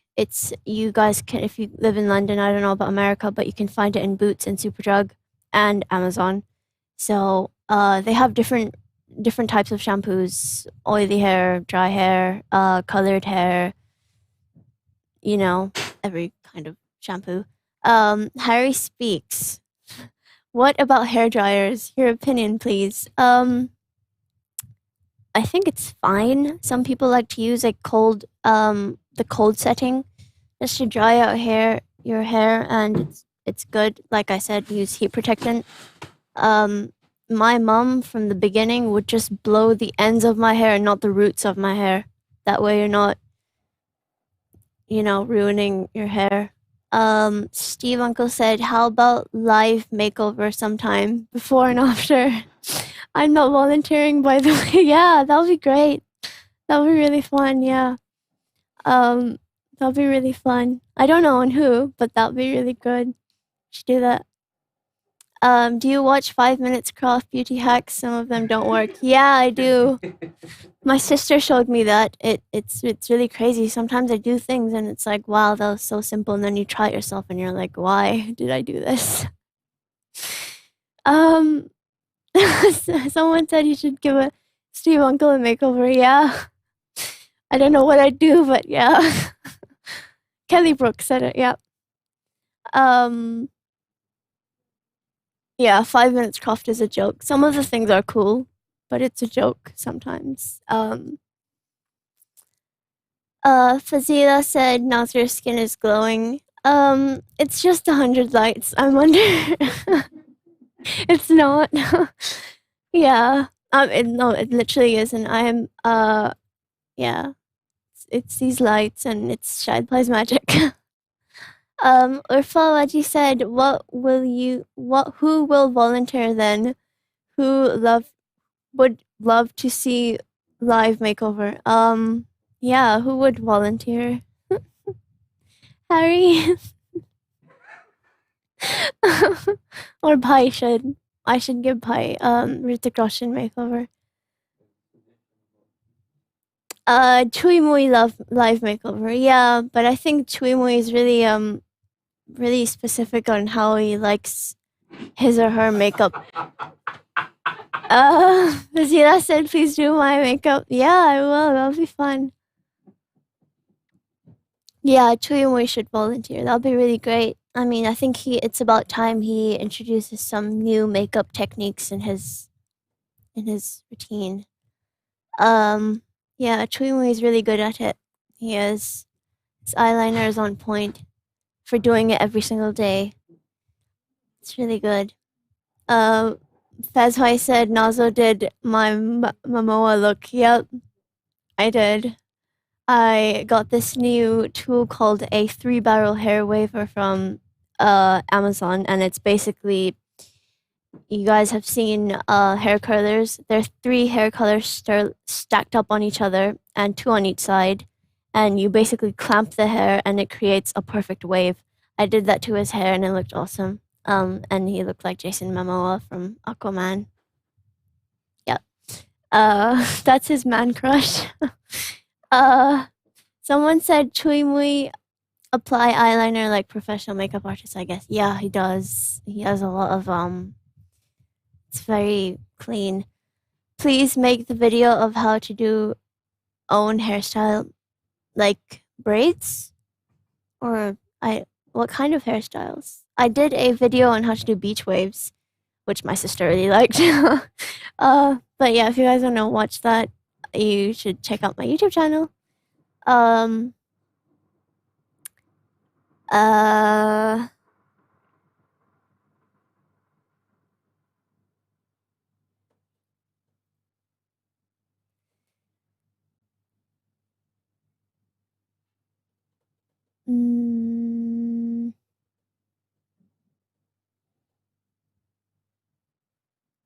Yeah, guys, this is just my opinion. If you think otherwise, that's fine. There's a lot of people that wanted me to come here and talk about makeup, so that's what I'm doing.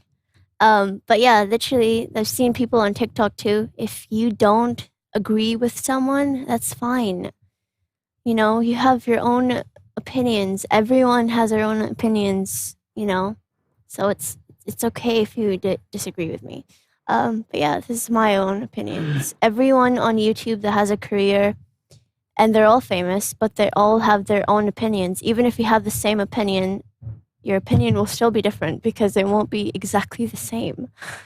Fazila said, Nozzle is MAC or NARS good for concealers? I haven't actually used a lot of MAC products. I think I've only ever used their setting sprays, so I would really recommend NARS.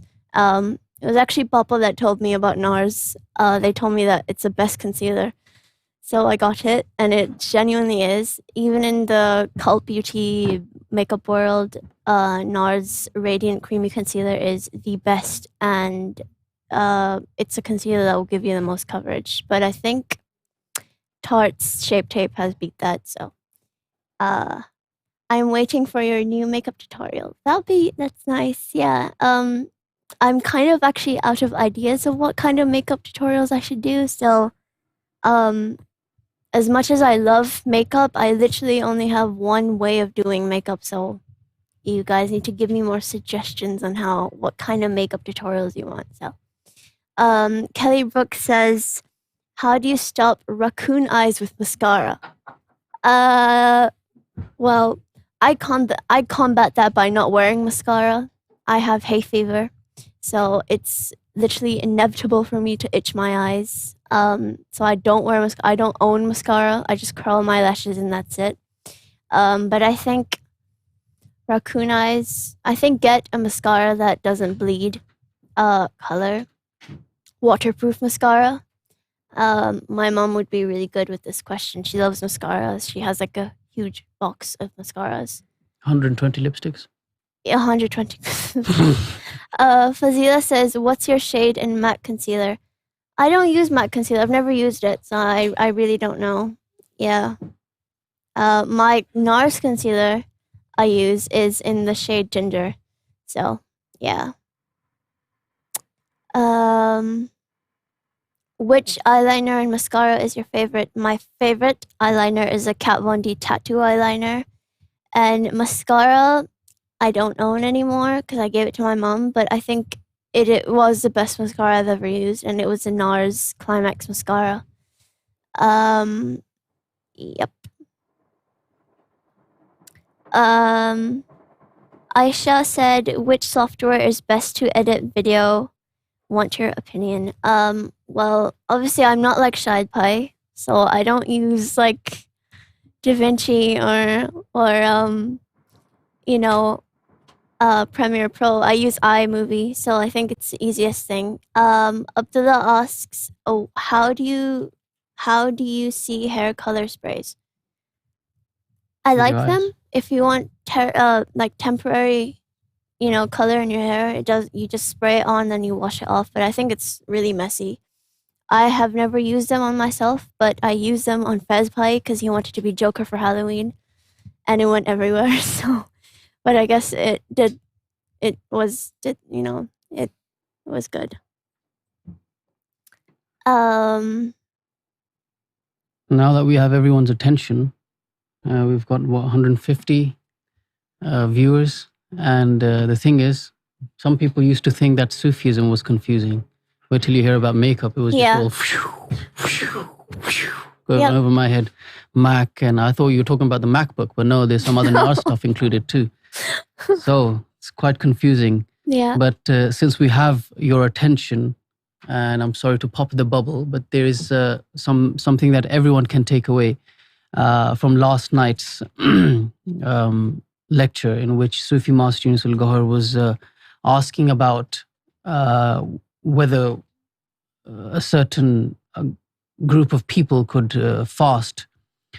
And the thing is, it just reminded me, we that oftentimes that us people that come from a Muslim background, from Pakistan or India or wherever, whenever it's got something to do with spirituality, we often say that, for my Murshid, my Lajpal, my Sakhi Lajpal, I would do anything. I would jump off the cliff. I would ride off the cliff. I would jump into the ocean. I would bring the moons and the stars down. I would do anything. But when the 3 days fast came, then someone's saying that I've got children. Another person saying that I've got to work. Another person's got some other excuses. So it's just it's such a small thing, but it practically shows you that when the time comes, the smallest of ask, we tend to break. We don't have what it takes to jump over the line. It's such a small ask. And, it always comes back to you that whatever you prioritize in life, and obviously if it is not God, if it is not seeing the Prophet, then you come up with many excuses. And when you claim that your life is more worthy, or that your life has no value in front of the love of God, then these small things don't matter to you. What is the biggest thing is that even if you think that you can't do it, then this is what spirituality is. This is what we learn on ALRA TV all the time. Azam, determination. You must have determination. And if you're being asked to, for example, jump off a cliff, which you're not being asked to do, but we hear stories of saints that were asked to jump off a cliff if they loved God, and they did it.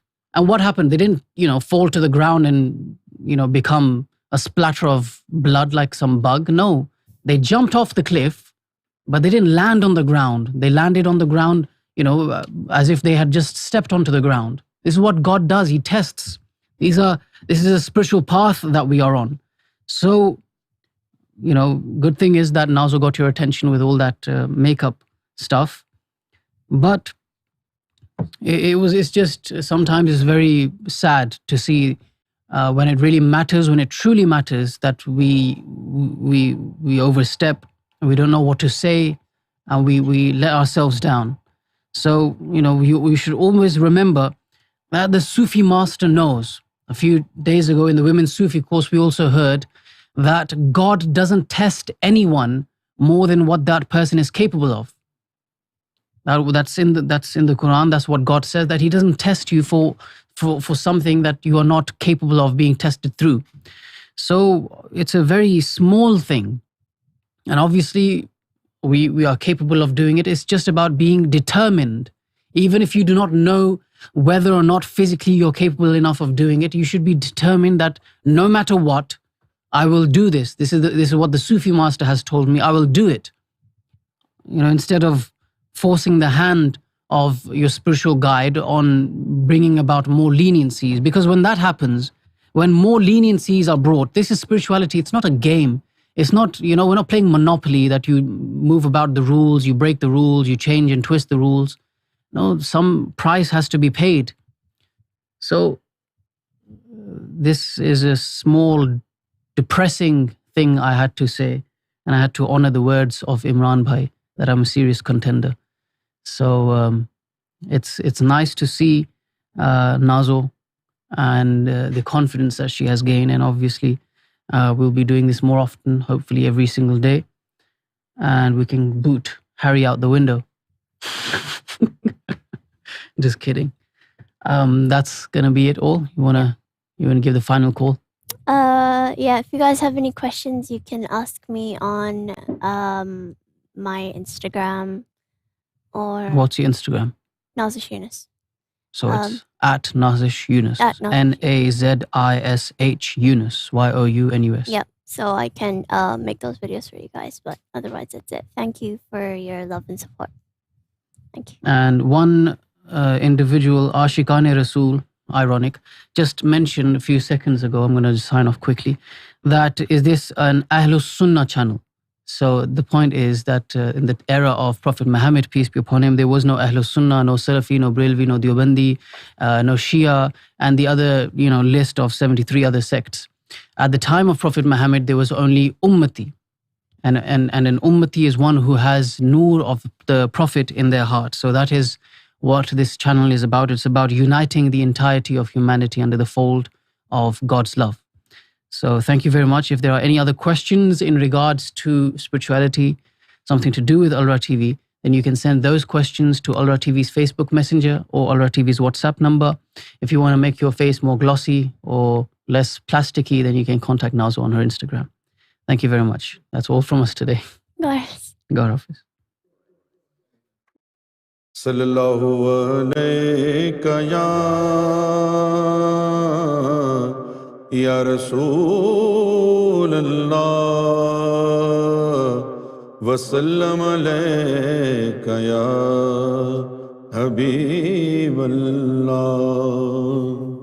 Allahu Allahu Allahu Allah, Allahu Allahu Allahu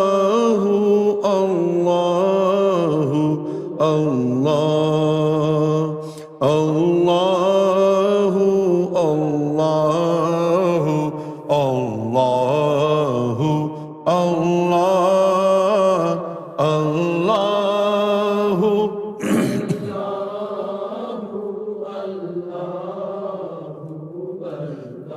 Allahu Allahu Allah,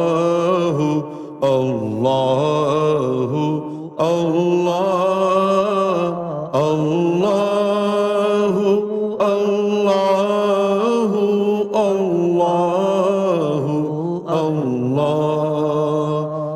Asubhu bada min tal'atihi والليل دجى من غفرته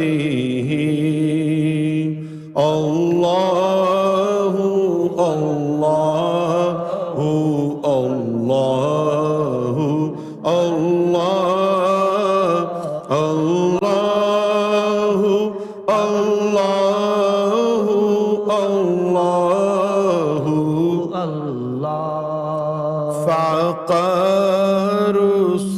أولى فضلا وأولى أهدى سبلا لدلالته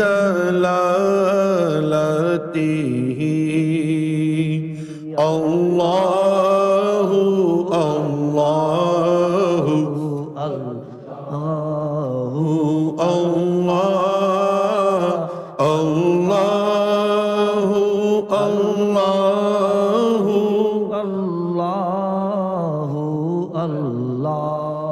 كنز الكرم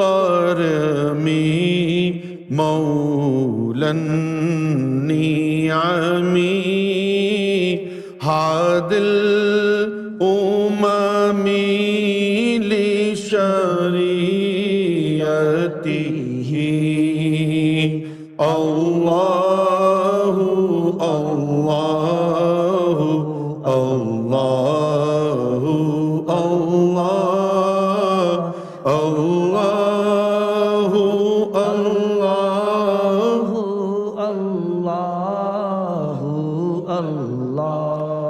أزكى النسب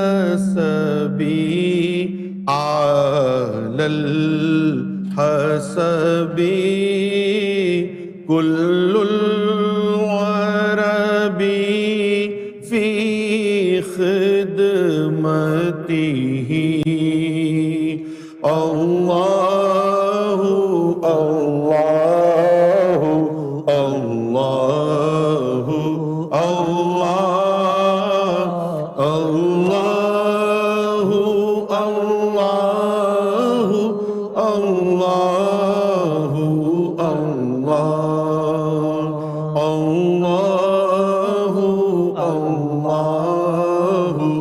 الله الله الله الله سعتي شجر نطق الحجر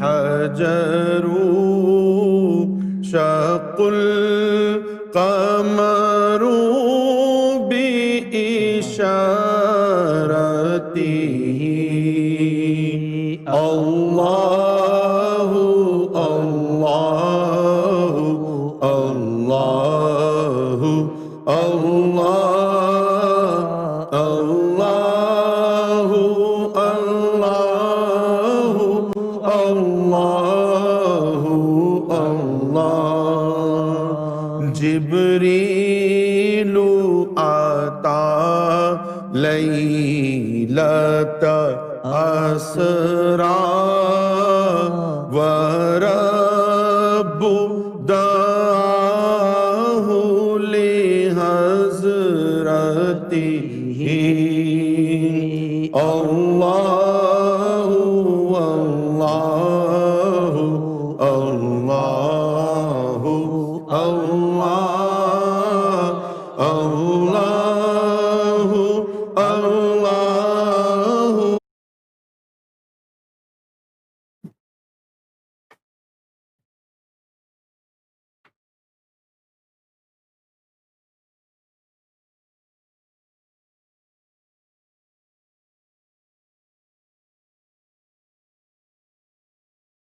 Gohar Shai Marhaba, Assalamu alaikum, Namaskar,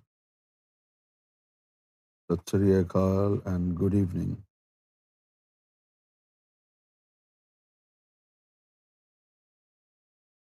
How is everybody today? Good?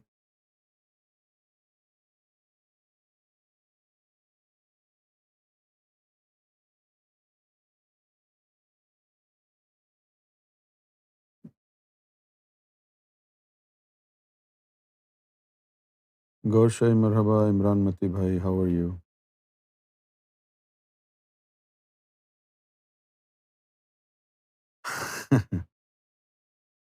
How are you, Kelly? Kelly didn't like it when I said it. I'm sorry if I hurt your feelings. but it was meant to be a joke.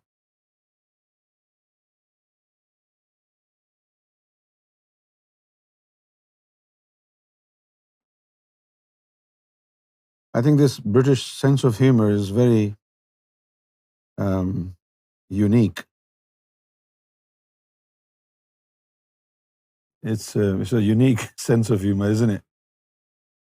Yes. Most people don't understand that. It's just British sense of humor. And then my humor, um, blended with British sense of humor, it becomes a murder. Well, thank God you found it funny. A lot of people don't.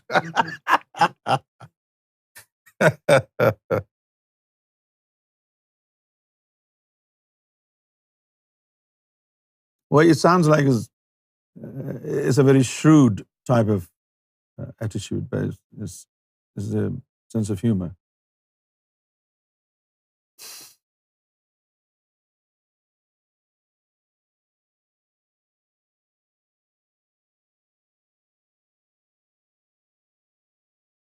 Right.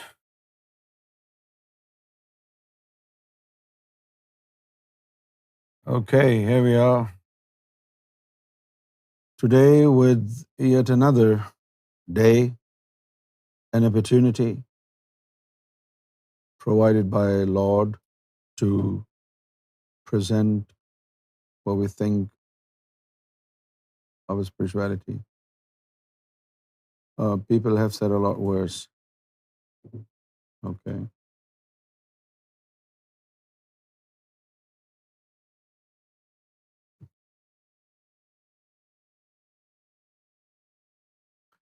Well, I don't know how religious people think of makeup, but according to Quran, God has advised women to do their makeup to please their husband. So it's a decree of God. I don't know how some religious people think it's not good, whereas in the Quran clearly it states, do your makeup so that you look good. You should look pleasing to the eyes, not horrible to the eyes. If a woman looks horrible, right, maybe she would never be able to provoke lust in her husband. She looks horrible. If she looks horrible. And the chances are they do look horrible without makeup. A lot of them, for except myself.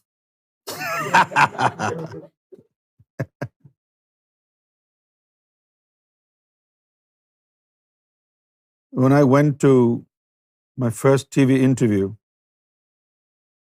they sent me to a makeup room and they wanted to do some makeup on my face. And I thought maybe they're forgetting that I'm not a woman. And I asked him, why do I need makeup on my face?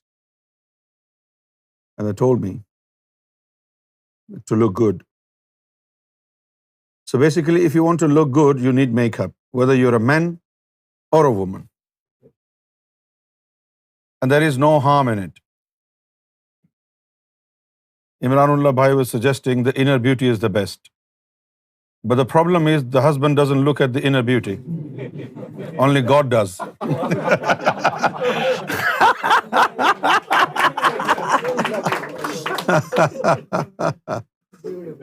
Isn't that true? दिल की बात कह दी है ना कंजर, इसलिए बोल रहा है कि beautiful beautiful look at yourself.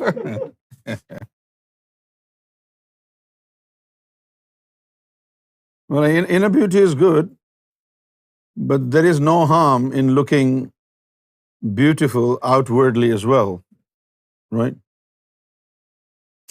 Especially when God has said very clearly, Inna Allaha Jamilun wa yuhibbul Jamal.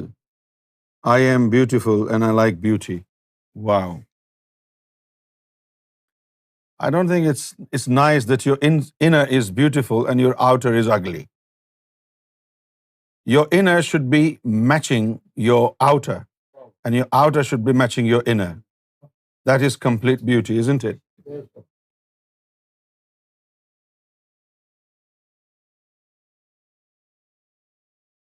You know, in those olden times, at the time of Prophet Muhammad, I read one of the narrations of the Prophet's companion. There used to be a leaf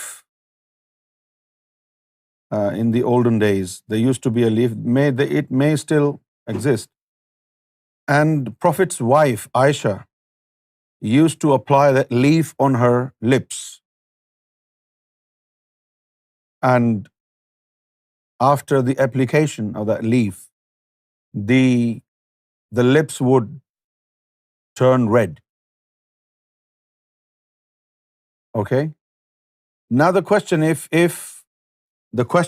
if these brands were all available at that time, do you think Prophet's wife wouldn't use it?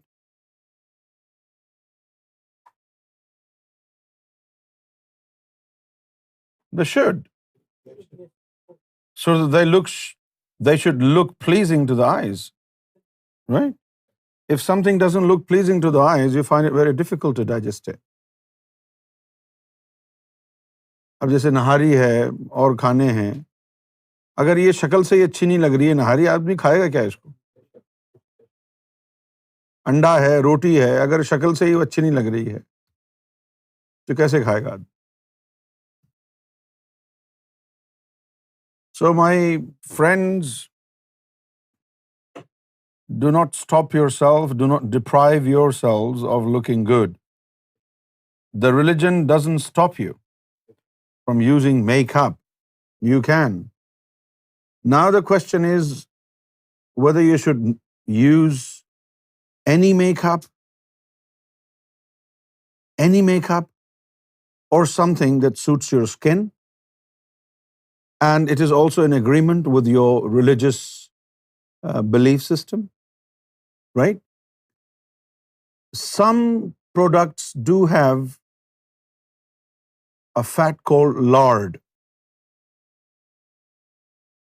and scientifically proven it's not good for your skin. So you just want to make sure that any product that you're using should be in agreement with your skin regime, should be, enhancing your skin and your looks, rather than destroying your skin and giving you allergies and different skin related diseases. That's all.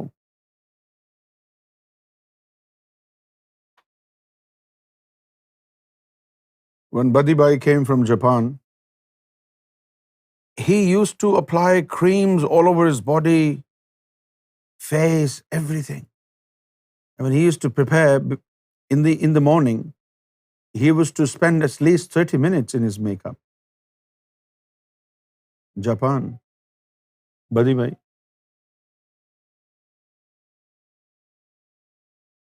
Now, the reason I mentioned Buddy Bhai is not to persecute him, but to give you an example that even men do wear makeup.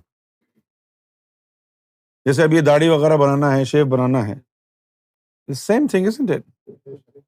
It doesn't look nice. If you don't shave and your hair is everywhere on your face, you look like an animal. نہیں؟ بہت سے لوگوں کی داڑیاں ہیں یہاں سے یہاں تک ہیں، یہاں تک لٹکی ہوئی ہیں. You look horrible.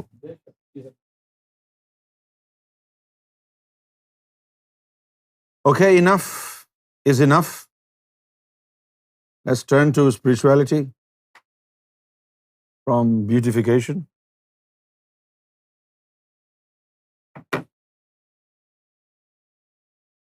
Japanese makeup is good. Okay, I take your word for it. I heard the Korean makeup is the best. है ना? Korean makeup is not cheap, is very expensive, but it's really good, especially SK brand. SK is very famous in South Korea, and it's very nice. अब मैं ये तो नहीं कह सकता कि I personally use it. I've seen it. All right. The first question is from Harun Ali, Bahawalpur, Punjab, Pakistan.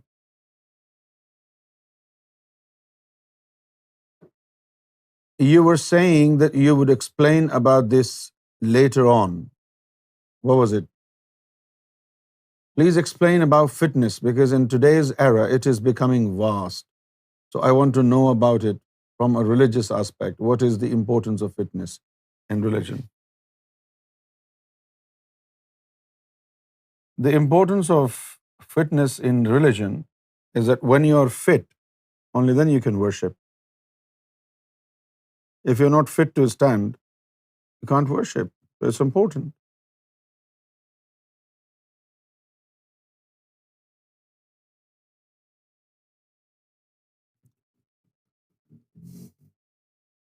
We should also bear in mind that agility in our body depends on our heartbeats. As you grow old, your heartbeats slow down. When the heartbeats slow down, your agility is affected. You are not as agile as you are in your youth. Okay? So if you engage in cardiovascular exercise in which you have a heartbeat target, for example, 160, and you do that, so it will improve agility in your body. You'll be quick because of your heartbeats. Have you ever noticed why the kids are so hyper and they never get tired? Because of their heartbeats. Their heartbeats are higher. They're running about here and there and they don't get tired because of the heartbeats. Just notice their agility. Their agility is remarkable. It's because of the heartbeats. So what you need to do is to engage in an activity in which your heartbeats rise. Running or brisk walking is the best form of exercise.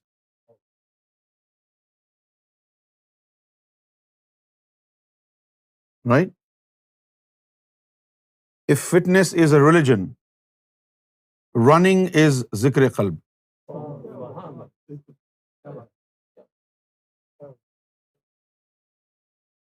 Because your entire body is engaged when you're running.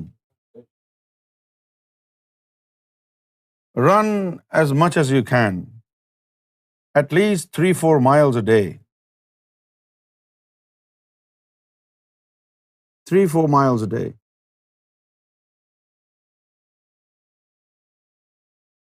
Pakistani Indian women do not run. Okay, what can we do? But we heard sometimes in the news, she ran away with her boyfriend. You're a liar. अक्सर हम पढ़ते तो रहते हैं ना कि जी वो अपने आशना के साथ भाग गई. लो, अब तुम कह रहे हो वो भागती नहीं है. They do run. They just wait for the right person. As soon as they get hold of a right person, they run away. Adnan Asghar भाई, क्या हाल है आपका? सुना है कि आपकी तबीयत नासाज है। अल्लाह ताला आपको सेहत अता फरमाए।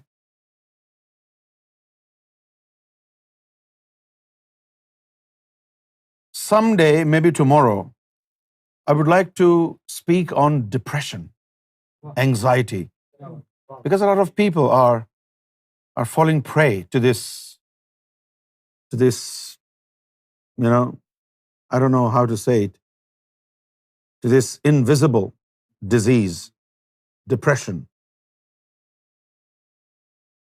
And half of those who suffer from depression do not know what depression is.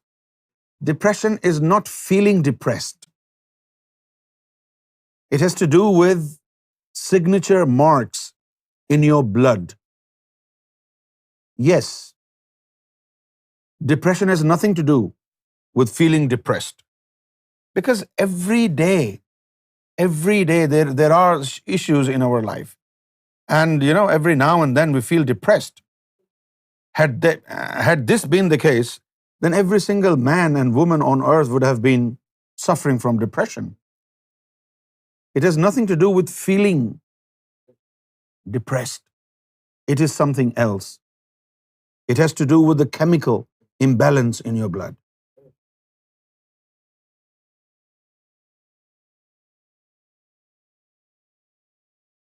I was the queen of depression before. We have a lot of kings of depression here. A lot of them. I used to swear at people when I saw them with sad faces.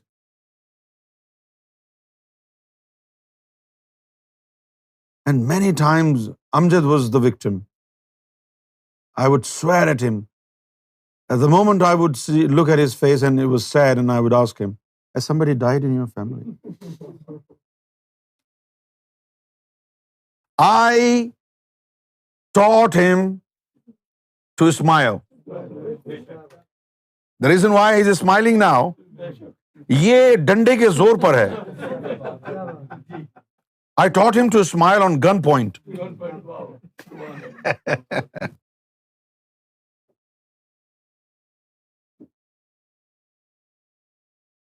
I would strongly advise against using any antidepressants. It's not good for your body at all. Do not ever use antidepressants. No, it's not good at all.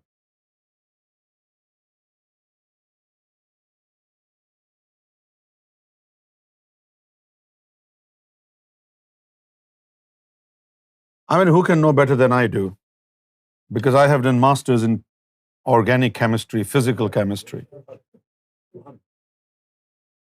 Physical chemistry is all about your body. Physical chemistry is all about your body. What goes on in your stomach, in your gut, in your large intestine, in your small intestine, it's all about physical chemistry.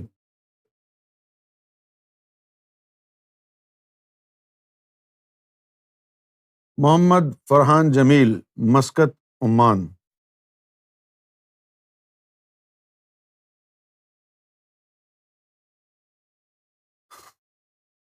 कुछ लोग कहते हैं कि जब आदम और बीबी हवा को जन्नत से निकाला गया तो बीबी हवा परेशानी के आलम में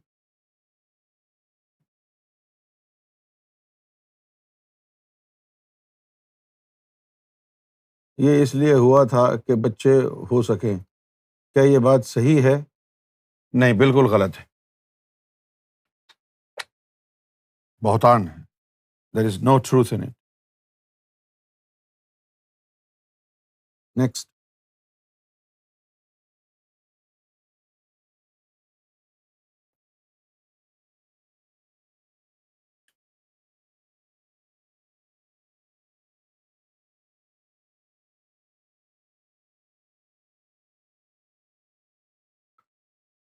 शाकिर अहमद अशरफी.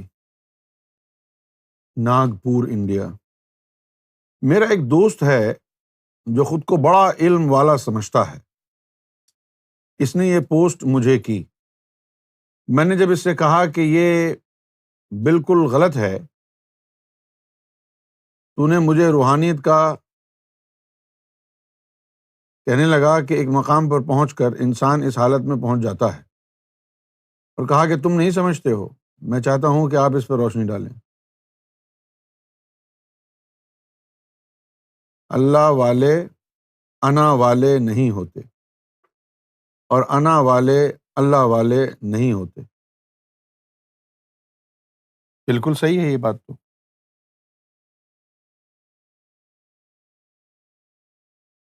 جس میں انا ہوتی ہے وہ اللہ والا تو ہو ہی نہیں سکتا. انا کو تو ختم کرنا پڑتا ہے، اس کے بعد ہی جا کے اللہ کا راستہ ملتا ہے. انا کو ختم کیے بغیر تو اللہ کا راستہ نہیں ملتا ہے.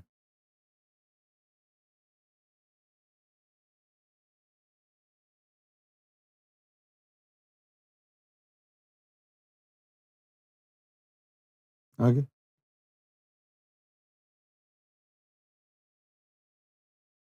جو انسان فنا فی اللہ ہو جاتا ہے کیا بقا باللہ ہو جاتا ہے؟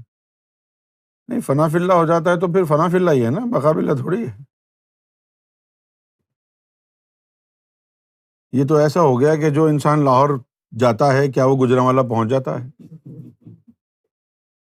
ہیں؟ یہ تو ایسی بات ہو گئی نا کہ بھائی وہ لاہور جو جاتا ہے کیا وہ گوجرانوالا پہنچ جاتا ہے؟ بھائی جو لاہور جائے گا وہ لاہور پہنچے گا نا. جو فنا فی اللہ ہوگا تو وہ فنا فی اللہ کے درجے پر ہوگا، بقا باللہ تو دوسرا درجہ ہے.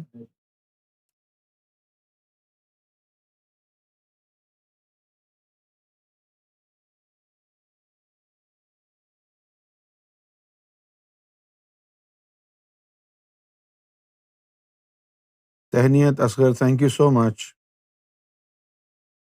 These days it's very hard to appreciate others and you're doing it. That's wonderful. محمد امان کانپور، السلام علیکم ورحمۃ اللہ وبرکاتہ. امید کرتے ہیں کہ آپ خیریت سے ہوں گے. میرا سوال یہ ہے کہ اگر کوئی شخص جس کا ذکر قلب چل رہا ہے اور نماز سے دور ہے، نماز پابندی سے نہیں پڑھ رہا، تو کیا ذکر قلب پر اس کا اثر پڑے گا؟ ذکر قلب کے اوپر تو اس کا اثر نہیں پڑے گا، لیکن یہ ہے کہ دین اسلام کے سرکار گوہر شاہی کا فرمان ہے کہ دین اسلام کے دو پر ہیں، ایک نماز اور ایک ذکر. جو صرف ذکر کرتے ہیں وہ ذاکر بن جاتے ہیں، جو نماز پڑھتے ہیں وہ نمازی بن جاتے ہیں. مومن وہ بنتا ہے جو ذکر بھی کرے اور نماز بھی پڑھے. یہ سرکار گوہر شاہی کا فرمان ہے کہ مومن وہ بنتا ہے کہ جو ذکر بھی کرے اور نماز بھی پڑھے. اگر آپ نے ذاکر بننا ہے تو بس ذکر کرتے رہیں، نمازی بننا ہے تو بس نماز پڑھتے رہیں. اچھا، اگر آپ نے امتی بننا ہے، مومن بننا ہے، تو پھر دونوں کرنا پڑے گا.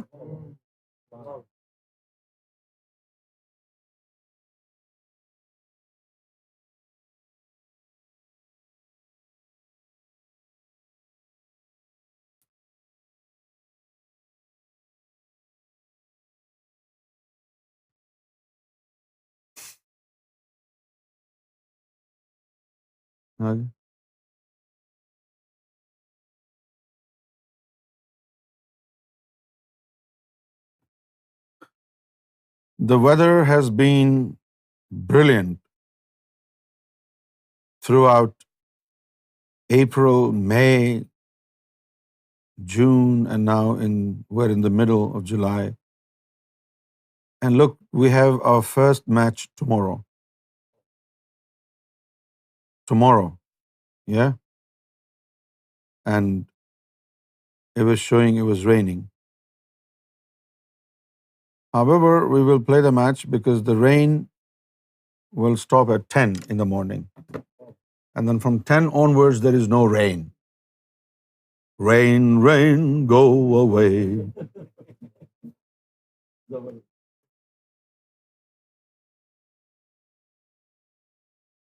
Shahzeb Khan, what happens when we fast for long periods? As that day you also said staying empty stomach causes stone. When you fast for longer period of time and at the same time you have divine energy, positive energy in your heart, then it will work wonders for you. If you are not enlightened and you starve, nothing will happen. Okay? Nothing will happen. Now, when I said if you do not eat on time, then it can create some problems for you in your stomach. But that is not for 1 day or 2 days. It's about a whole regime, the pattern of taking your lunch and your dinner. It will not happen in 1 day or 1 week or 1 month. Do you understand?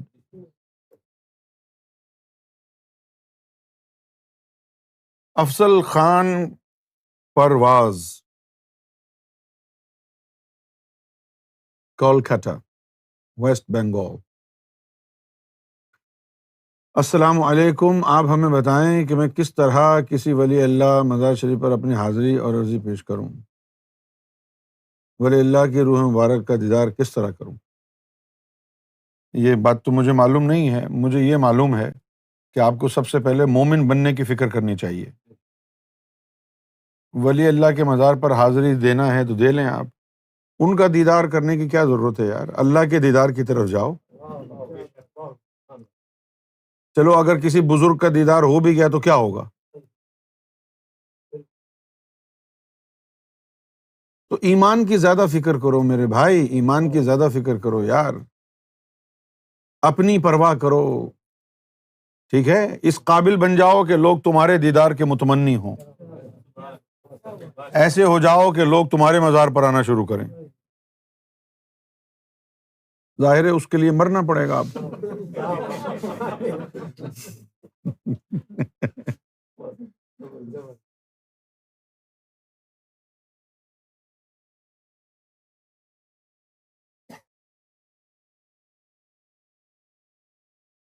Yes, Kelly, I know it's very boring sometimes to follow routines. But then again, if you have a target and you have to work on it, then your determination will make you do it.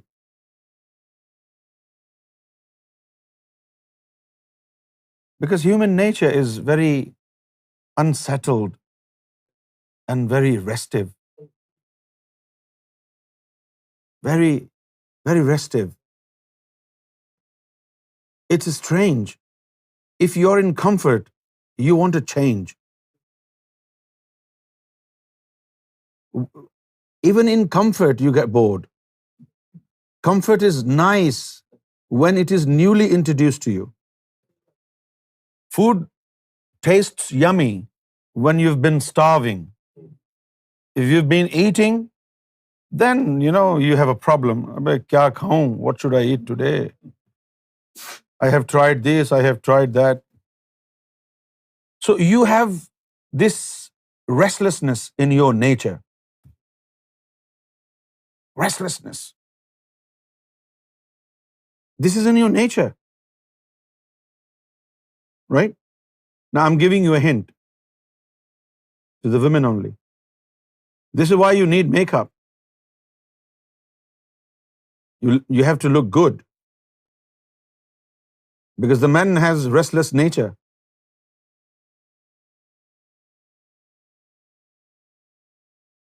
He can be bored with you.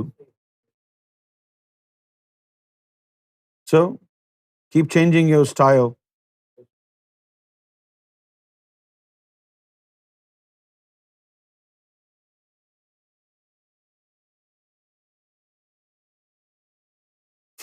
Rehan Ansari,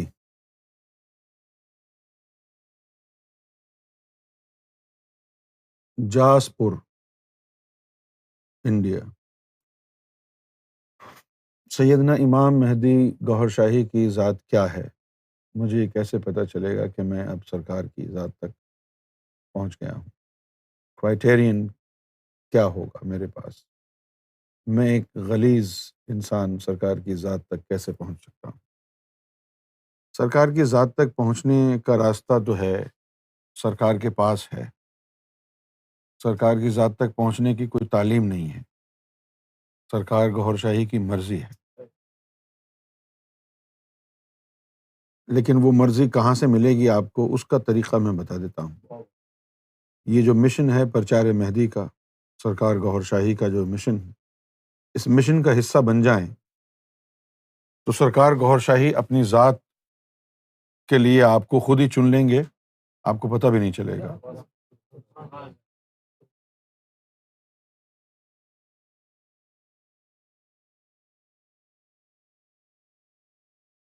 مظہر اقبال نے کہا ہے،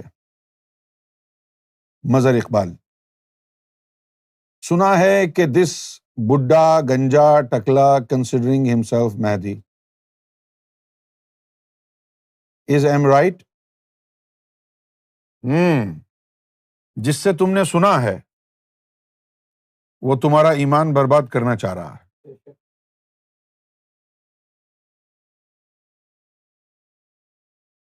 بڈھا گنجا اور ٹکلا اپنے آپ کو امام مہدی نہیں سمجھتا ہے، آپ کو غلط فہمی ہو گئی ہے، کسی نے آپ کو غلط اطلاع دی ہے، اور میں دعا کرتا ہوں کہ آپ کبھی بڈھے نہ ہوں، اللہ کے اس قانون کو آپ چینج کر دیں،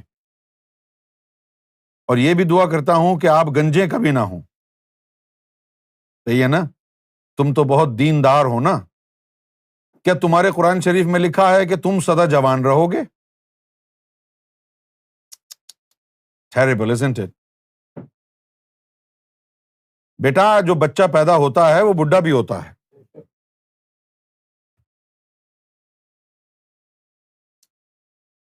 جب تم بڈھے ہو جاؤ گے تو دعا کرو تمہیں اس طرح کوئی ٹکلا نہ کہے، تمہیں بھی تو ہونا ہے نا۔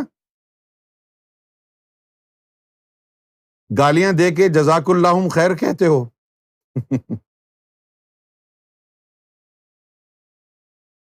پہلے طنز کرتے ہو اور اس کے بعد جزاک اللہ کہتے ہو کہ اللہ تم کو اس کی جزا دے۔ اب تم اس اللہ کے قانون سے بچنا جس میں وہ سب کو بڈھا کر دیتا ہے۔ تم بھی اسی دنیا میں رہتے ہو نا، کسی فقیر کو مت چھیڑا کرو، بد دعا مت لو کسی کی، اسی دنیا میں رہتے ہو تم بھی۔ ہر انسان نے بوڑھا ہونا ہے، یہ الگ بات ہے کہ وہ بوڑھا ہونے سے پہلے ہی مر جائے، لیکن اگر زندہ رہے گا تو بوڑھا ہوگا۔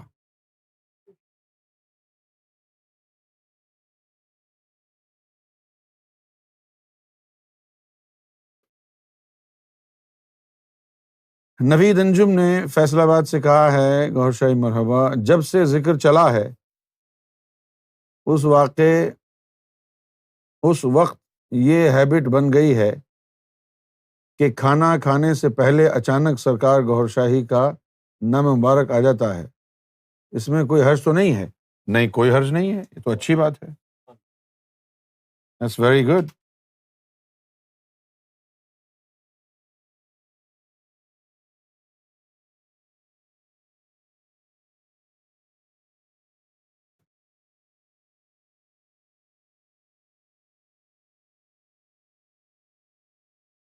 عبداللہ تصور، yeah, that's true.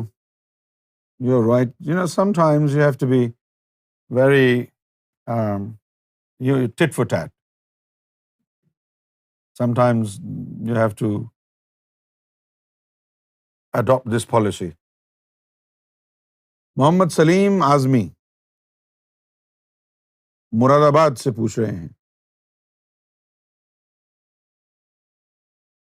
گستاخی کی معافی چاہتا ہوں لیکن میں کسی سوال کا جواب نہیں مانگ رہا بلکہ سرکار کی زلف مبارک کا صدقہ مانگ رہا ہوں۔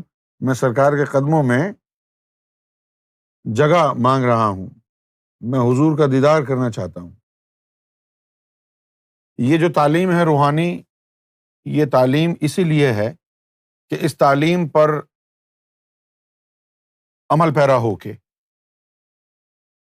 اپنے آپ کو بھی پہچانیں، اپنا بھی دیدار کریں، مرشد کو بھی پہچانیں، حضور نبی پاک صلی اللہ علیہ وسلم کی ذات تک بھی پہنچ جائیں اور اللہ کی ذات تک بھی پہنچ جائیں. ٹھیک ہے نا؟ اگر کوئی یہ کہے گا کہ مجھے امیر ہونا ہے تو ہم کہیں گے کام کرو، دھندا کرو. اسی طرح اگر آپ کہیں گے کہ ہمیں حضور کا دیدار کرنا ہے تو یہ مانگنے سے نہیں ملتی، اس کا ایک طریقہ کار ہے نا بھائی. اس کے لیے تعلیم ہے، اس کا ایک طریقہ کار ہے. روحانیت کو اپنا لیں اور پھر انشاءاللہ جیسے جیسے آپ کے اندر دیگر لطائف منور ہوں گے، پھر آپ کو دیدار رسول کی تعلیم دی جائے گی، آپ کو دیدار بھی ہو جائے گا، بالکل ہو جائے گا دیدار.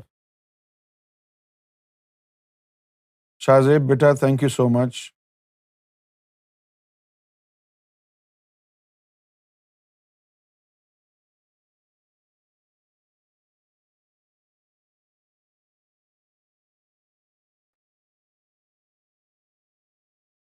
مجیب خان، میں معذرت چاہتا ہوں کہ میں سوال نہیں کروں گا، مجھ کو ڈاؤٹ ہے، اس کو کلیریفائی کر دے.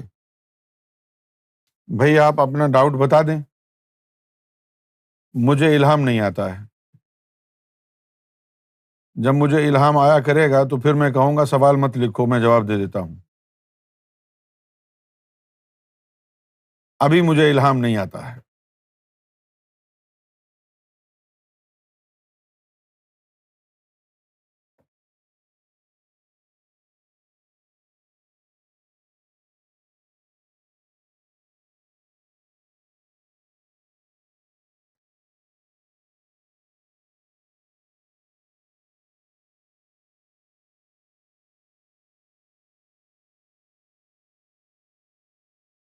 حمزہ.10 سورہ نمل آیت 40، تخت بلقیس جن نہ لا سکا اور وہ لے آیا. جس کے پاس کتاب کا علم تھا، یہ کون سی کتاب اور علم کا ذکر آیا ہے؟ ٹھیک ہے، میں نے یہ نوٹ کر لیا ہے، ہم اس کا جواب دیں گے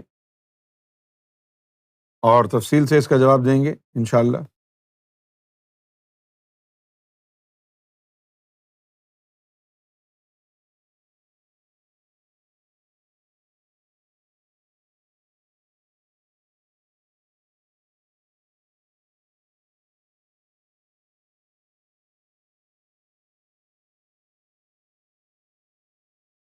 تو اب لکھا ہے سوال مجیب بھائی نے، مجیب صاحب کہہ رہے ہیں کہ میرا ڈاؤٹ ہے کہ جب امام مہدی علیہ الصلوۃ والسلام آئیں گے کیا تب اللہ کا دیدار ہو جائے گا، جو ذکر قلب ہونا ضروری ہے؟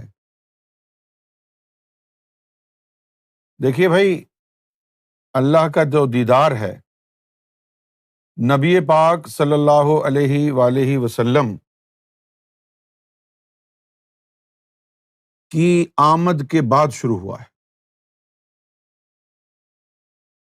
نبی کریم صلی اللہ علیہ وآلہ وسلم کی ذات والا سے پہلے کسی کو اللہ کا دیدار نہیں ہوا. اور قرآن مجید میں قصہ بھی آیا ہے موسیٰ علیہ الصلوۃ والسلام کا کہ انہوں نے اللہ سے دیدار مانگا لیکن دیدار ہوا نہیں. تو حضور صلی اللہ علیہ وآلہ وسلم سے دیدار کا علم شروع ہو گیا. ٹھیک ہے نا؟ تو اس کا مطلب یہ ہوا کہ اب دیدار کی تعلیم آ گئی ہے، لیکن از خود سب کو تو دیدار نہیں ہو جائے گا نا. جو اس تعلیم پر چلے گا، جس کی اللہ منظوری دے گا، جس کی نبی پاک صلی اللہ علیہ وسلم منظوری دیں گے، اس کو دیدار ہوگا. صحیح ہے؟ اسی طریقے سے امام مہدی علیہ الصلوۃ والسلام کی نظر سے آپ کی تعلیم کے ذریعے لاکھوں کو اللہ کا دیدار ہوگا، لیکن ایسے نہیں ہوگا کہ خود بخود ہی اللہ سامنے آ جائے گا، بلکہ ان کو امام مہدی کی تعلیم پر عمل کرنا پڑے گا نا. اپنے سینے کو منور کرنا پڑے گا، لطیفہ انا کو منور کرنا پڑے گا، تو دیدار تو عام ہوگا، لیکن اس عام دیدار کے لیے بھی آپ کو روحانیت تو اختیار کرنی پڑے گی نا۔ ہاں، فرق اتنا پڑ گیا ہے کہ پہلے روحانیت میں داخلہ ہی نہیں ملتا تھا عام آدمی کو، اور اب سب کے لیے کھول دیا ہے، آ جاؤ اور روحانیت اختیار کر لو۔ روحانیت اختیار ہوتی ہے ذکر قلب سے، تو ذکر قلب کی دولت عام کی جا رہی ہے۔ جب آپ کے اندر اللہ کا اسم اتر جائے گا، دل کی دھڑکنیں اللہ اللہ میں لگ جائیں گی، تو اس کے بعد پھر اب طریقت کا راستہ آپ کے لیے کھل گیا ہے۔ یہ دل کی کسوٹی آپ کے پاس آ گئی ہے، اب آپ کو کوئی دھوکہ نہیں دے سکتا۔ امام مہدی کا جھوٹا دعویٰ کرنے والا تو دور کی بات ہے، کوئی آپ کو ولایت کا جھوٹا مدعی دھوکہ نہیں دے سکتا۔ اور جب تک تمہارے پاس یہ کسوٹی نہیں آئے گی، اس وقت تک تم کو اسی طرح کبھی کوئی ختم نبوت کے معاملے میں گمراہ کرتا رہے گا، کبھی کوئی جھوٹی مہدیت کا دعویٰ کر کے تم کو گمراہ کرتا رہے گا، اسی طریقے سے فرقہ واریت پھیلتی رہے گی۔ سب سے بہترین طریقہ اپنے آپ کو پہچاننے کا، اپنے دین کی حقانیت کو پہچاننے کا، رب کو پہچاننے کا طریقہ وہ یہ ہے کہ ہمارے قلب میں اللہ کا نور اتر جائے، ذکر قلب ہمیں حاصل ہو جائے، ہمارے دل کی دھڑکنیں اللہ اللہ سے بیدار ہو جائیں۔ جیسا کہ علامہ اقبال نے فرمایا تھا کہ دل بیدار پیدا کر، کہ دل خوابیدہ ہے جب تک، نہ تیری ضرب ہے کاری نہ میری ضرب ہے کاری۔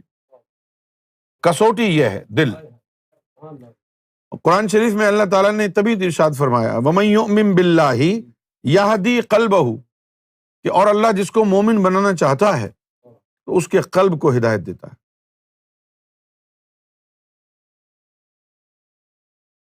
وَمَن يُؤْمِن بِاللَّهِ يَهْدِي قَلْبَهُ وَاللَّهُ بِكُلِّ شَيْءٍ عَلِيمٌ۔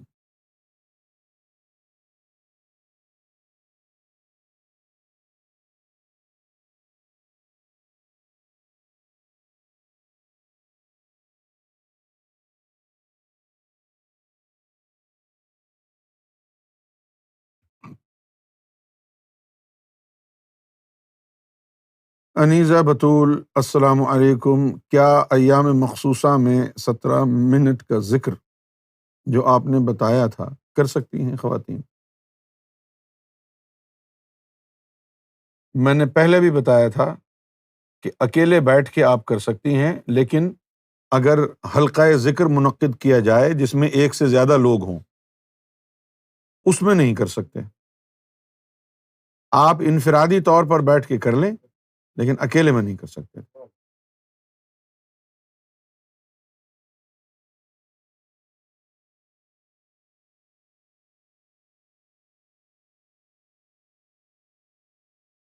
محمد ابراہیم نے کولکتہ سے سوال کیا ہے، السلام علیکم، I have one request, please can you join حبل ریاض to my قلب؟ I love Sarkar, I want to see Sarkar in my dreams. Pray for me. Before I was lost in this world, and then when I watched ALRA TV and took zikr, life totally changed. Thanks for all your help and support.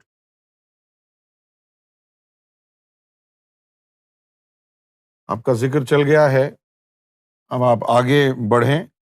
حبل ریاض آگے کی کہانی ہے نا، پہلے ابھی جو روحانیت کے مختلف جو ادوار ہیں ان سے آپ گزریں، تاکہ پھر وہ حبل لگنے کی آپ کے اندر اس کا ظرف پیدا ہو جائے، اس کی فوربیئرنس آ جائے آپ کے اندر۔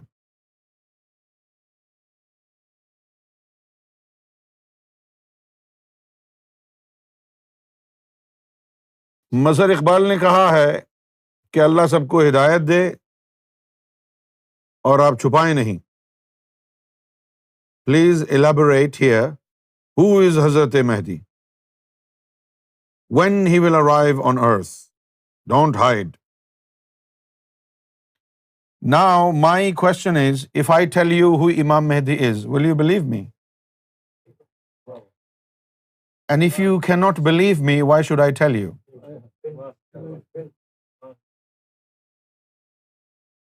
But I can tell you that you will have to believe.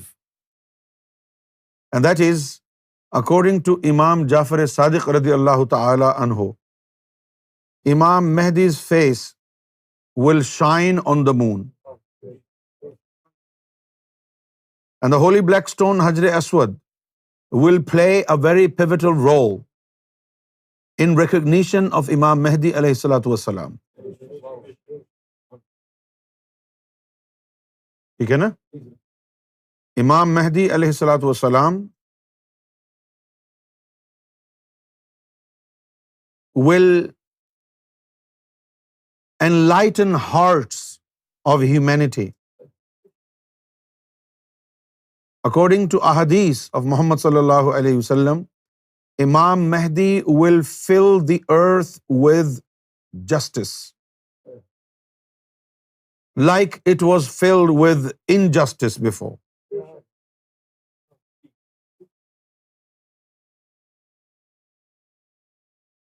And then according to Maula Ali, Imam Mahdi alayhi salatu wassalam will have seal on his back. And the seal will be pretty similar to the seal that Prophet Muhammad had on his back.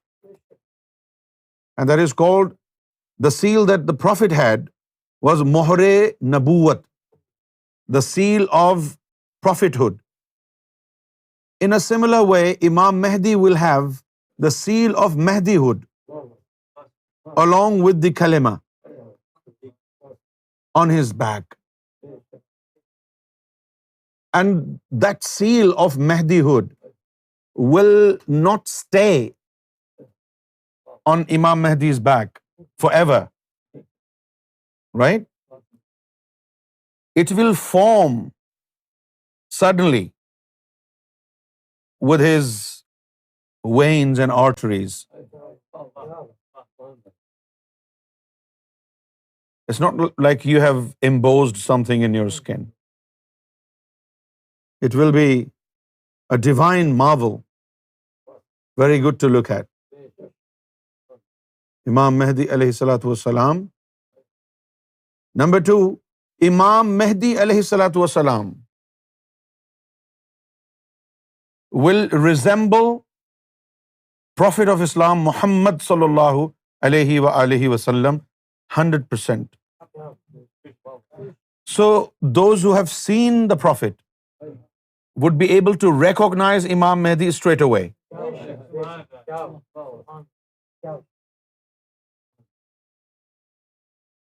Now a lot of people say Imam Mahdi and Jesus will coexist in the same era.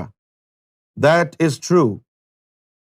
But do you think Imam Mahdi will be all the time with Jesus Christ? No. So you need this criterion. My friends, without any disrespect to anybody, in the Islamic world, in the Muslim world, there have been more than a dozen pseudo-claimants of this office. And they have been, plundering and looting not only our money, our wealth, but also our faith. And this blindness that we have among Muslims, this blindness has to go before we are able to recognize Imam Mahdi alayhi salatu wasalam. We will not be able to save ourselves, to protect ourselves from fallacy of the pseudo-claimants.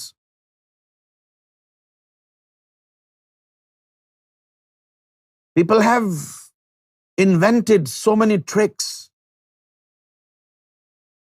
and they speak of Islam very eloquently, that you will never doubt that this man can be a false prophet, false Messiah.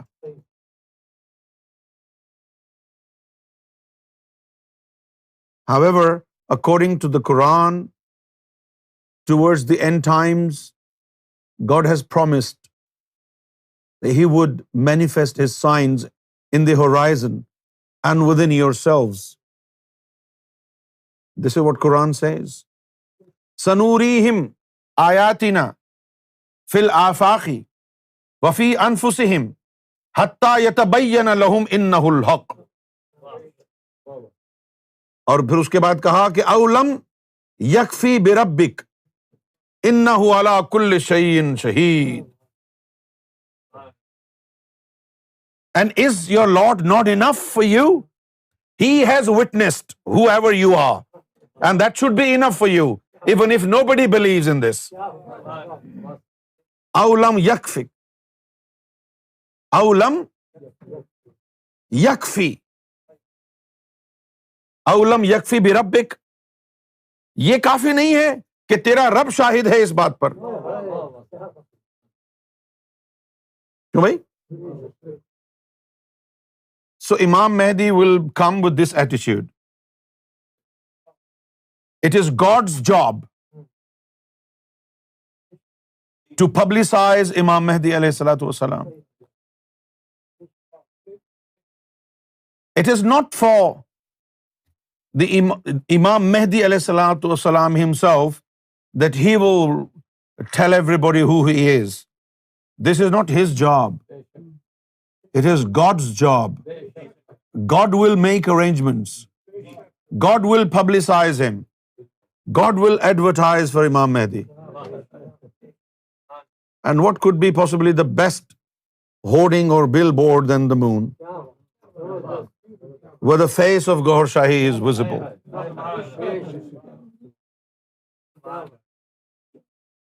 Right? Shining more brightly than the stars,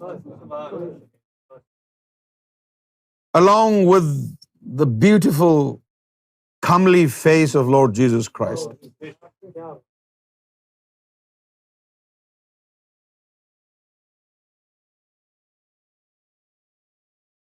But tell me, Mazhar Iqbal, if you are in search of Imam Mahdi, and you ask people question with this kind of attitude, where you do not respect anybody, you do not give respect to people, I will take it as if your practice of religion is not giving you manners. I mean, how strong is your faith in God? And how truly do you believe in Quran? The Quran said, my beloved Prophet has the best of characters. Innaka la'ala khulqin azim. Do you think just growing your beard is sunnah? Putting a turban on your head is sunnah? Eating sweets is sunnah? What about adopting the Prophet's character? Is this not the best sunnah? If the Prophet would ask somebody a question, would the Prophet of Islam say, oh takle, oh budde, is this your religion? تیری ماں نے یہ سکھایا ہے تجھے؟ قرآن یہ سکھاتا ہے تمہیں؟ اتنے پکے مسلمان ہو تم؟ یہ قاعدہ ہے دین کا؟ یہ اخلاق ہے؟ Is this your religiosity? Oh budde, oh takle, oh ganje.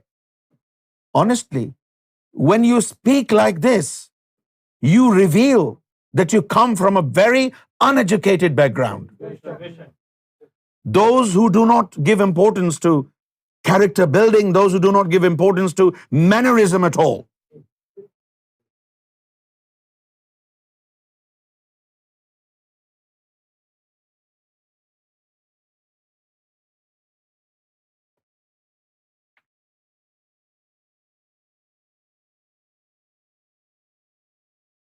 Somebody asked the Prophet's wife, Aisha, what is Quran? And Prophet's wife, Aisha, radiyallahu ta'ala anha said, haven't you read Quran? He said, yes, I did.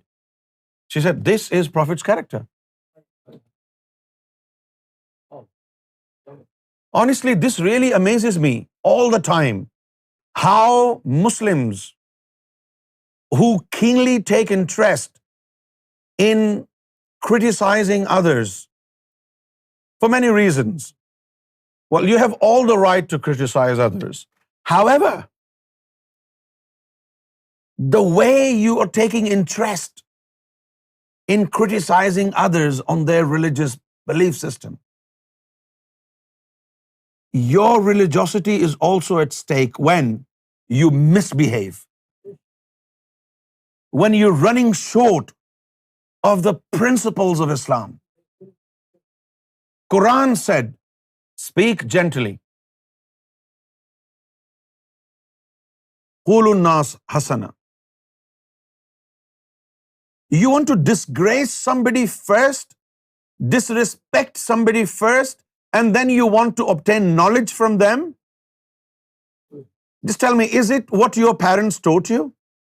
Is this what you learned in your schools and colleges? خاندانی آدمی ایسا ہوتا ہے. ایک مسلمان کی یہ شان ہے کہ کسی سے سوال کرے تو پہلے اس کی بے عزتی کرے, کیریکٹر اسیسینیشن کرے, پہلے اس کو کہے بڈھے, ٹکلے, گنجے. تم کو خدا کا خوف نہیں ہے؟ قبر کا عذاب یاد نہیں آتا ہے؟ کیا محمد رسول اللہ کی تعلیم ہے یہ؟ بڈھے, گنجے, ٹکلے, کیا محمد رسول اللہ نے یہ سکھایا ہے مسلمانوں کو؟ کیا قرآن اس بات کی تعلیم دیتا ہے لوگوں کو بڈھا, گنجا, ٹکلا کہو؟ ٹیریبل.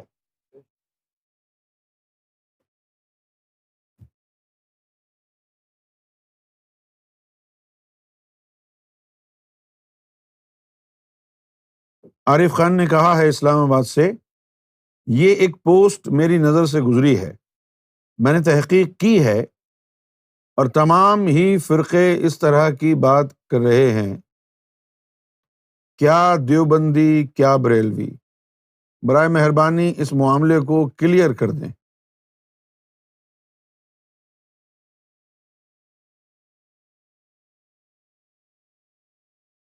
اچھا جی, کیا ہے یہ بات؟ تھوڑا سا اس کو انلارج کر دو. اچھا جی, یہ ہے جو شخص حالت احرام میں ہو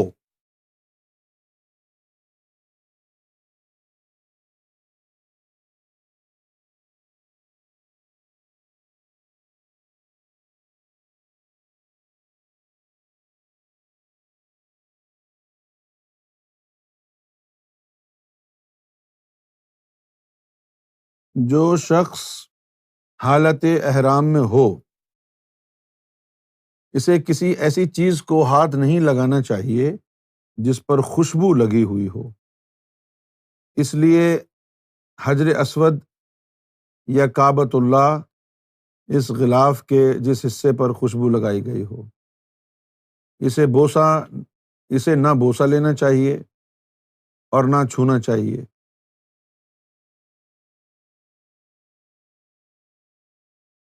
سمجھنے تو دو کیا کہہ رہا ہے یہ.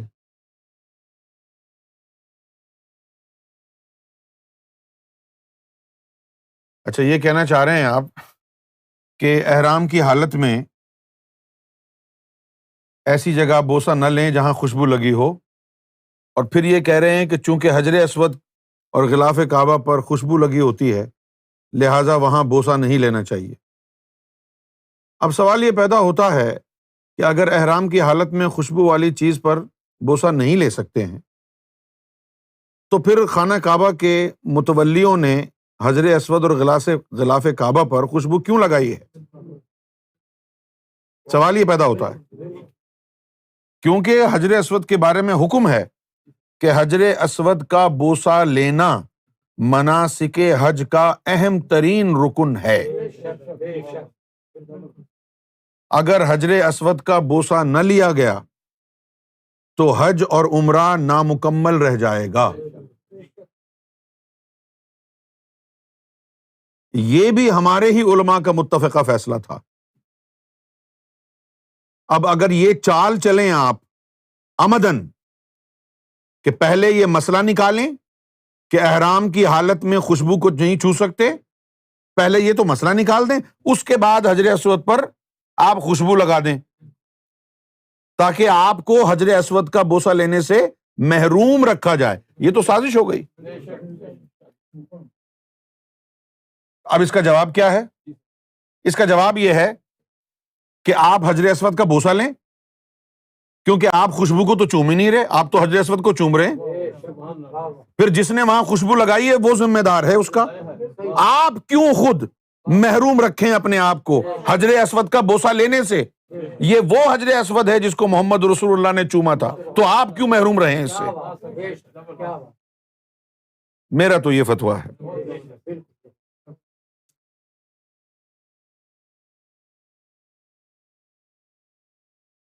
تو جس نے وہاں خوشبو لگائی ہے، حجر اسود پر جس نے خوشبو لگائی ہے، وہ کعبے کے منتظمین ہوں گے نا، بڑے اعلیٰ قسم کے شیوخ ہوں گے کم سے کم.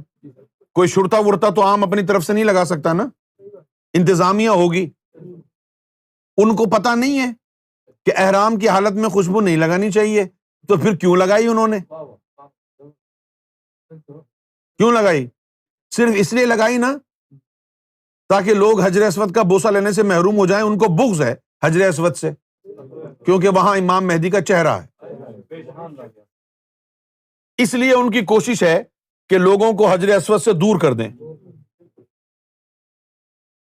کئی دفعہ انہوں نے رنگ کیا ہے، اور رنگ کے باوجود بھی اب تصویر دوبارہ ابھر رہی ہے. کالا رنگ کر دیا ہے، پھر بھی وہ تصویر ابھر کے سامنے آ رہی ہے دوبارہ.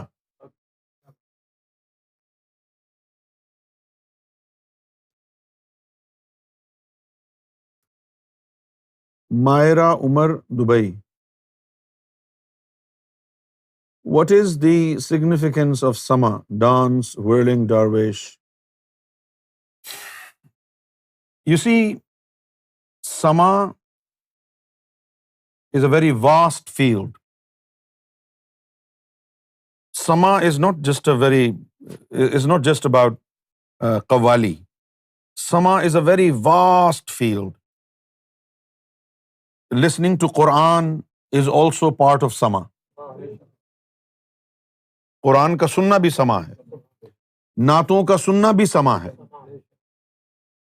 نعتوں کا سننا، مناجات الہی کا سننا، یہ سب کچھ سما میں آتا ہے. تو یہ تو سما کی حقیقت ہو گئی. ٹھیک ہے. تو اگر سما تلاوت قرآن پر مبنی ہو، آپ سن لیجئے. نعت خوانی پر مبنی ہو، سن لیجئے. اللہ کی تعریف و توصیف، حمد و ثنا، مناجات پر مبنی ہو، سن لیجئے. نبی پاک صلی اللہ علیہ وسلم کی مدح پر ہو، سن لیجئے. اولیاء کرام کے محاسن اور مناقب اور قصائد بیان کیے جائیں، سن لیجئے.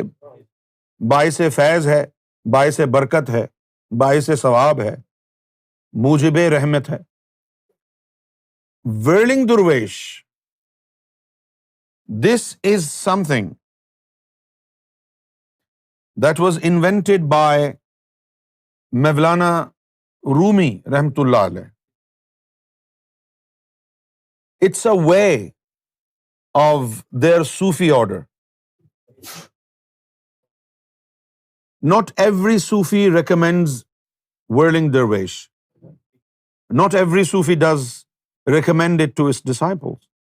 So some of these things are confined to their Sufi order only. For example, Mevlana Rumi,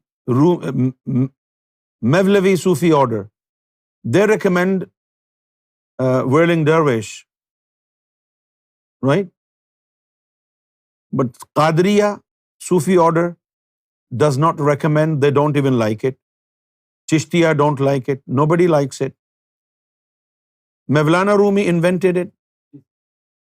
And now, in reality, it's only some pages of history that tells us that it happened in the past.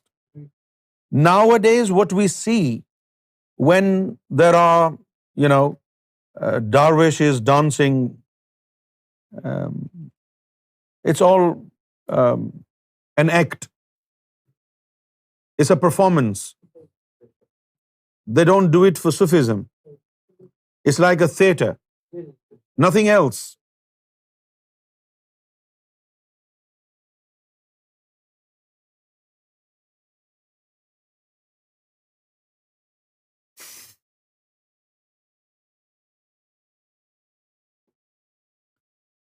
نور الصبا راول پنڈی، السلام علیکم.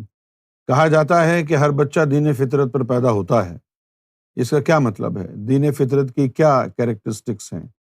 دین فطرت کا مطلب ہے ہر بچہ اس فطرت پر پیدا ہوتا ہے کہ اس کے اندر از خود رب کی طرف رجحان ہوتا ہے کہ میرا بنانے والا ہے کوئی، توحید پسندی ہوتی ہے اس کے اندر فطری طور پر. یہ ہے کہ وہ دین فطرت کا مطلب ہوا کہ رب کی طرف اس کا رجحان ہوتا ہے. اچھا، اب اگر اسلام والوں میں پیدا ہو جائے تو اسلام کے مطابق رب کی طرف رجحان کیا جائے گا. کرسچن میں پیدا ہو جائے تو رب کی طرف کرسچینٹی کے تھرو رجحان کیا جائے گا. تو اس کے اندر پوٹینشل ہوتا ہے، رب کا دھیان ہوتا ہے. یہ ہے اس کا مطلب. پھر وہ کسی بھی مذہب میں پیدا ہو جائے تو اسی مذہب کے ذریعے رب کی طرف چلا جائے.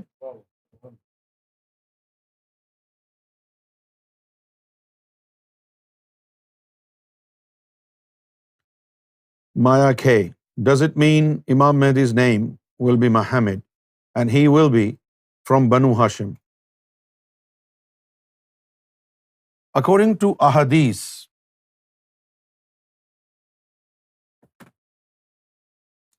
if we translate the particular hadith about Imam Mehdi's name as Muhammad and his parents' name as Abdullah and Amina, the words of ahadith tells us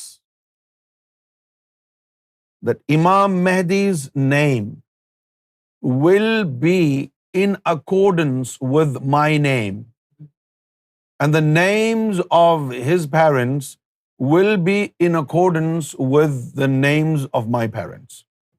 These are exactly the words of hadith, right? اب اردو میں بولتا ہوں. حدیث کے مطابق امام مہدی کا نام محمد صلی اللہ علیہ وسلم کے نام کی موافقت میں ہوگا، اور آپ کے والدین کا نام حضور کے والدین کے موافقت میں ہوگا. کسی حدیث میں یہ نہیں لکھا کہ ان کا نام محمد ہوگا، کسی حدیث میں نہیں ہے. حدیث کے الفاظ پڑھیں آپ. امام مہدی کا نام حضور کے نام کی موافقت میں ہوگا.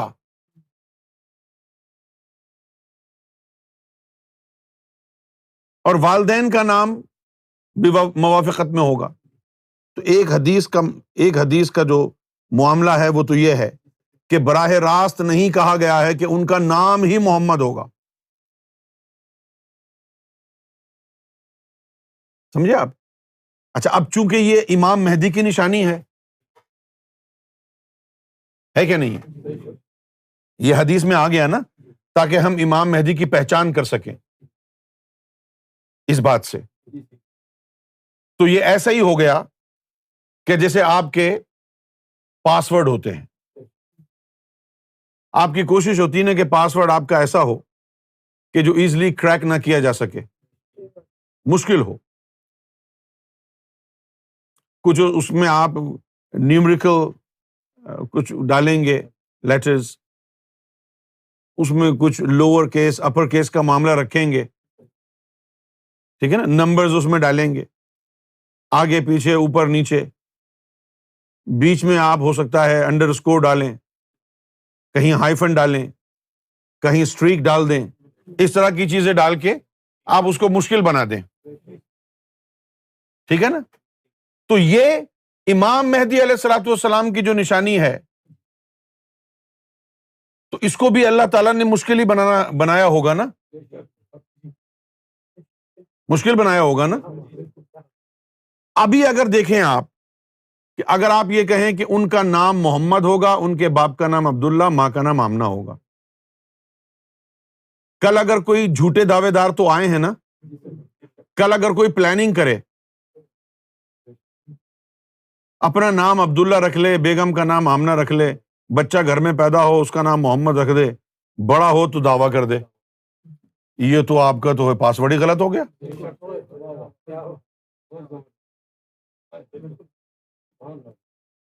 یہ تو آپ کا پاسورڈ ہی غلط ہو گیا. اب میں آپ کو بتاتا ہوں کہ اس کا مطلب کیا تھا. کسی حدیث میں یہ نہیں لکھا, کسی حدیث میں نہیں لکھا کہ امام مہدی کا نام محمد ہوگا صلی اللہ علیہ وسلم. لکھا ہے کہ میرے نام کی موافقت میں ہوگا, یعنی ملتا جلتا ہوگا. تو ملتا جلتا کیا ہے؟ احمد, محمد نہیں ہے. ٹھیک ہے نا؟ تو احمد ہوگا. تم نے ڈال دیا کہ احمد نام ہوگا. حضور نے فرمایا تھا اس کے اندر احمد کی ذات ہوگی.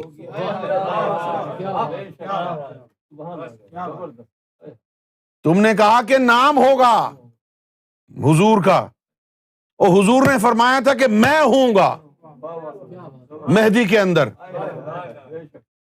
ایک دفعہ حضور صلی اللہ علیہ وسلم اپنے چاہنے والوں کے جھرمٹ میں بیٹھے ہوئے تھے. کیا نظارہ ہوگا کہ حضور تشریف فرما ہیں, کہیں مولا علی بیٹھے ہیں, کہیں ابو ذر غفاری بیٹھے ہیں, کہیں ابو بکر صدیق بیٹھے ہیں, کہیں طلحہ بن زبیر بیٹھے ہیں, کہیں کوئی, اور وارفتگی کا عالم ہے. اور صحابہ کرام پوچھتے ہیں یا رسول اللہ صلی اللہ علیہ وآلہ وسلم, امام مہدی کے بارے میں کچھ بتائیں.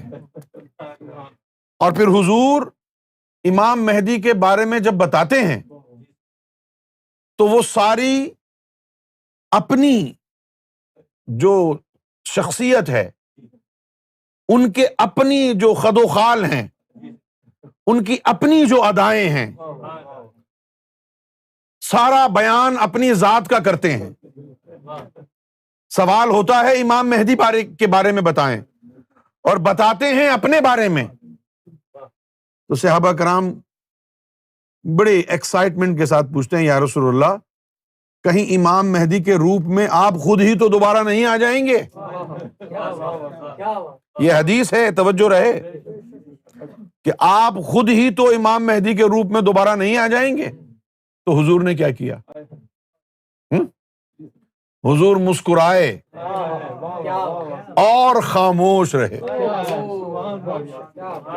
حضور اب حضور کے خاموش رہنے سے کیا مراد لی جائے؟ بات اگر غلط ہوتی تو مسکراتے نا, بات خاموش رہے کہ یہ راز راز ہی رہے, جو سمجھدار ہے وہ سمجھ جائے. کچھ بھی نہ کہا, کچھ کہہ بھی گئے, کچھ کہتے کہتے رہ بھی گئے, اور ایک ویٹ ٹشو دے دو مجھے. تو حضور نبی پاک صلی اللہ علیہ وآلہ وسلم نے جو ناک نقشہ, نین نقش, خد و خال, عادات و اطوار, پسندیدگی ناپسندیدگی, جو کچھ بھی بیان فرمایا امام مہدی کے حوالے سے, وہ اپنی ذات کے بارے میں تھا. اور پھر قرآن مجید میں کیا آیا پوچھئے؟ قرآن مجید نے کہا وَلِلْآخِرَةِ. قرآن مجید کیا کہتا ہے؟ لگاؤ ذرا آیت, ٹھوکو. وَلِلْآخِرَةِ فرمایا کہ وَلِلْآخِرَةُ خَيْرٌ لَكَ مِنَ الْأُولَى. وَلِلْآخِرَةُ خَيْرٌ لَكَ, کہ یا رسول اللہ آپ کا جو دوسرا دور ہوگا وہ آپ کے پہلے دور سے افضل ہوگا. تیرا شاہی میرا شاہی گوھر شاہی گوھر شاہی. وَلِلْآخِرَةُ خَيْرٌ لَكَ مِنَ الْأُولَى، کہ آپ کا جو دوسرا ہے دور وہ آپ کے پہلے دور سے زیادہ خیر والا ہے.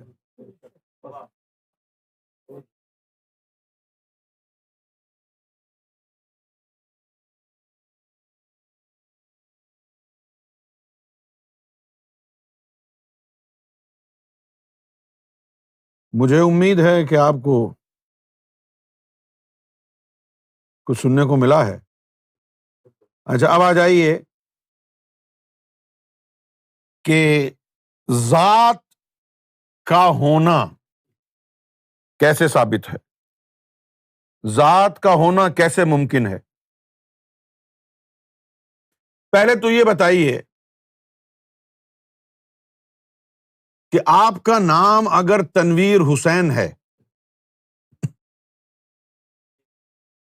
آپ کا نام اگر تنویر حسین ہے، غور کیجئے گا میں بحث کیا کر رہا ہوں، میں بحث کر رہا ہوں کہ کیا امام مہدی کا صرف نام محمد ہونا چاہیے یا محمد کی ذات بھی ان میں ہونی چاہیے، یہ بحث ہو رہی ہے.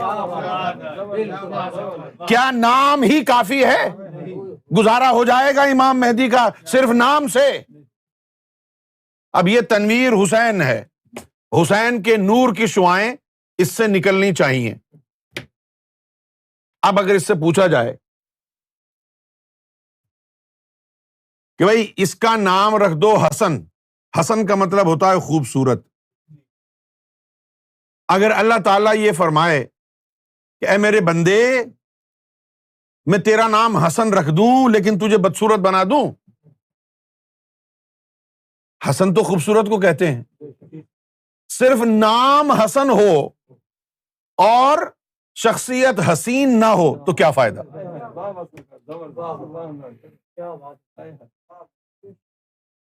اب اس کا نام ہے عبد الحسیب، حسیب اللہ کا نام ہے. اگر یہ اللہ کی بندگی نہیں کرتا تو کیا فائدہ ہے عبد الحسیب نام رکھنے کا؟ اس کا نام ہے انوار الحق، اللہ کے انوار اس سے نکلیں. اگر نہیں نکلتے تو بیکار ہے نام رکھنا. ان کا نام ہے غفور، اگر وہ کسی کو معاف نہ کریں تو کیا فائدہ غفور نام ہونے کا ہے؟ اسی طرح اگر امام مہدی میں صرف نام کا محمد ہو، محمد کی ذات نہ ہو تو کیا فائدہ ہے امام مہدی کا نام محمد رکھنے سے؟ نام ہو ذات نہ ہو تو فائدہ کیا ہے ان کے نام کا محمد ہونے سے؟ نام ہو اور ذات نہ ہو، اس میں مسمى نہ ہو تو پھر فائدہ کیا ہوا؟ بیکار ہے. اللہ تعالیٰ کچی گولیاں تو نہیں کھیلتا ہے. کیوں بھائی؟ اللہ تعالیٰ کچی گولیاں نہیں کھیلتا ہے. اللہ تعالیٰ نے یہ فرما دیا ہے یا رسول اللہ صلی اللہ علیہ وسلم وَلِلْآخِرَةُ خَيْرٌ لَكَ مِنَ الْأُولَى، آپ کا دوسرا دور آپ کے پہلے دور سے بھی افضل ہوگا. آ گیا نا؟ تو اب سمجھنا یہ ہے کہ امام مہدی میں یہ تو ہم نے سمجھ لیا کہ صرف نام ہونا 6 معنی، کیا فائدہ ہے اس کا؟ کیوں بھائی؟ صرف نام ہونے سے کیا ہے؟ اب اس کا نام ہے شاہد الحسن. اگر میں ترجمہ بتاؤں تو ان کو خود بھی برا لگے گا. شاہد الحسن کا اردو میں ترجمہ ہے خوبصورت لوگوں کو تاڑنے والا. شاہد کا مطلب دیکھنے والا ہے نا. شاہد الحسن ہے یعنی حسینوں کو تاڑنے والا. اور اس کے برعکس یہ شخص بالکل معصوم ہے، سوائے کمپیوٹر کے کسی کو نہیں تاڑا آج تک. نہیں تو کیا یہ ممکن ہے کہ جو منافقت تم کر رہے ہو، کیا اللہ تعالیٰ بھی یہی کرتا ہے کہ صرف نام دے دے گا محمد؟ صرف نام کتنے لوگوں کے نام محمد ہیں. آپ وہاں چلے جائیے گلف اسٹیٹ میں بالخصوص، اگر ان کو آپ کا نام پتہ نہ ہو نا تو اس کو وہ محمد کہہ دیتے ہیں. یعنی جو اسٹرینجرز ہوتے ہیں نا، جن کا نام نہیں پتا ہوتا، ان کو وہ کہتے ہیں اجنبی. اجنبی کا مطلب ہوتا ہے اسٹرینجر. اگر ان کو کسی کا نام نہیں پتا تو وہ محمد کہہ کے مخاطب کرتے ہیں. یہ محمد تعال. تو نام میں کیا رکھا ہے؟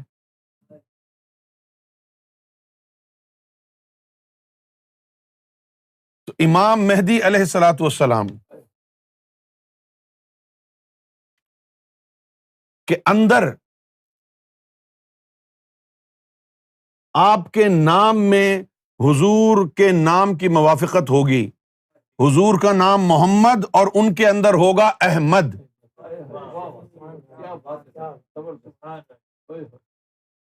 ٹھیک ہے، بڑی غور سے سنیے گا، توجہ رہے. پہلے تو دیکھتے ہیں کہ احمد نام کے طور پر آ جائے تو نشانی حل ہوتی ہے کہ نہیں.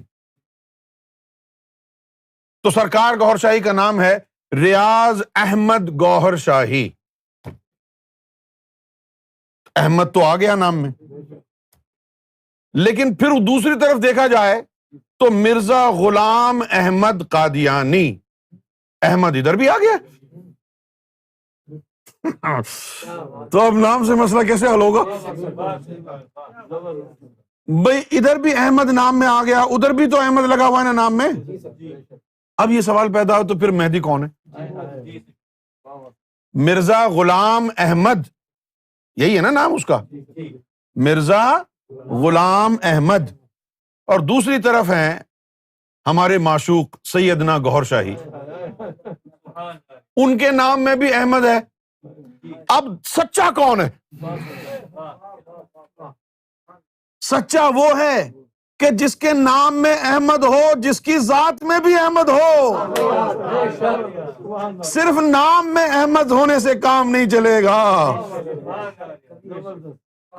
صرف نام میں احمد ہونے سے تو نہیں ہوگا کچھ بھی. نام میں احمد ہے تو اس کے وجود میں بھی احمد ہونا، اس کے وجود میں بھی احمد ہونا. اب وجود میں احمد کیسے ہوتا ہے؟ سمجھ آ جائے تو بڑا ہی آسان ہے، نہ آئے تو پھر خوری ہے. محمد حضور پاک کے جسم مبارک کا نام ہے. محمد حضور پاک کے جسم مبارک کا نام ہے. اب حضور پاک کے داڑھی کے بال ہیں، منہ مبارک کہلاتے. حضور کا ہاتھ ہے، یہ محمد کا حصہ ہے نا. پورے وجود کا نام محمد ہے، کوئی حصہ اگر الگ ہو جائے وہ بھی محمد کا ہی حصہ ہوگا نا. اسی طرح آپ کی روح مبارک کا نام احمد ہے، اور حضور کی جو روح ہے وہ دو طرح کے سیٹ ہے نا، ان میں ایک سماوی اور ایک ارضی ارواح. ایک سماوی اور ایک ارضی ارواح.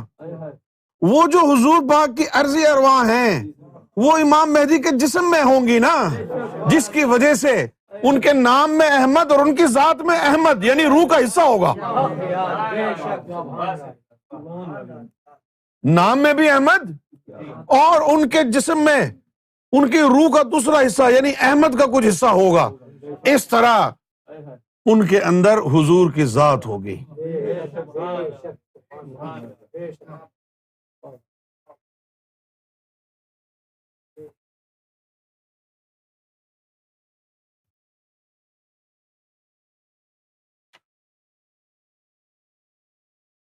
سرکار گوہر شاہی کی تصویر دیکھ کے درود شریف پڑھو، دیکھو تمہارے دن کیسے بدلتے ہیں.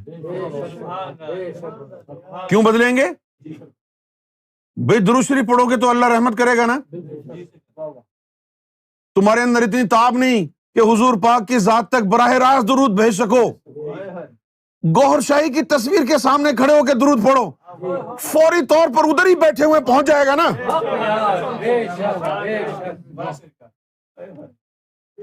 تم تو یا گوہر کرتے ہو نا، یا گوہر سے زیادہ فیض درود شریف میں ہوگا. کیوں کہ یا گوہر تو بہت دور ہے، یا گوہر تو گوہر شاہی سے بہت دور ہے نا. ہاں، وہ جو حضور پاک ہے وہ گوہر شاہی کے بہت زیادہ نزدیک ہے، یا گوہر دور ہے، اس میں تھوڑا ٹائم لگے گا. تو سرکاری کہتے ہیں نا، تو ان کو دیکھ کے یا ان کی تصویر دیکھ کے درود شریف پڑھیں، بڑا فیض ہوگا، کیونکہ وہ ادھر جسم میں موجود ہیں. اور جو یا گوہر کرنے والے ہیں وہ یا گوہر کا بڑے بعد جواب آئے گا، دور سے آئے گا، بڑی دور سے، پتہ نہیں کدھر ہے وہ پتہ نہیں کدھر ہے. وہ جو سامنے ہے وہ عرضی ارواح بیٹھی ہوئی ہیں. اس لیے درود پڑھیں، رحمت نازل ہوگی، محبت بھی آئے گی. جو تصویر یار کو دیکھ کے درود پڑھتا ہے نا، اس کا درود اسی وقت پہنچ جاتا ہے. اور یا گوہر وہ کرے جس کے دل میں ہو، پھر تصویر دیکھنے کی ضرورت نہیں ہے، وہ پھر کرتا رہے گا دل خود ہی.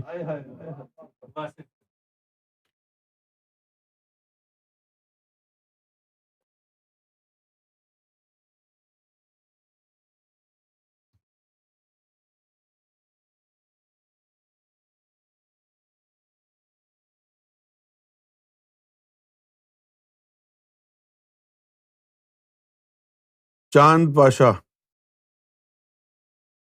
پہلے بچے پیدا ہوتے ہیں، اذان بولتے ہیں، نام رکھتے ہیں، اور اذان کی نماز جنازہ کی نماز ہوتی ہے. آج کل تو بہت سی جگہ ایسی ہیں نماز جنازہ پڑھ کر دفن کرنے کے بعد پھر سے اذان دے رہے ہیں. پتہ نہیں وہ ایسا کیوں کرتے ہیں، ہمیں معلوم نہیں. یہاں تو نہیں کرتے ہیں ایسا، انڈیا میں کرتے ہوں گے، پتہ نہیں کیوں کرتے ہیں، انہیں سے آپ پوچھیں. خیر، اذانوں سے کیا ہوگا، جب اللہ نے بخشنا ہوگا تو اللہ بخشے گا. تم اذان دو یا نماز پڑھو، بخشش اذانوں میں تو نہیں ہے نا، بخشش تو رب کے ہاتھ میں ہے، بخشش تو رب کے ہاتھ میں ہے نا. ہاں، وہ جس کو چاہے بخش دے، جس کو چاہے بخش دے. وہ بخشنے کے لیے اگر تیرا رب تیری نمازوں کا محتاج ہے تو پھر کس بات کا رب ہے؟ پھر تو یہ سوداگری ہو گئی نا. اس نے پڑھی نماز، اس نے رکھا روزہ، تو اس کو تو بخش دیا ہیں. یہ گناہ گار تھا، اس نے کچھ نہیں کیا، اس کو نہیں بخشا، تو پھر یہ رب تھوڑی ہے، یہ تو پھر سوداگر ہے. جس نے پیسے دیے اس کو سودا سلف دیا، جس کے پاس پیسہ نہیں تھا اس کو بھگا دیا. رب کی یہ صفت کیسے ہو سکتی ہے؟ رب ایسا نہیں ہے، رب ایسا نہیں. رب ایسا ہے کہ ساری زندگی اس نے کچھ نہیں کیا اور اس کو یہی تھا کہ بس میرا رب ہی مجھے بخشے گا، میں تو بڑا ہی گناہ گار ہوں. ہو سکتا ہے رب اس کو بخش دے. اور جو ساری زندگی نماز قرآن پڑھتا رہے، اس کو یہ گمان ہو کہ میں تو بخشا ہی بخشایا ہوا ہوں، میں تو ساری زندگی نمازیں پڑھی، میں نے تو ساری زندگی تلاوتیں کی ہیں، میں تو مسجد میں ہی سوتا تھا. تو یہ تیرا گمان ہے نا، رب کو تو پسند نہیں ہے تکبر. ہو سکتا ہے رب تجھے جو ہے وہ رد کر دے، رب کے ہاتھ میں ہے. باقی یہ تمام چیزیں جو ہیں یہ رسومات ہیں. کہ تو جنازہ پڑھ لیا، مغفرت، دعائے مغفرت ہی ہے نا جنازہ ہے، تو کیا گارنٹی ہے کہ دعائے مغفرت پوری ہوگی؟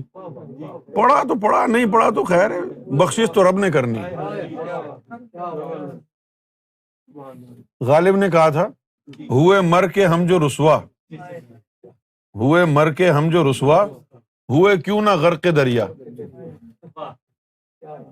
ہوئے مر کے ہم جو رسوا، ہوئے کیوں نہ غرق دریا. نہ کہیں جنازہ اٹھتا،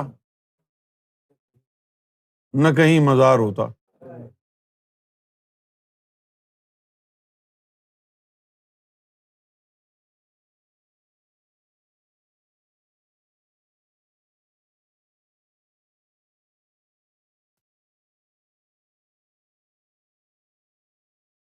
اور بھی کسی کو پوچھنا ہے امام مہدی کے بارے میں تو پوچھے، پوچھ لیں، پوچھنے میں تو کوئی حرج نہیں۔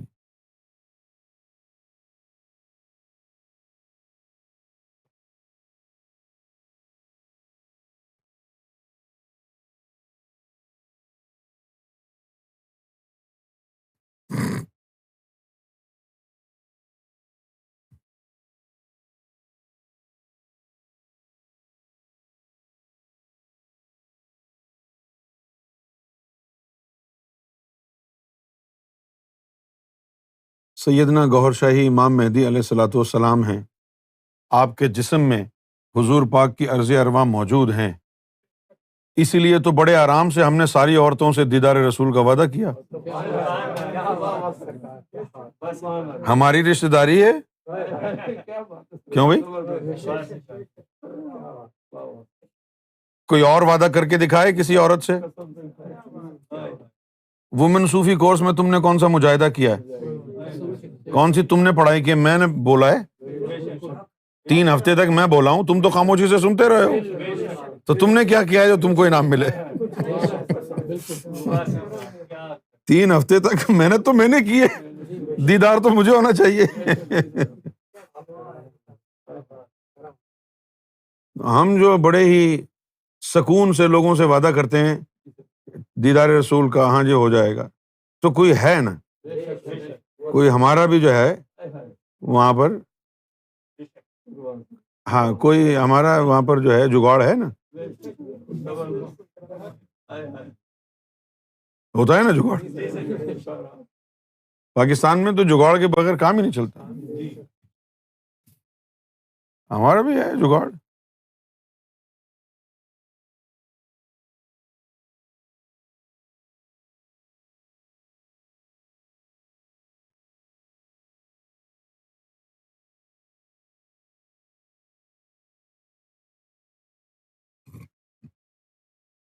فاروق حسین کراچی، مرنے سے پہلے مر جاؤ، اس حدیث کی باطنی تشریح کیا ہے؟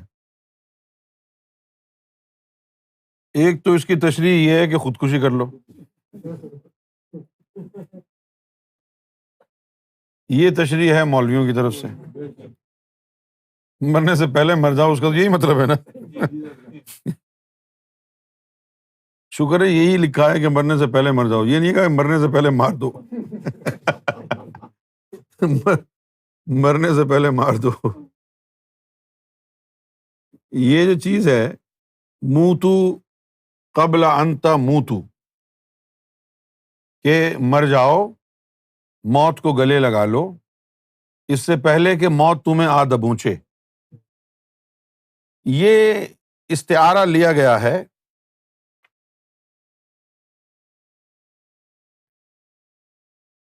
جب انسان پیدا ہوتا ہے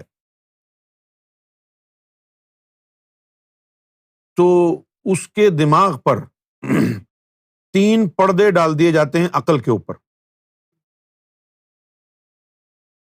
دیکھیں نہیں، آپ سب کو پتا ہے نا، ساری دنیا کو پتا ہے کہ غلط کام نہیں کرنا چاہیے، سزا ملے گی، جہنم میں جائیں گے، کسی کا مال نہیں مارنا چاہیے، جھوٹ نہیں بولنا چاہیے، غیبت نہیں کرنی چاہیے، ہیں؟ یہاں تو کچھ عرصے کے لیے آئے ہیں، جو دائمی زندگی ہے وہ آخرت کی زندگی ہے، یہ باتیں سب کو معلوم ہیں۔ اس کے باوجود بھی ہم دنیا داری میں لگے ہوئے ہیں، بے حس ہو گئے ہیں، خوف خدا نہیں رہا ہے، ہیں؟ ایسا لگتا ہے کہ ہماری عقل کام نہیں کر رہی، نصیحت کا اثر نہیں ہو رہا ہے، تو اس کی وجہ یہ ہے نا کہ آپ کی عقل کے اوپر پردے ڈالے ہوئے شیطان نے، اور یہ پردے جو ہیں شیطان یہ پردے آپ کے اوپر سے اس وقت ہٹاتا ہے کہ جب آپ عالم نزا میں ہوتے ہیں، جب آپ عالم نزا میں ہوتے ہیں، مرنے کا وقت قریب ہے، کسی بھی لمحے اب آپ کی روح نکلنے والی ہے جسم سے، تو اس وقت شیطان یہ پردے آپ کی عقل سے ہٹاتا ہے۔ جب آپ کی عقل سے یہ پردے ہٹتے ہیں تو پھر آپ کو کہانی سمجھ میں آتی ہے کہ میں دنیا میں کیوں بھیجا گیا تھا، اور تو پھر اللہ کو بولتا ہے اے اللہ بس مجھے اب مہلت دے دے، میں تجھے راضی کر کے دکھاؤں گا۔ صحیح ہے نا؟ تو یہ ہے مرنا، مرنے کے وقت یہ ہوتا ہے.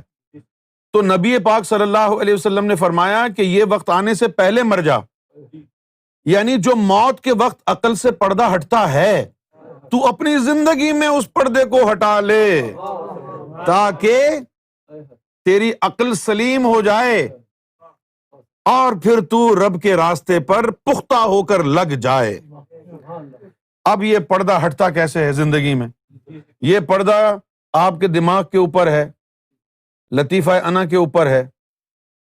لطیفہ انا کو بیدار کیا جاتا ہے، مرشد کی نظر سے بیدار ہوتا ہے. اس کے بعد پھر اس کے ساتھ یاہو کا ذکر ملایا جاتا ہے، یاہو یاہو یاہو. یاہو کے ذکر کی گرمی سے یہ پردہ پھٹ جاتا ہے اور انسان کی عقل آزاد ہو جاتی ہے، اور اسی کے ذریعے پھر اللہ کا دیدار بھی ہوتا ہے. تو یہ اس کی تشریح ہے، موتو قبل ان تموتو.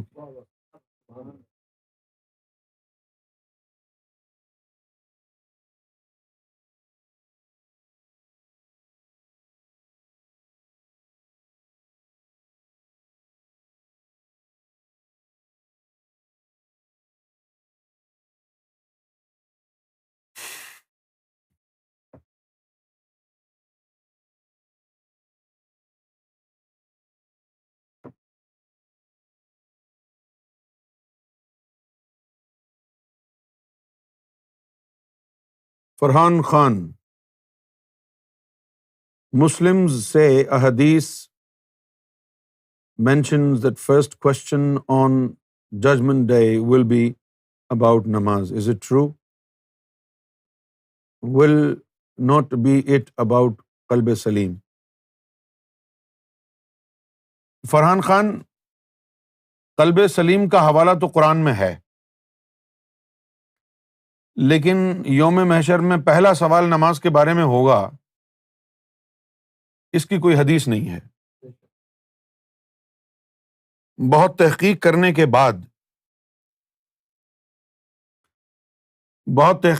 کے بعد میں اس نتیجے پر پہنچا کہ مولانا روم نے اپنی مثنوی شریف میں اس بات کو فرمایا ہے. ٹھیک ہے نا؟ انہوں نے کہا ہے کہ اولی پرشش نماز بود، کہ سب سے پہلا سوال جو ہے پرشش جو ہے نماز کی ہوگی. لیکن یہ مولانا روم نے کہا ہے، ٹھیک ہے نا؟ تو سب سے افضل جو فرمان ہے وہ اللہ کا ہے. قرآن مجید میں آیا ہے یہ، یوم لا ینفع مال ولا بنون الا من آت اللہ بقلب سلیم، کہ اس روز نہ مال کام آئے گا نہ بیٹے کام آئیں گے مگر وہ شخص کامیاب ہوگا جو اللہ کے پاس قلب سلیم لایا. یہ سورۃ الشعراء میں ہے، آیت نمبر 88 ہے اس کی، سورہ نمبر 26 ہے.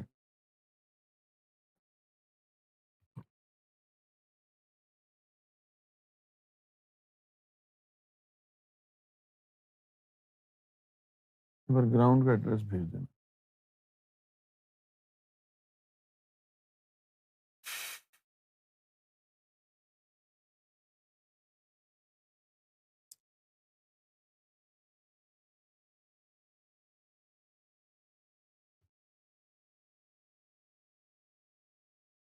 اور کوئی دوسرا سوال کرو.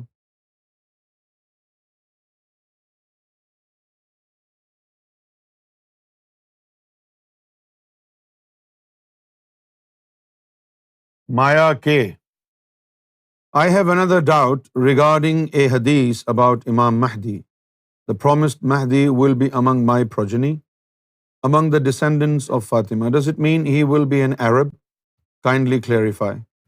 یہ بات درست ہے کہ امام مہدی علیہ الصلوۃ والسلام، یہ احادیثوں میں آیا ہے، یہ بات درست ہے کہ امام مہدی علیہ الصلوۃ والسلام اطرت فاطمہ سے ہوں گے.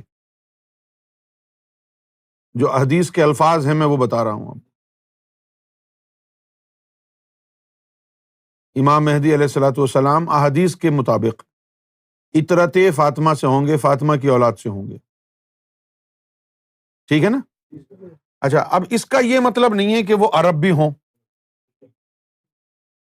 کیونکہ سیدنا غوث اعظم رضی اللہ تعالی عنہ کا جو شجرۂ نسب ہم نے پڑھا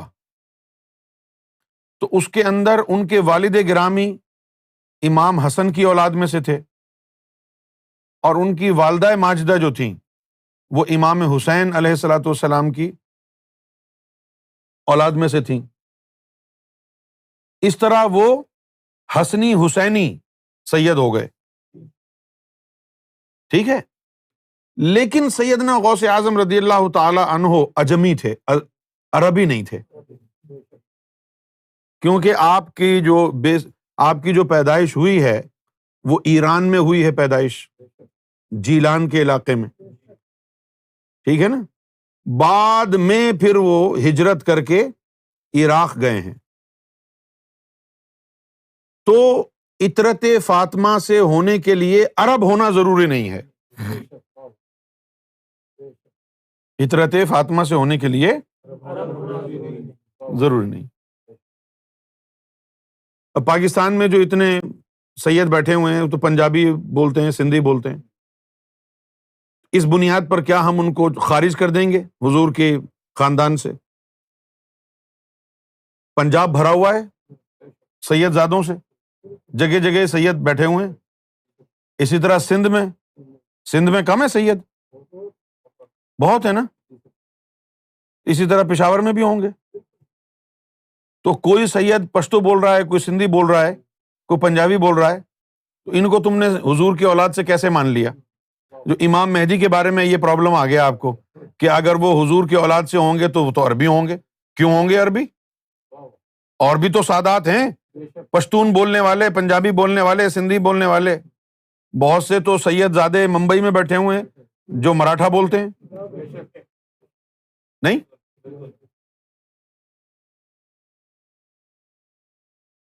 یعنی مراٹھی زبان بولتے ہیں وہ سید ہیں وہ۔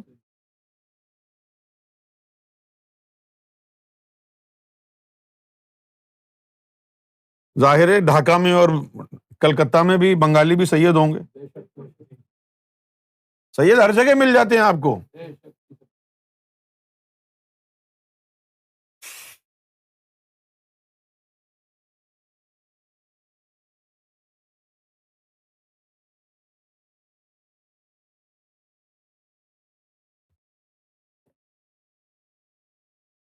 اس نے لکھا ہے کہ وہابی جو لوگ ہیں وہ نماز کے اوپر زیادہ زور کیوں دیتے ہیں؟ آپ کو لگتا ہے کہ نماز پر زیادہ زور دیتے ہیں؟ نماز پر ہی زیادہ زور دیتے ہیں، نماز کی حقیقت کے بارے میں کچھ نہیں بتاتے، نماز کے باطنی لوازمات کیا ہیں ان کے بارے میں نہیں بتاتے، تو کیا فائدہ ایسے زور دینے کا؟ ایسی چیز کے اوپر زور دے رہے ہیں جو چیز ان کو معلوم ہی نہیں ہے کہ کیا ہے، جس کو نماز کی جو ہے حقیقت کا ہی ادراک نہیں ہے، اس کا نماز کے اوپر زور دینا کیا معنی رکھتا ہے؟ زور دیتے رہے آپ۔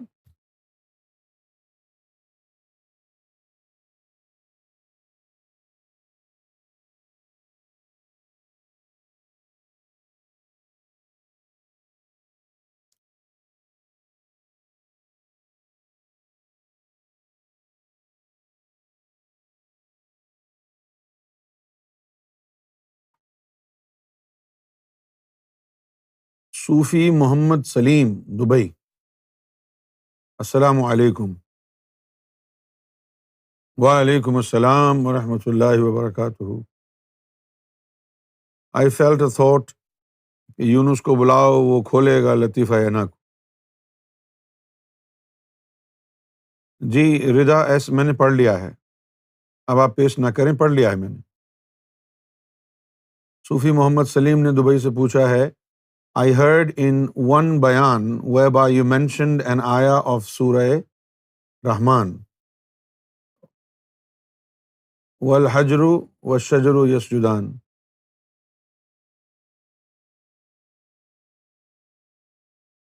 اچھا، whereas the ayah that we read in the bookish form is وَالنَّجْمُ وَالشَّجَرُ يَسْجُدَانِ۔ نہیں، ایسی بھی ہوگی جہاں پر حجر اور شجر کا ذکر ہوگا، یہ نجم اور شجر کا بھی ہے لیکن حجر اور شجر کا بھی ہوگا، آپ دیکھ لیجئے۔ تو کئی مقامات پر بدلے بدلے الفاظ کے ساتھ ہے، یہ ہوگا، آپ دیکھیے ضرور.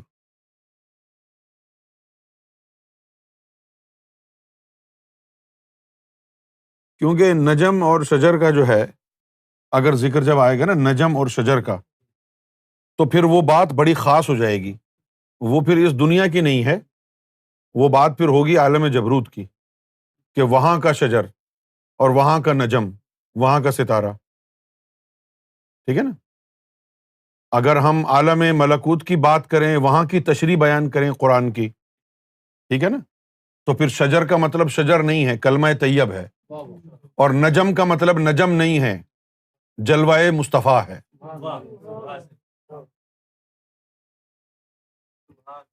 اگر والنجم والشجر کی تفسیر باطنی بیان کرنی ہے تو پھر وہ عالم جبروت کے حساب سے ہوگی.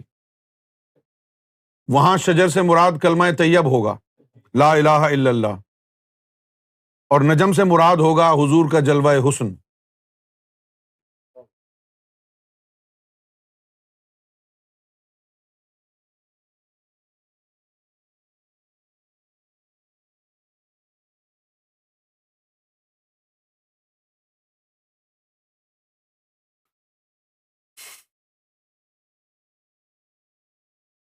جی آگے.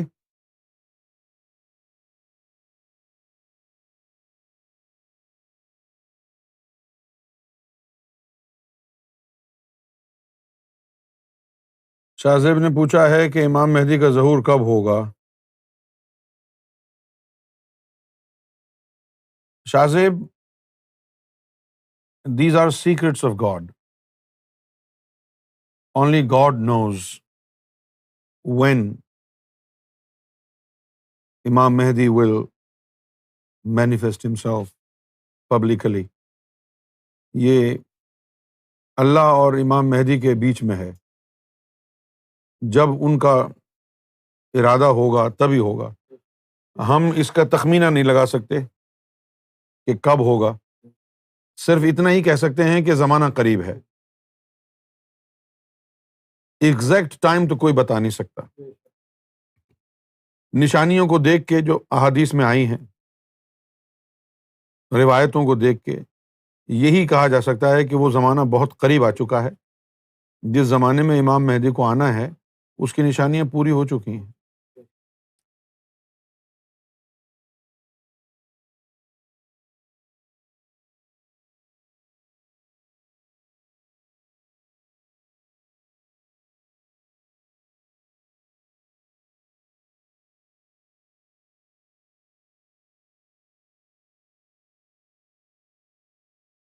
آگے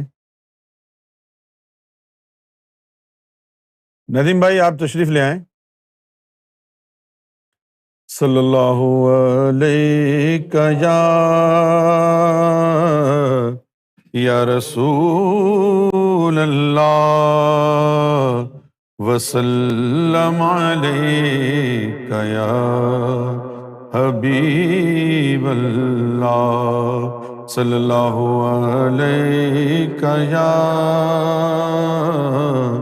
یا رسول اللہ وسلم علیک یا.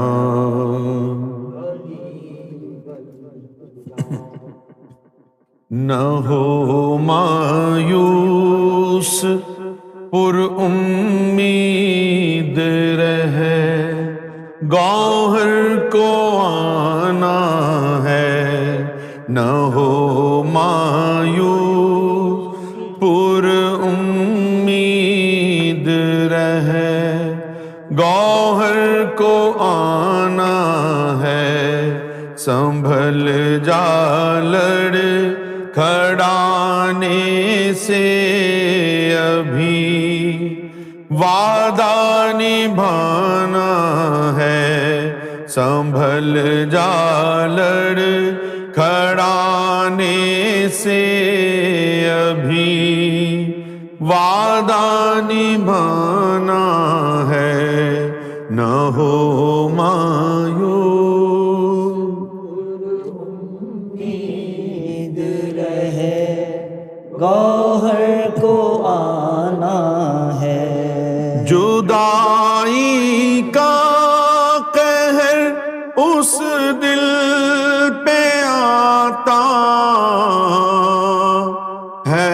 جو خالی ہو جدائی کا قہر اس دل پہ آتا ہے جو خالی ہو تجھے ماہ رخ گوہر اس خانہ دل میں سمانا ہے تجھے ماہ رخ گوہر اس خانہ دل میں سمانا ہے را را را را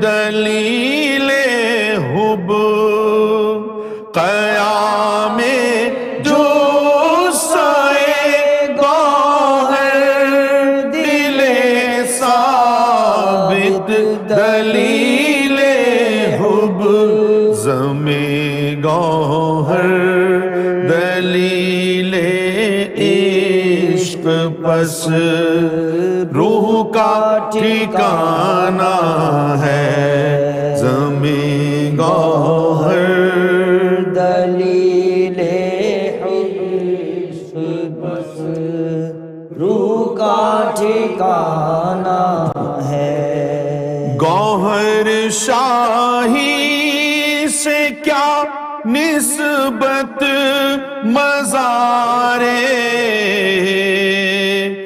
منسلک کو ہے گوہر شاہی سے کیا نسبت مزارے منسلک کو ہے بمائے جسم دوبارہ گوہر شاہی نے آنا ہے بمائے جسم دوبارہ گوہر شاہی نے آنا ہے نہ ہو مایوس پر امید رہے گوہر کو آنا ہے سنبھل جا لڑ کھڑانے سے ابھی وعدہ نبھانا ہے گوہر کے جسم نوری سے بھلا کیا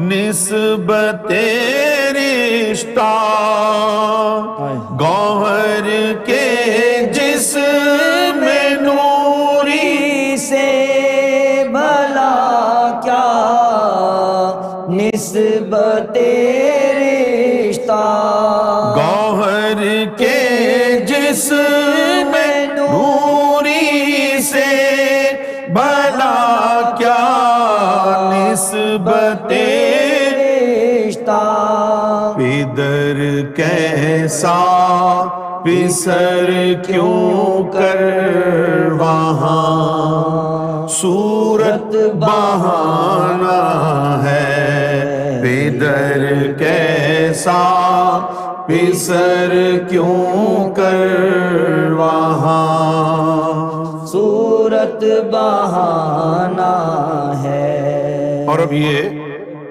سرکار کے جسم نازنین کی نظر کیا ہے مرحبا وہ جسم گوہری مثل گلاب چمن وحدت ہے وہ جسم گوہری مثل گلاب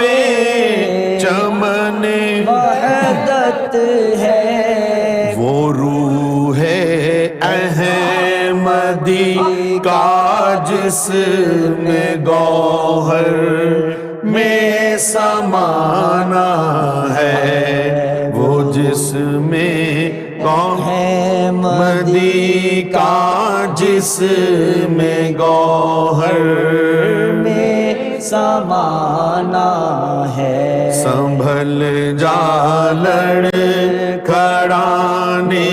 سے ابھی وعدہ نبھانا ہے۔ اور وہ جس میں مرمری نازک ترین لالا و گل ہے، وہ جس میں مرمری نازک ترین لالا و گل ہے، وہ شجر نور کی کوپل سے نکلا ایک فسانہ ہے، وہ شجر نور کی کوپل سے نکلا ایک فسانہ ہے۔ اور وہ جس میں عنبری مکتوب اسماء الہی ہے، وہ جس میں عنبری مکتوب اسماء الہی ہے، وجود نور سے معمور ہے، نوری ترانہ ہے، وجود نور سے معمور ہے، نوری ترانہ ہے، وجود نور سے معمور ہے، نوری ترانہ ہے۔ ولیکن جس میں گوہر پر نہیں موقوف حق ان کا، ولیکن جس میں گوہر پر نہیں موقوف حق ان کا، وجود ریاض کی صورت الگ، وجود ریاض کی صورت الگ جو معشوقانہ ہے، وجود ریاض کی صورت الگ جو معشوقانہ ہے۔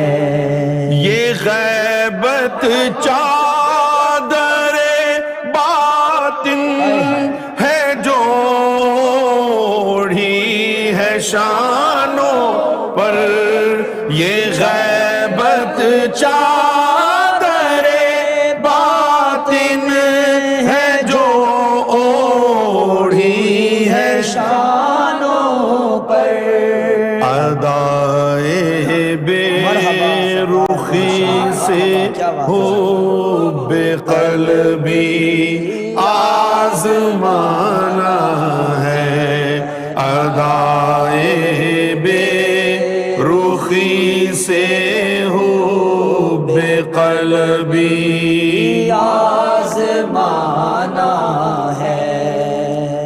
جنہیں توفیق ہے، جنہیں توفیق ہے، جنہیں توفیق ہے وہ منتظر ہیں حب کامل سے، جنہیں توفیق ہے وہ منتظر ہیں حب کامل سے،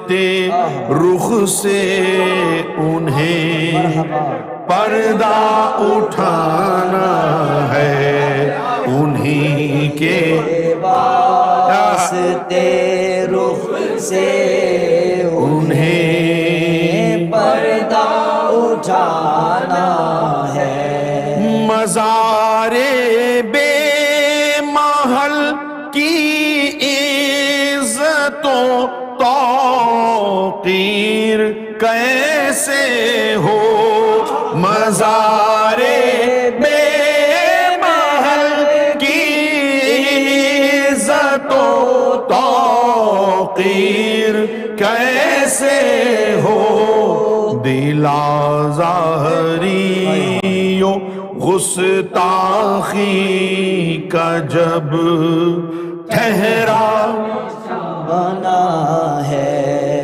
دل آزاری و گستاخی کا جب ٹھہرا نشانہ ہے، وہی مرشد وہی دلبر وہی دلدار ہے یونس، وہی مرشد وہی دلبر وہی دلدار ہے یونس، وہی مرشد وہی دلبر وہی دلدار ہے یونس، وہی مرشد وہی دلبر وہی دلدار ہے یونس، کہ جس کے جلوائے رخسار سے دل صنم خانہ ہے، کہ جس کے جلوائے رخسار سے دل صنم خانہ ہے، سنبھل جا لڑکھڑانے سے ابھی وعدہ نبھانا ہے، سنبھل جا لڑکھڑانے سے ابھی وعدہ نبھانا ہے، سنبھل جا لڑکھڑانے سے ابھی وعدہ نبھانا ہے، نہ ہو مایوس پر امید رہے، گوہر کو آنا ہے۔ مرحبا مرحبا، اب ہم ندیم بھائی سے سنتے ہیں۔ جی سے مرحبا یا مرحبا گوہر شاہی مرحبا مرحبا یا مرحبا، گوہر شاہی مرحبا، سرکار کی آمد مرحبا، گوہر کی آمد مرحبا، چہرہ آپ وہ سناتے ہیں، بس میرا ماہی سمجھ مرحبا، زلف مستانی مرحبا مرحبا، گوہر شاہی مرحبا مرحبا یا مرحبا، گوہر شاہی صلی اللہ علیہ یا رسول اللہ، وسلم علیک یا حبیب اللہ، صلی اللہ علیہ یا رسول اللہ وسلم علیک یا حبیب. میں کیا اور کیا میری حقیقت، سبحان اللہ. سب کچھ ہے سرکار کی نسبت. میں تو برا ہوں لیکن میری لاج ہے کس کے ہاتھ نہ پوچھو. کیا بات ہے، واہ واہ.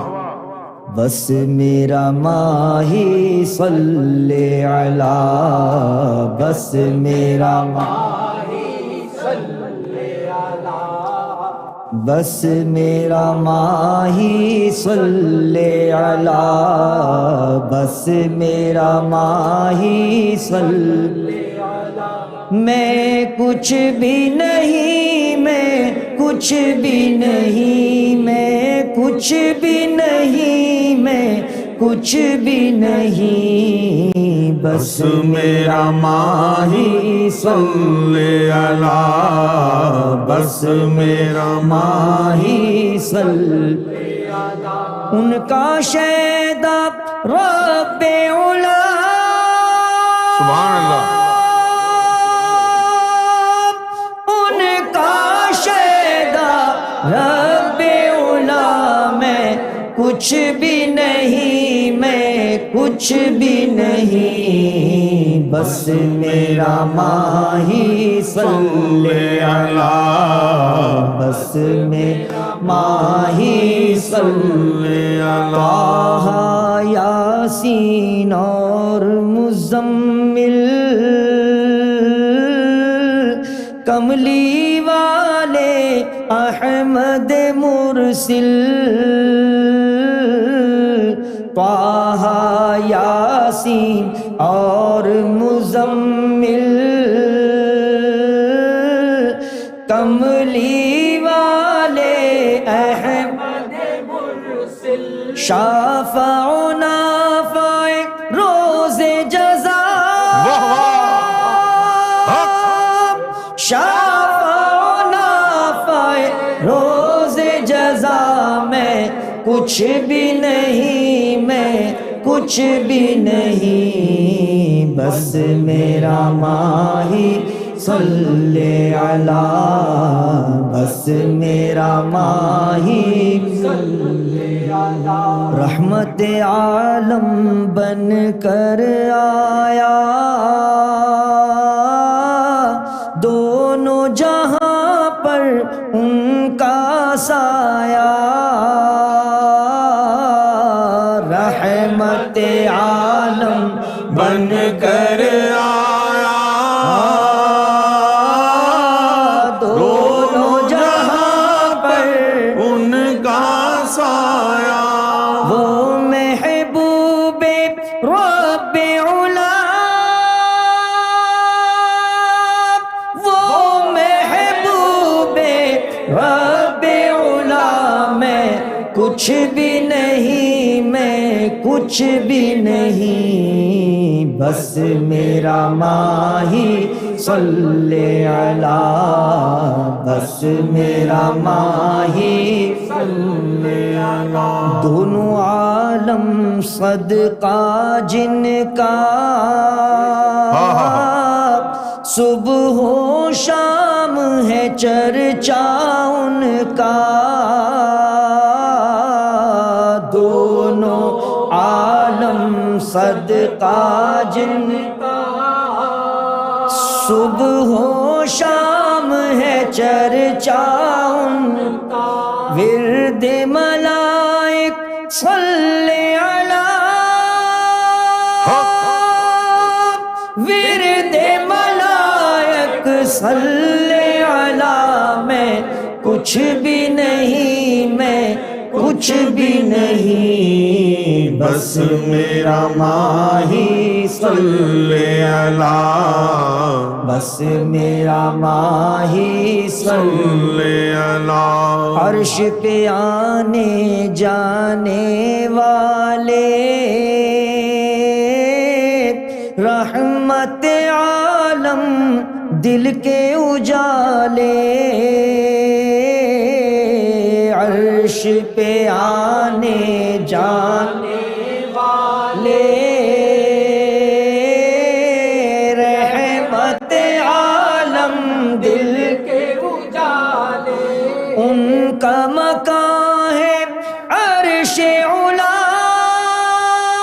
واہ واہ ان کا مکان ہے عرش علا میں کچھ بھی نہیں میں کچھ بھی نہیں بس میرا ماہی صلی علی بس میرا ماہی نور سراپا عظمت والا بے شک نوری چہرہ رحمت والا کیا بات ہے نور سراپا عظمت والا نوری چہرہ رحمت والا وہ ہے نور رب علا وہ ہے نور رب علا میں کچھ بھی نہیں میں کچھ بھی نہیں بس میرا ماہی صلی علی بس میرا ان کا شیدا رب علا ان کا شیدا رب علا میں کچھ بھی نہیں میں کچھ بھی نہیں بس میرا ماہی صلی علی بس میرا ماہی صلی علی بہت خوب بہت خوب کیا بات ہے ندیم بھائی جو ہے وہ بڑی خوبصورت آواز اور سوز و گداز سرکار نے عطا فرمایا ہے اردو کا ایک لقب میں ان کو دینا چاہ رہا تھا لیکن اس کا پنجابی کنوٹیشن یاد آیا تو میں خاموش رہ گیا میں ان کو بلبل مدینہ کہنے والا تھا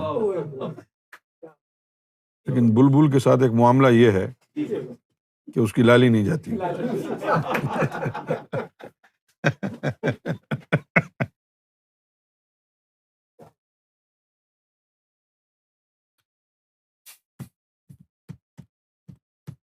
اور کوئی سوال ہے کسی کو پوچھ لے یار it's free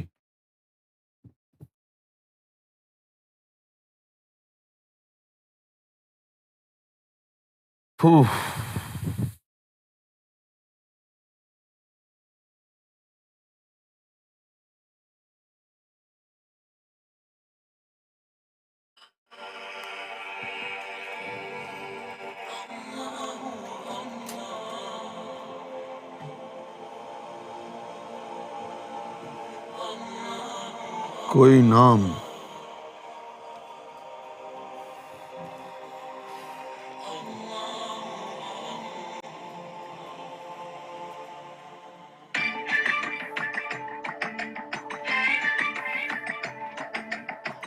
Allah the Almighty, protect me and guide me. Rida, it's all right, no problem. Ya Allah, don't deprive me from beholding your beauty. S S Rabbani نے کہا ہے میری آواز ہی سنا دیں. آپ کی آواز آپ پڑھنا چاہتی ہیں تو آ جائیے پوچھ لیں. اللہ اللہ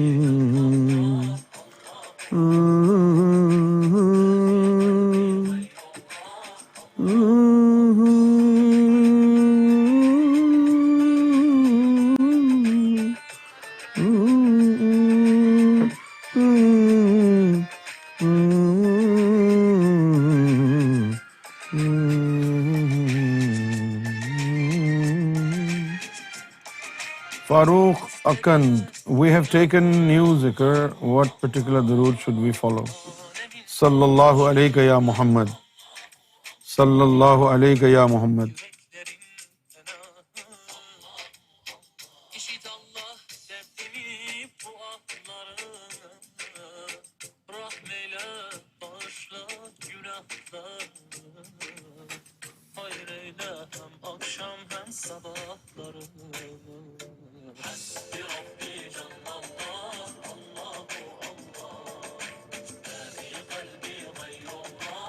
Universal, مہدی ایٹسٹرا والی باتیں ذکر اینڈ نعتیں جس پڑھایا کریں. Every one love you. Allah ہم سب کو ہدایت دے. Thank you.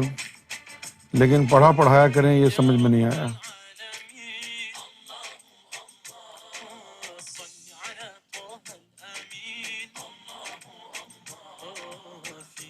امجد بھائی کو بھیجی ہے. اچھا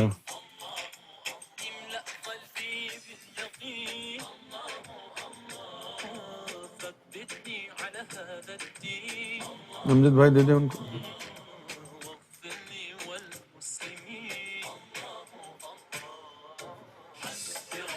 ایک چھوٹی ونڈو میں.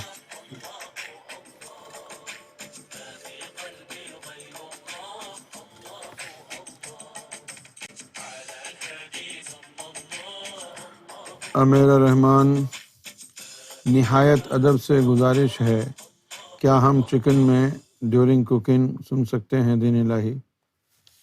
جی ہاں بالکل بیٹا، آپ سن سکتے ہیں، بالکل سن سکتے ہیں. آپ فون کے اوپر لگا کے دین الہی آپ کچن میں کام بھی کرتے رہیں اور سنتے بھی رہیں. ضرور، کیوں نہیں.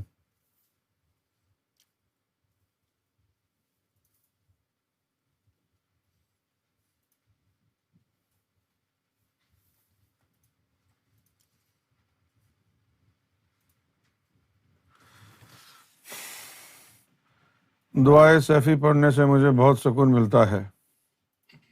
میں روز پڑھ سکتی ہوں. ہاں روز پڑھیں، بالکل پڑھیں.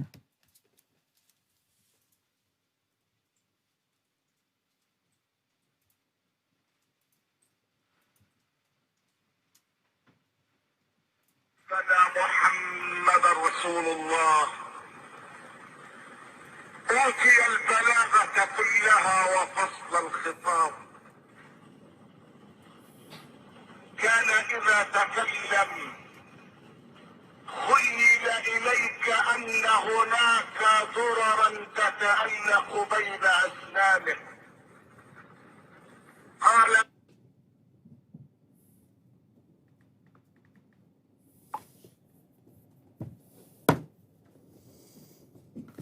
دعائے سیفی بالکل پڑھ سکتے ہیں، آپ روزانہ پڑھیں.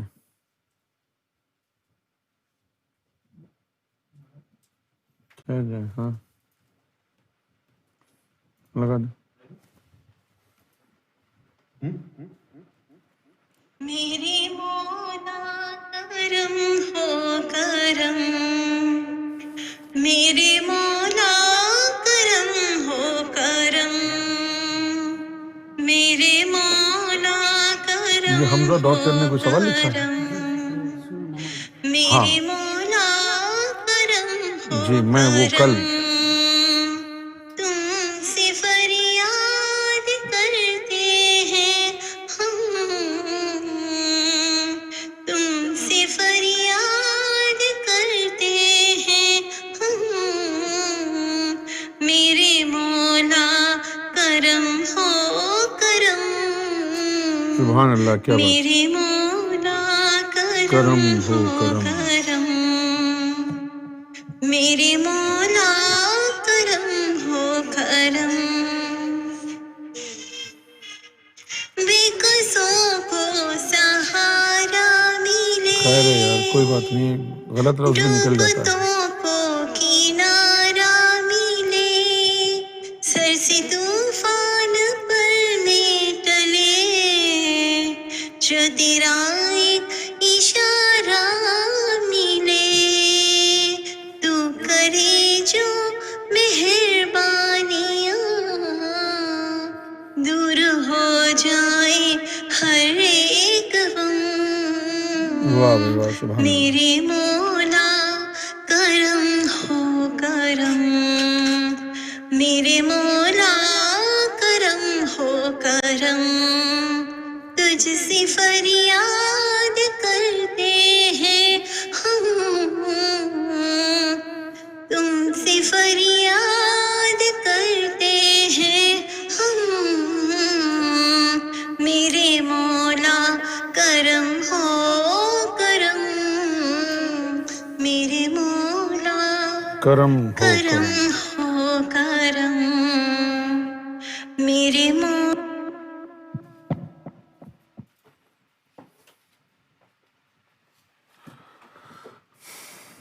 مجھے سرکار کا تصور نہیں جمتا۔ کوشش کرتے رہیں، ایک دن کرم ہو ہی جائے گا، کوشش کرتے رہیں۔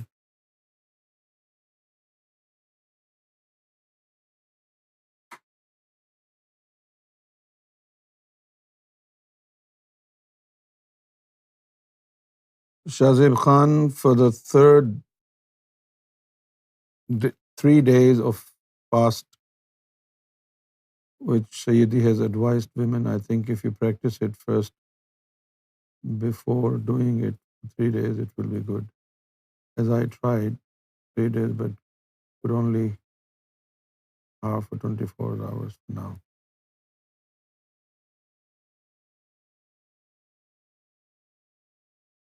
خیر ہے، اب ہم نے وہ 1 ہفتے کے روزے کا کہہ دیا ہے نا، تو بس اب جانے دیں۔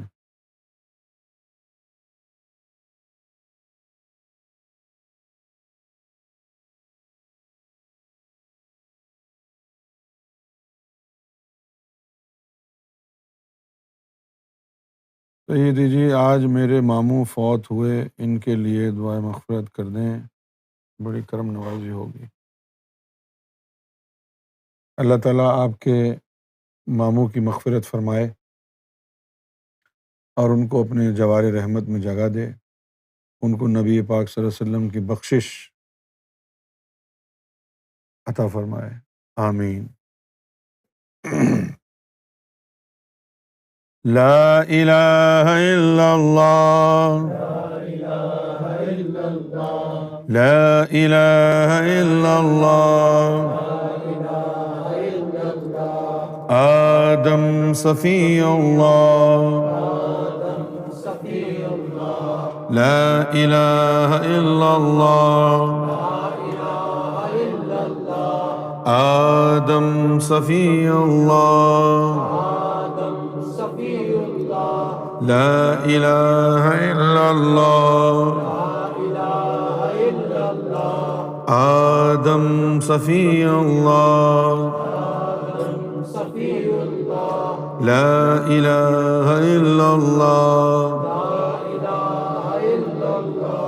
آدم صفی اللہ، لا الہ الا اللہ، ابراہیم خلیل اللہ،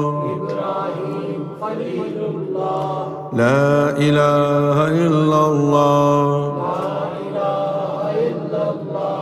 ابراہیم خلیل اللہ، لا الہ الا اللہ، موسیٰ کلیم اللہ، لا الہ الا اللہ، Musa Kalimullah, La ilaha illallah, Musa Kalimullah, La ilaha illallah, Musa Kalimullah, La ilaha illallah, Musa Kalimullah, La ilaha illallah, Musa Kalimullah, La ilaha illallah, Isa Ruhullah, La ilaha illallah, Isa Ruhullah, La ilaha illallah, Isa Ruhullah, La ilaha illallah, Isa Ruhullah, La ilaha illallah, Muhammadur Rasulullah, La ilaha illallah, Muhammadur Rasulullah, La ilaha illallah, Muhammadur Rasulullah, La ilaha illallah, Muhammadur Rasulullah, La ilaha illallah, Muhammadur Rasulullah, La ilaha illallah, Muhammadur Rasulullah, Illahu.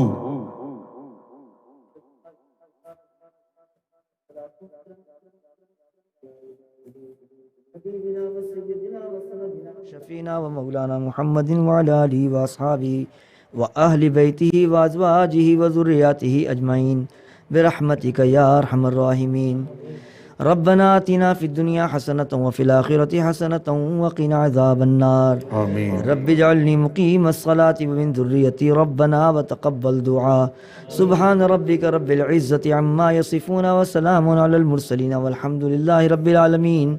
जब दमे आखिर हो या अल्लाह लब पे हो ला इलाहा इल्लल्लाह, La ilaha illallah, La ilaha illallah, Muhammadur Rasulullah. That's all for today. Take care of yourself. See you later.